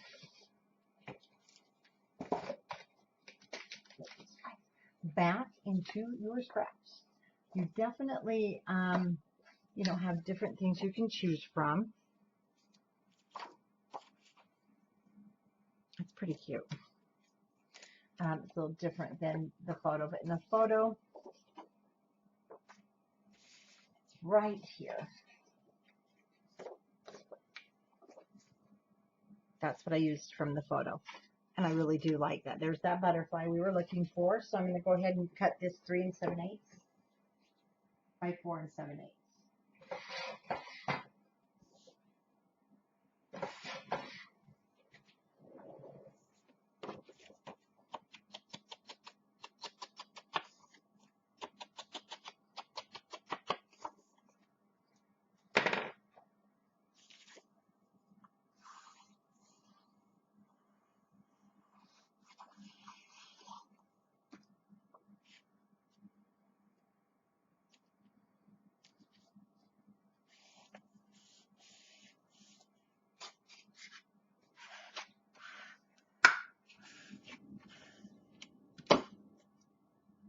I'll just take the backing completely off.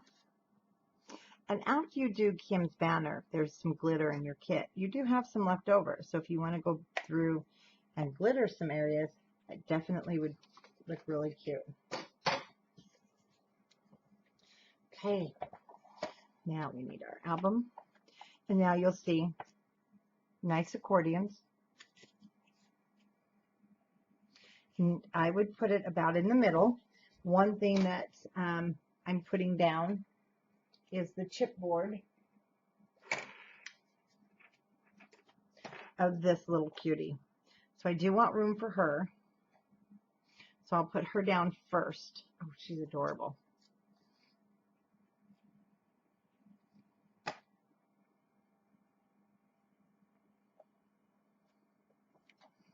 Now we're going to go ahead and add adhesive to this whole back.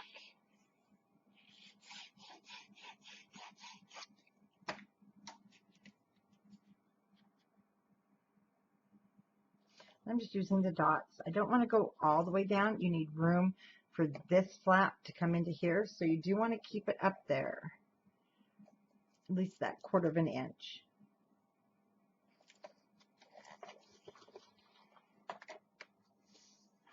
And then if you have, well, even that will work. My multimedia knife so that can get in there.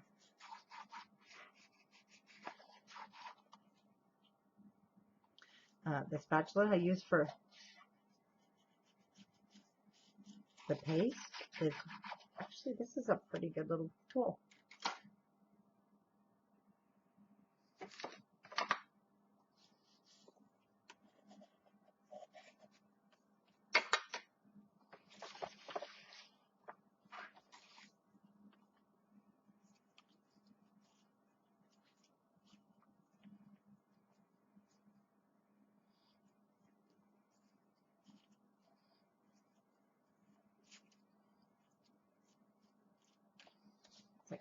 Really cute little package there.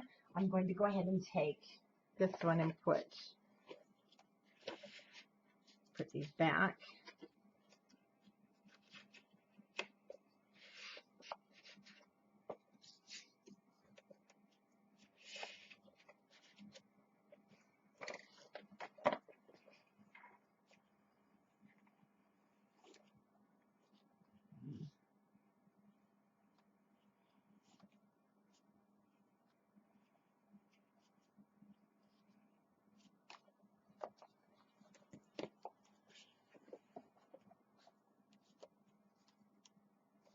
Well,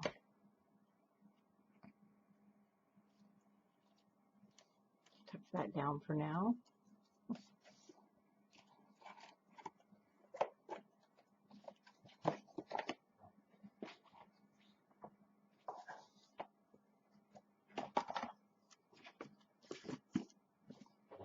Okay, I think we're okay now to put in our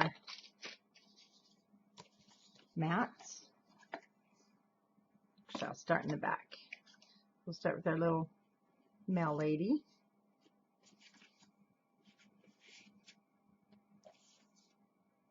And before you start pulling on that, just let it dry.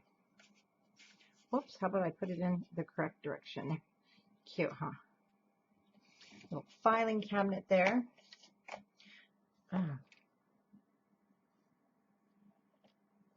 Check your corners. Now remember, the back folds in.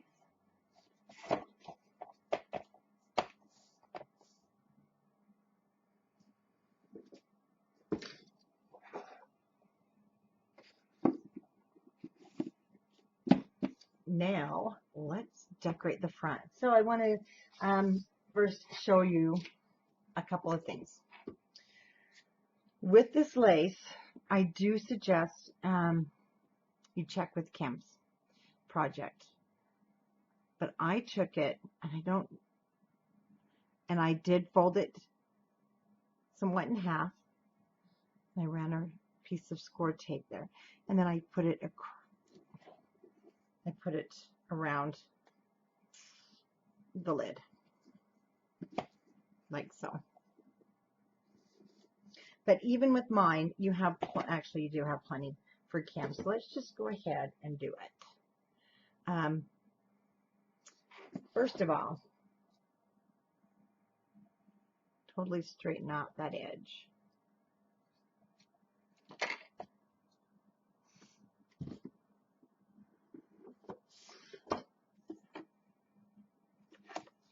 Start.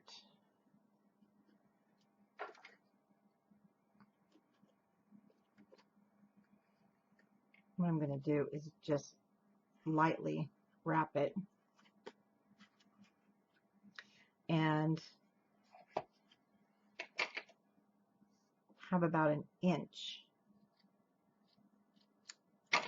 And you still have plenty enough piece for Kim's. A couple of things. You may not want to fold it in half. If you want it to hang down low like that, maybe some of it up, I'll tell you, that looks pretty too.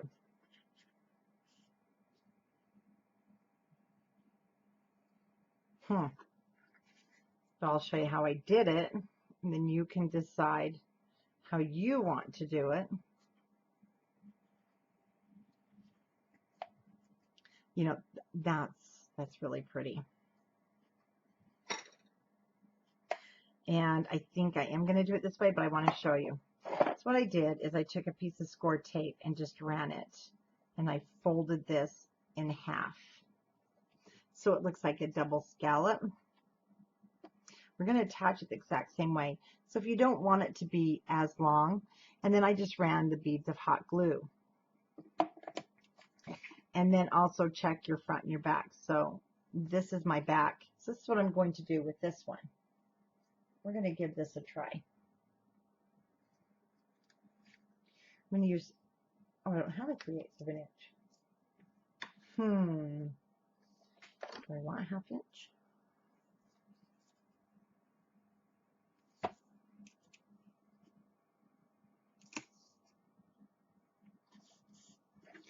And I'm going to run this all the way around.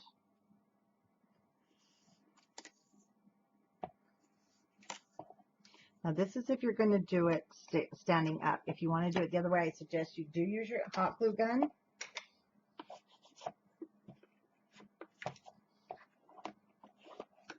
And all you do is fold it in half. This, though,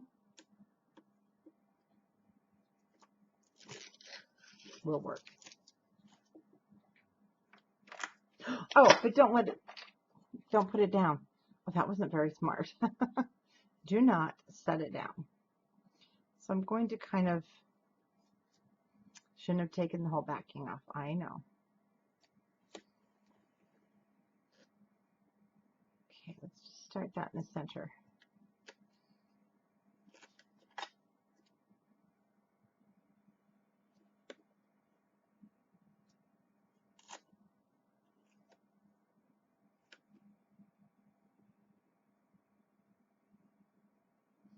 Here's the thing. You don't want to pull it too tight.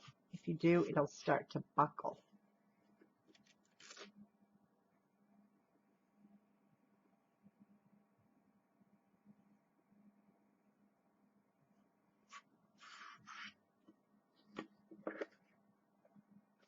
Now we can set it down.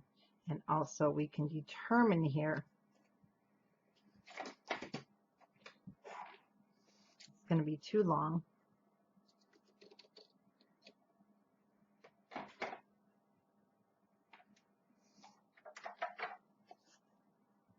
Now I'll just take my 1/4 inch.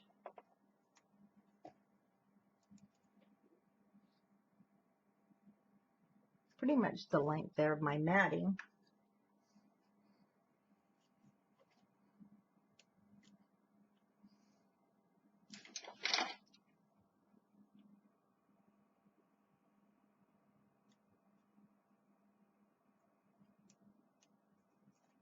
And I'll be honest with you. Do I trust this score tape to totally last? No. So, you know, well, it is gonna stick pretty much for the duration. You could take your hot glue gun and add a bead of pearls from your stash. I did not get that completely straight, so I'm just going to kind of follow the scallop.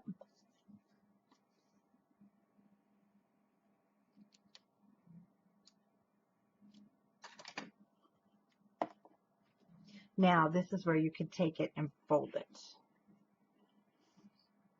and add that hot glue gun.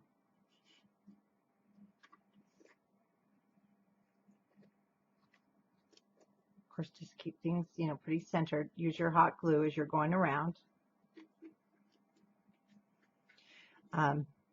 My hot glue gun is so dang hot, it was very difficult to use, I'll be honest with you. But I really like that. I really like that.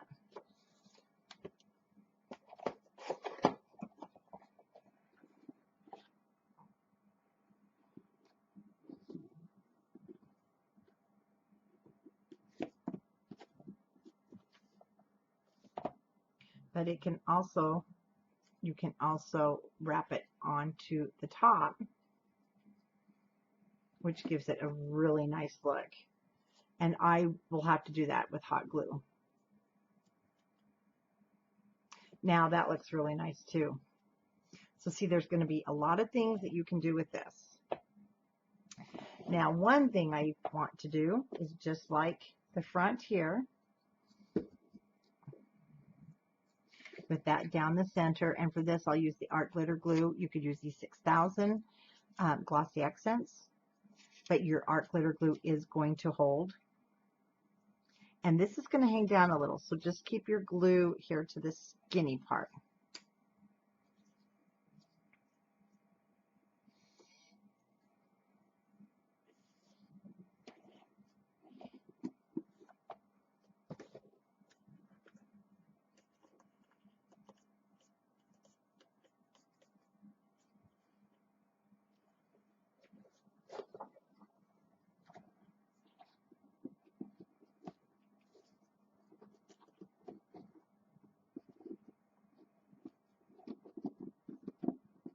You could also cut that off flush.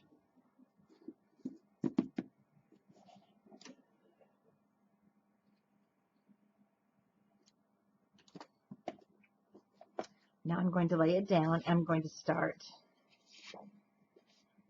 with this little guy. We are going to fussy cut around the red, and you don't have to worry about it being perfect, because as you can see, we've got a lot of different ridges here, and I'm not even really matching them, but I'm just turning my paper.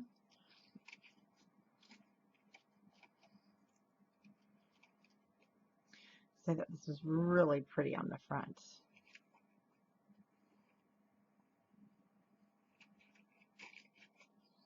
And where you think there might be a boo-boo, trust me, your Distress ink is going to cover it all up.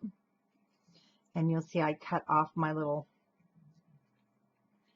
top here, so I am going to have to kind of make, see, I'm just going to make my own. And then I will turn that to the side.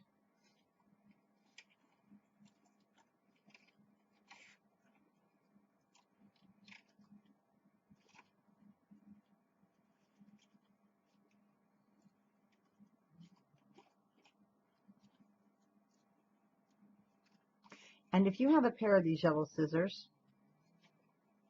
makes all the difference in the world. We did get some in. They will be on the website tomorrow. I could not fussy cut until I got these.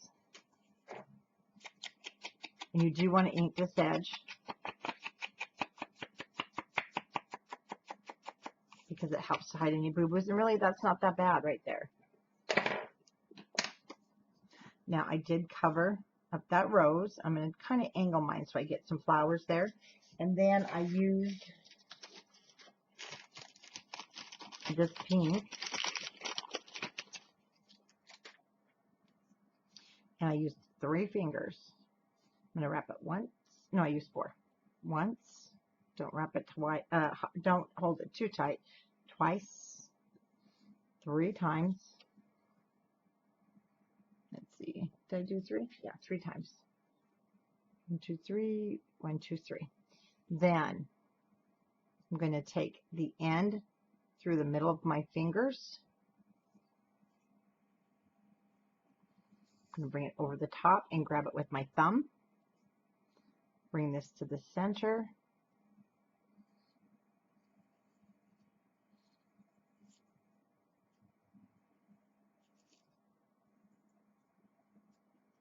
And you can use your teeth if you don't want to use your teeth because it's a gift. Lay it down, holding those 2 sections down, and pull it tight.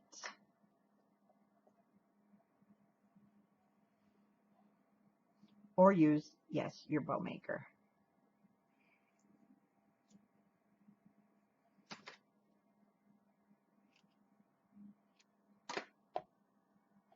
You have plenty left.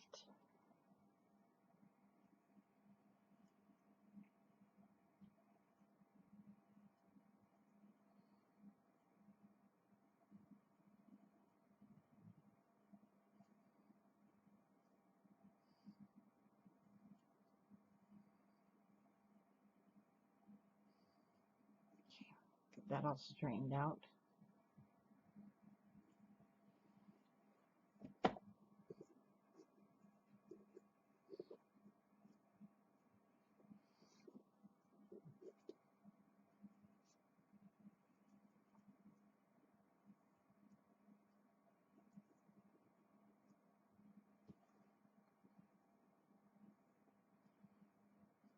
Time for the flowers.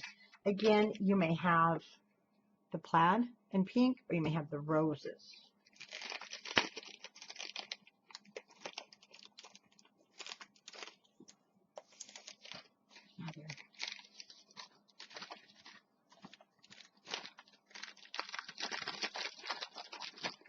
Now, hot glue, or I'm going to use glossy accents.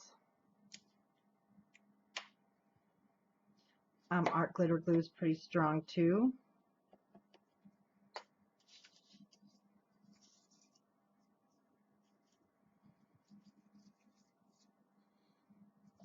the light colored. Let's put the dark. Bring our greenery out. And let's bring in another smaller one here.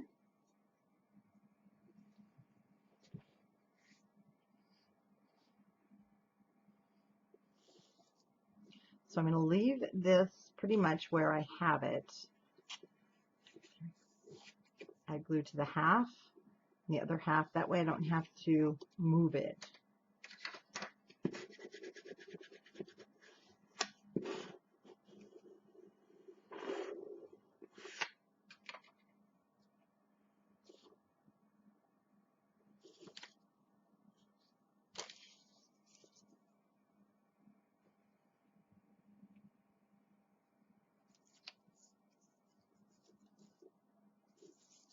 I just think the 3.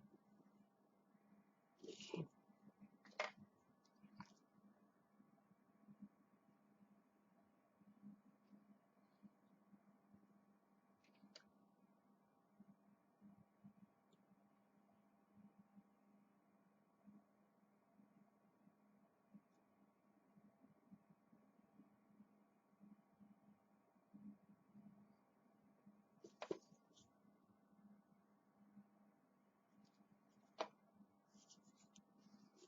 Nestle that up there in the bow.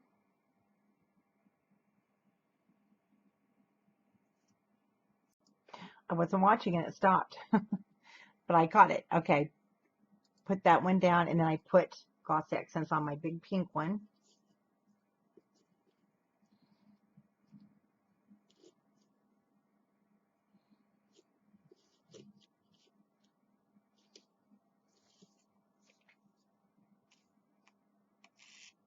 To be honest with you, if you put foam dots on these and then your adhesive, they really do stick a lot faster without using your hot glitter glue, and I should have, and it just now occurred to me.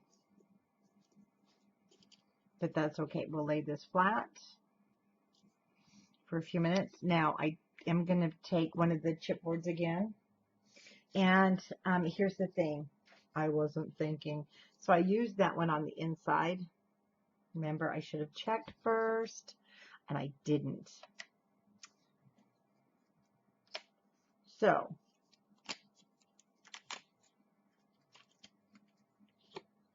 definitely does not need any more flowers. But you'll see that's where I put those. So, oops. I'm going to take the So Sweet here.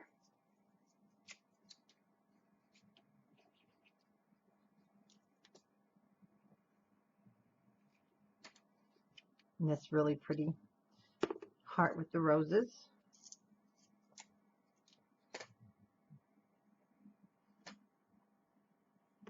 Just tuck that here. And then we have a bee. Now we have a sticker sheet too. So there's a, I'm pretty sure we have a pretty cute one on there. So I'm going to bring the little bee down into the flowers.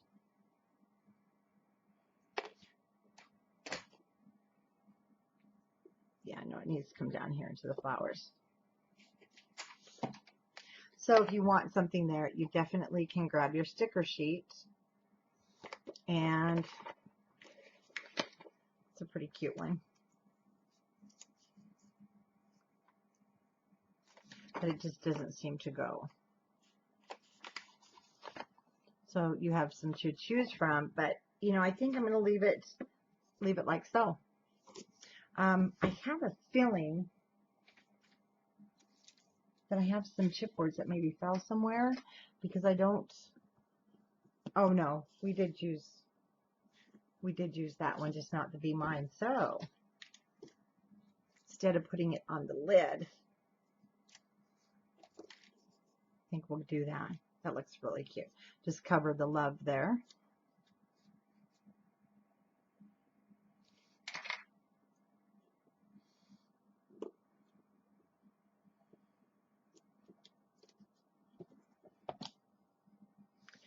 I like this. Gives it a different look.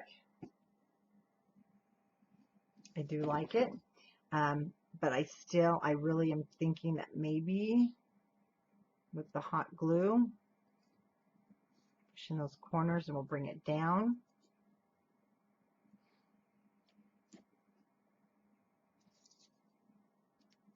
Actually, we don't even really have to hot glue it down. We can just put our flowers here.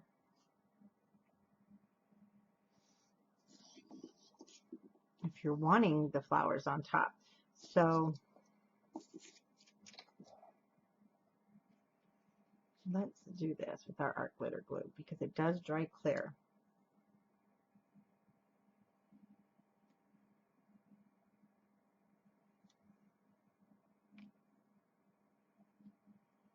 Yes, hot glue is faster.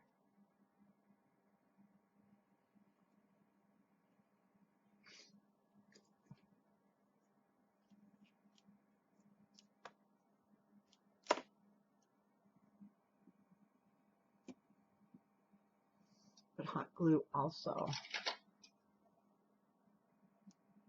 is dangerous. It takes my fingertips off.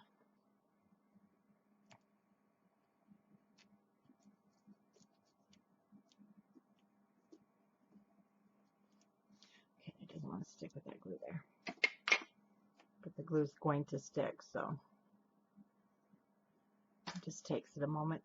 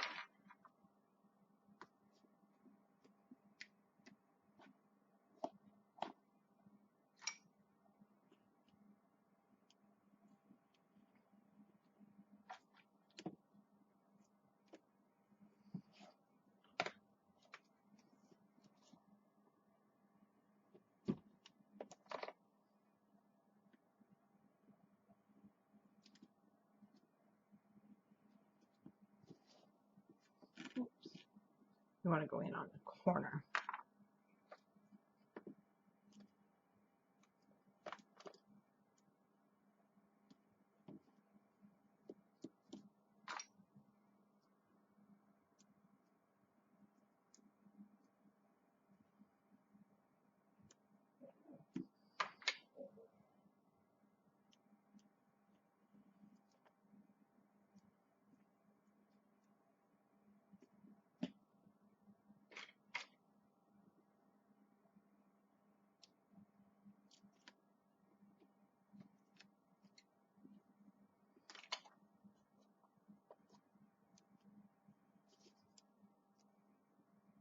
Oh, stayed on my finger.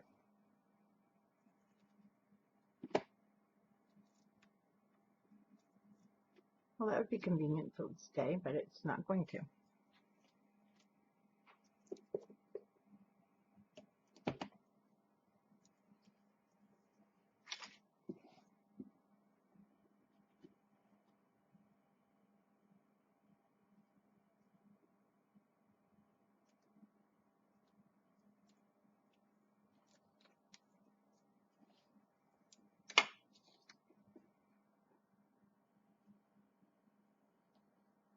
Dark glitter glue really does work great. It just takes a little bit to dry when it comes to the lace. And they have a fabric one, but I don't like it.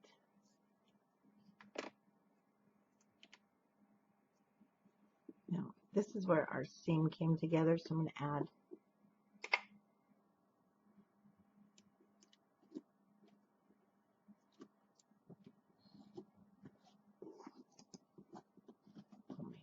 lace out.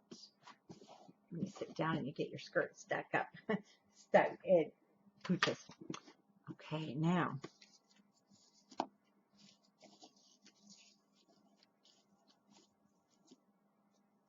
yeah, we definitely have to have those. Let's get the foam dots.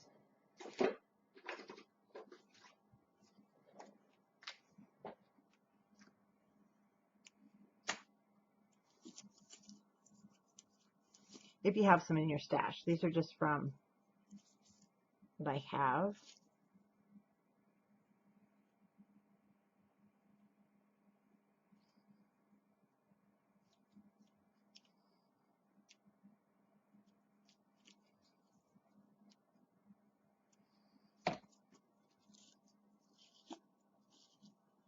And I'll have to fix that. I kind of smushed him.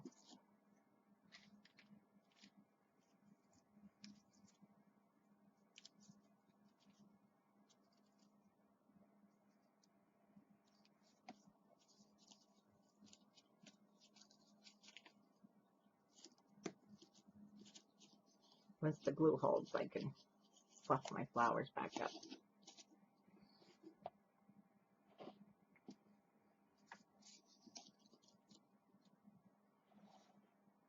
Definitely.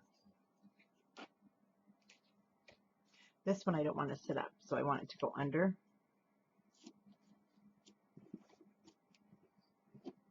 And then you still have a couple flowers left, so if you want to use them for inside your album, you certainly can.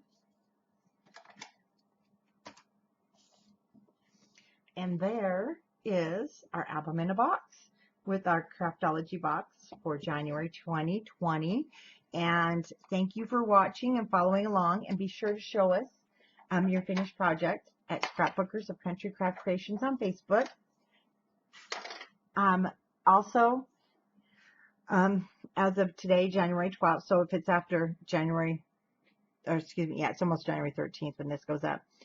We may or may not have some for single cell, but if you want to join the subscription that goes out every other month, it will be on the website on the 14th, and it's open again. We were able to sneak in some more subscriptions there. I just really want that little blue heart there. So you won't want to miss out on our next kit, and be sure to check out our other designers. Kim Can't Stop Crafting, Kim Reynolds. She is doing a beautiful banner.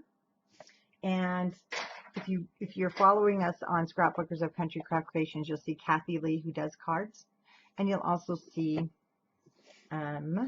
Lori. She'll do a mini album.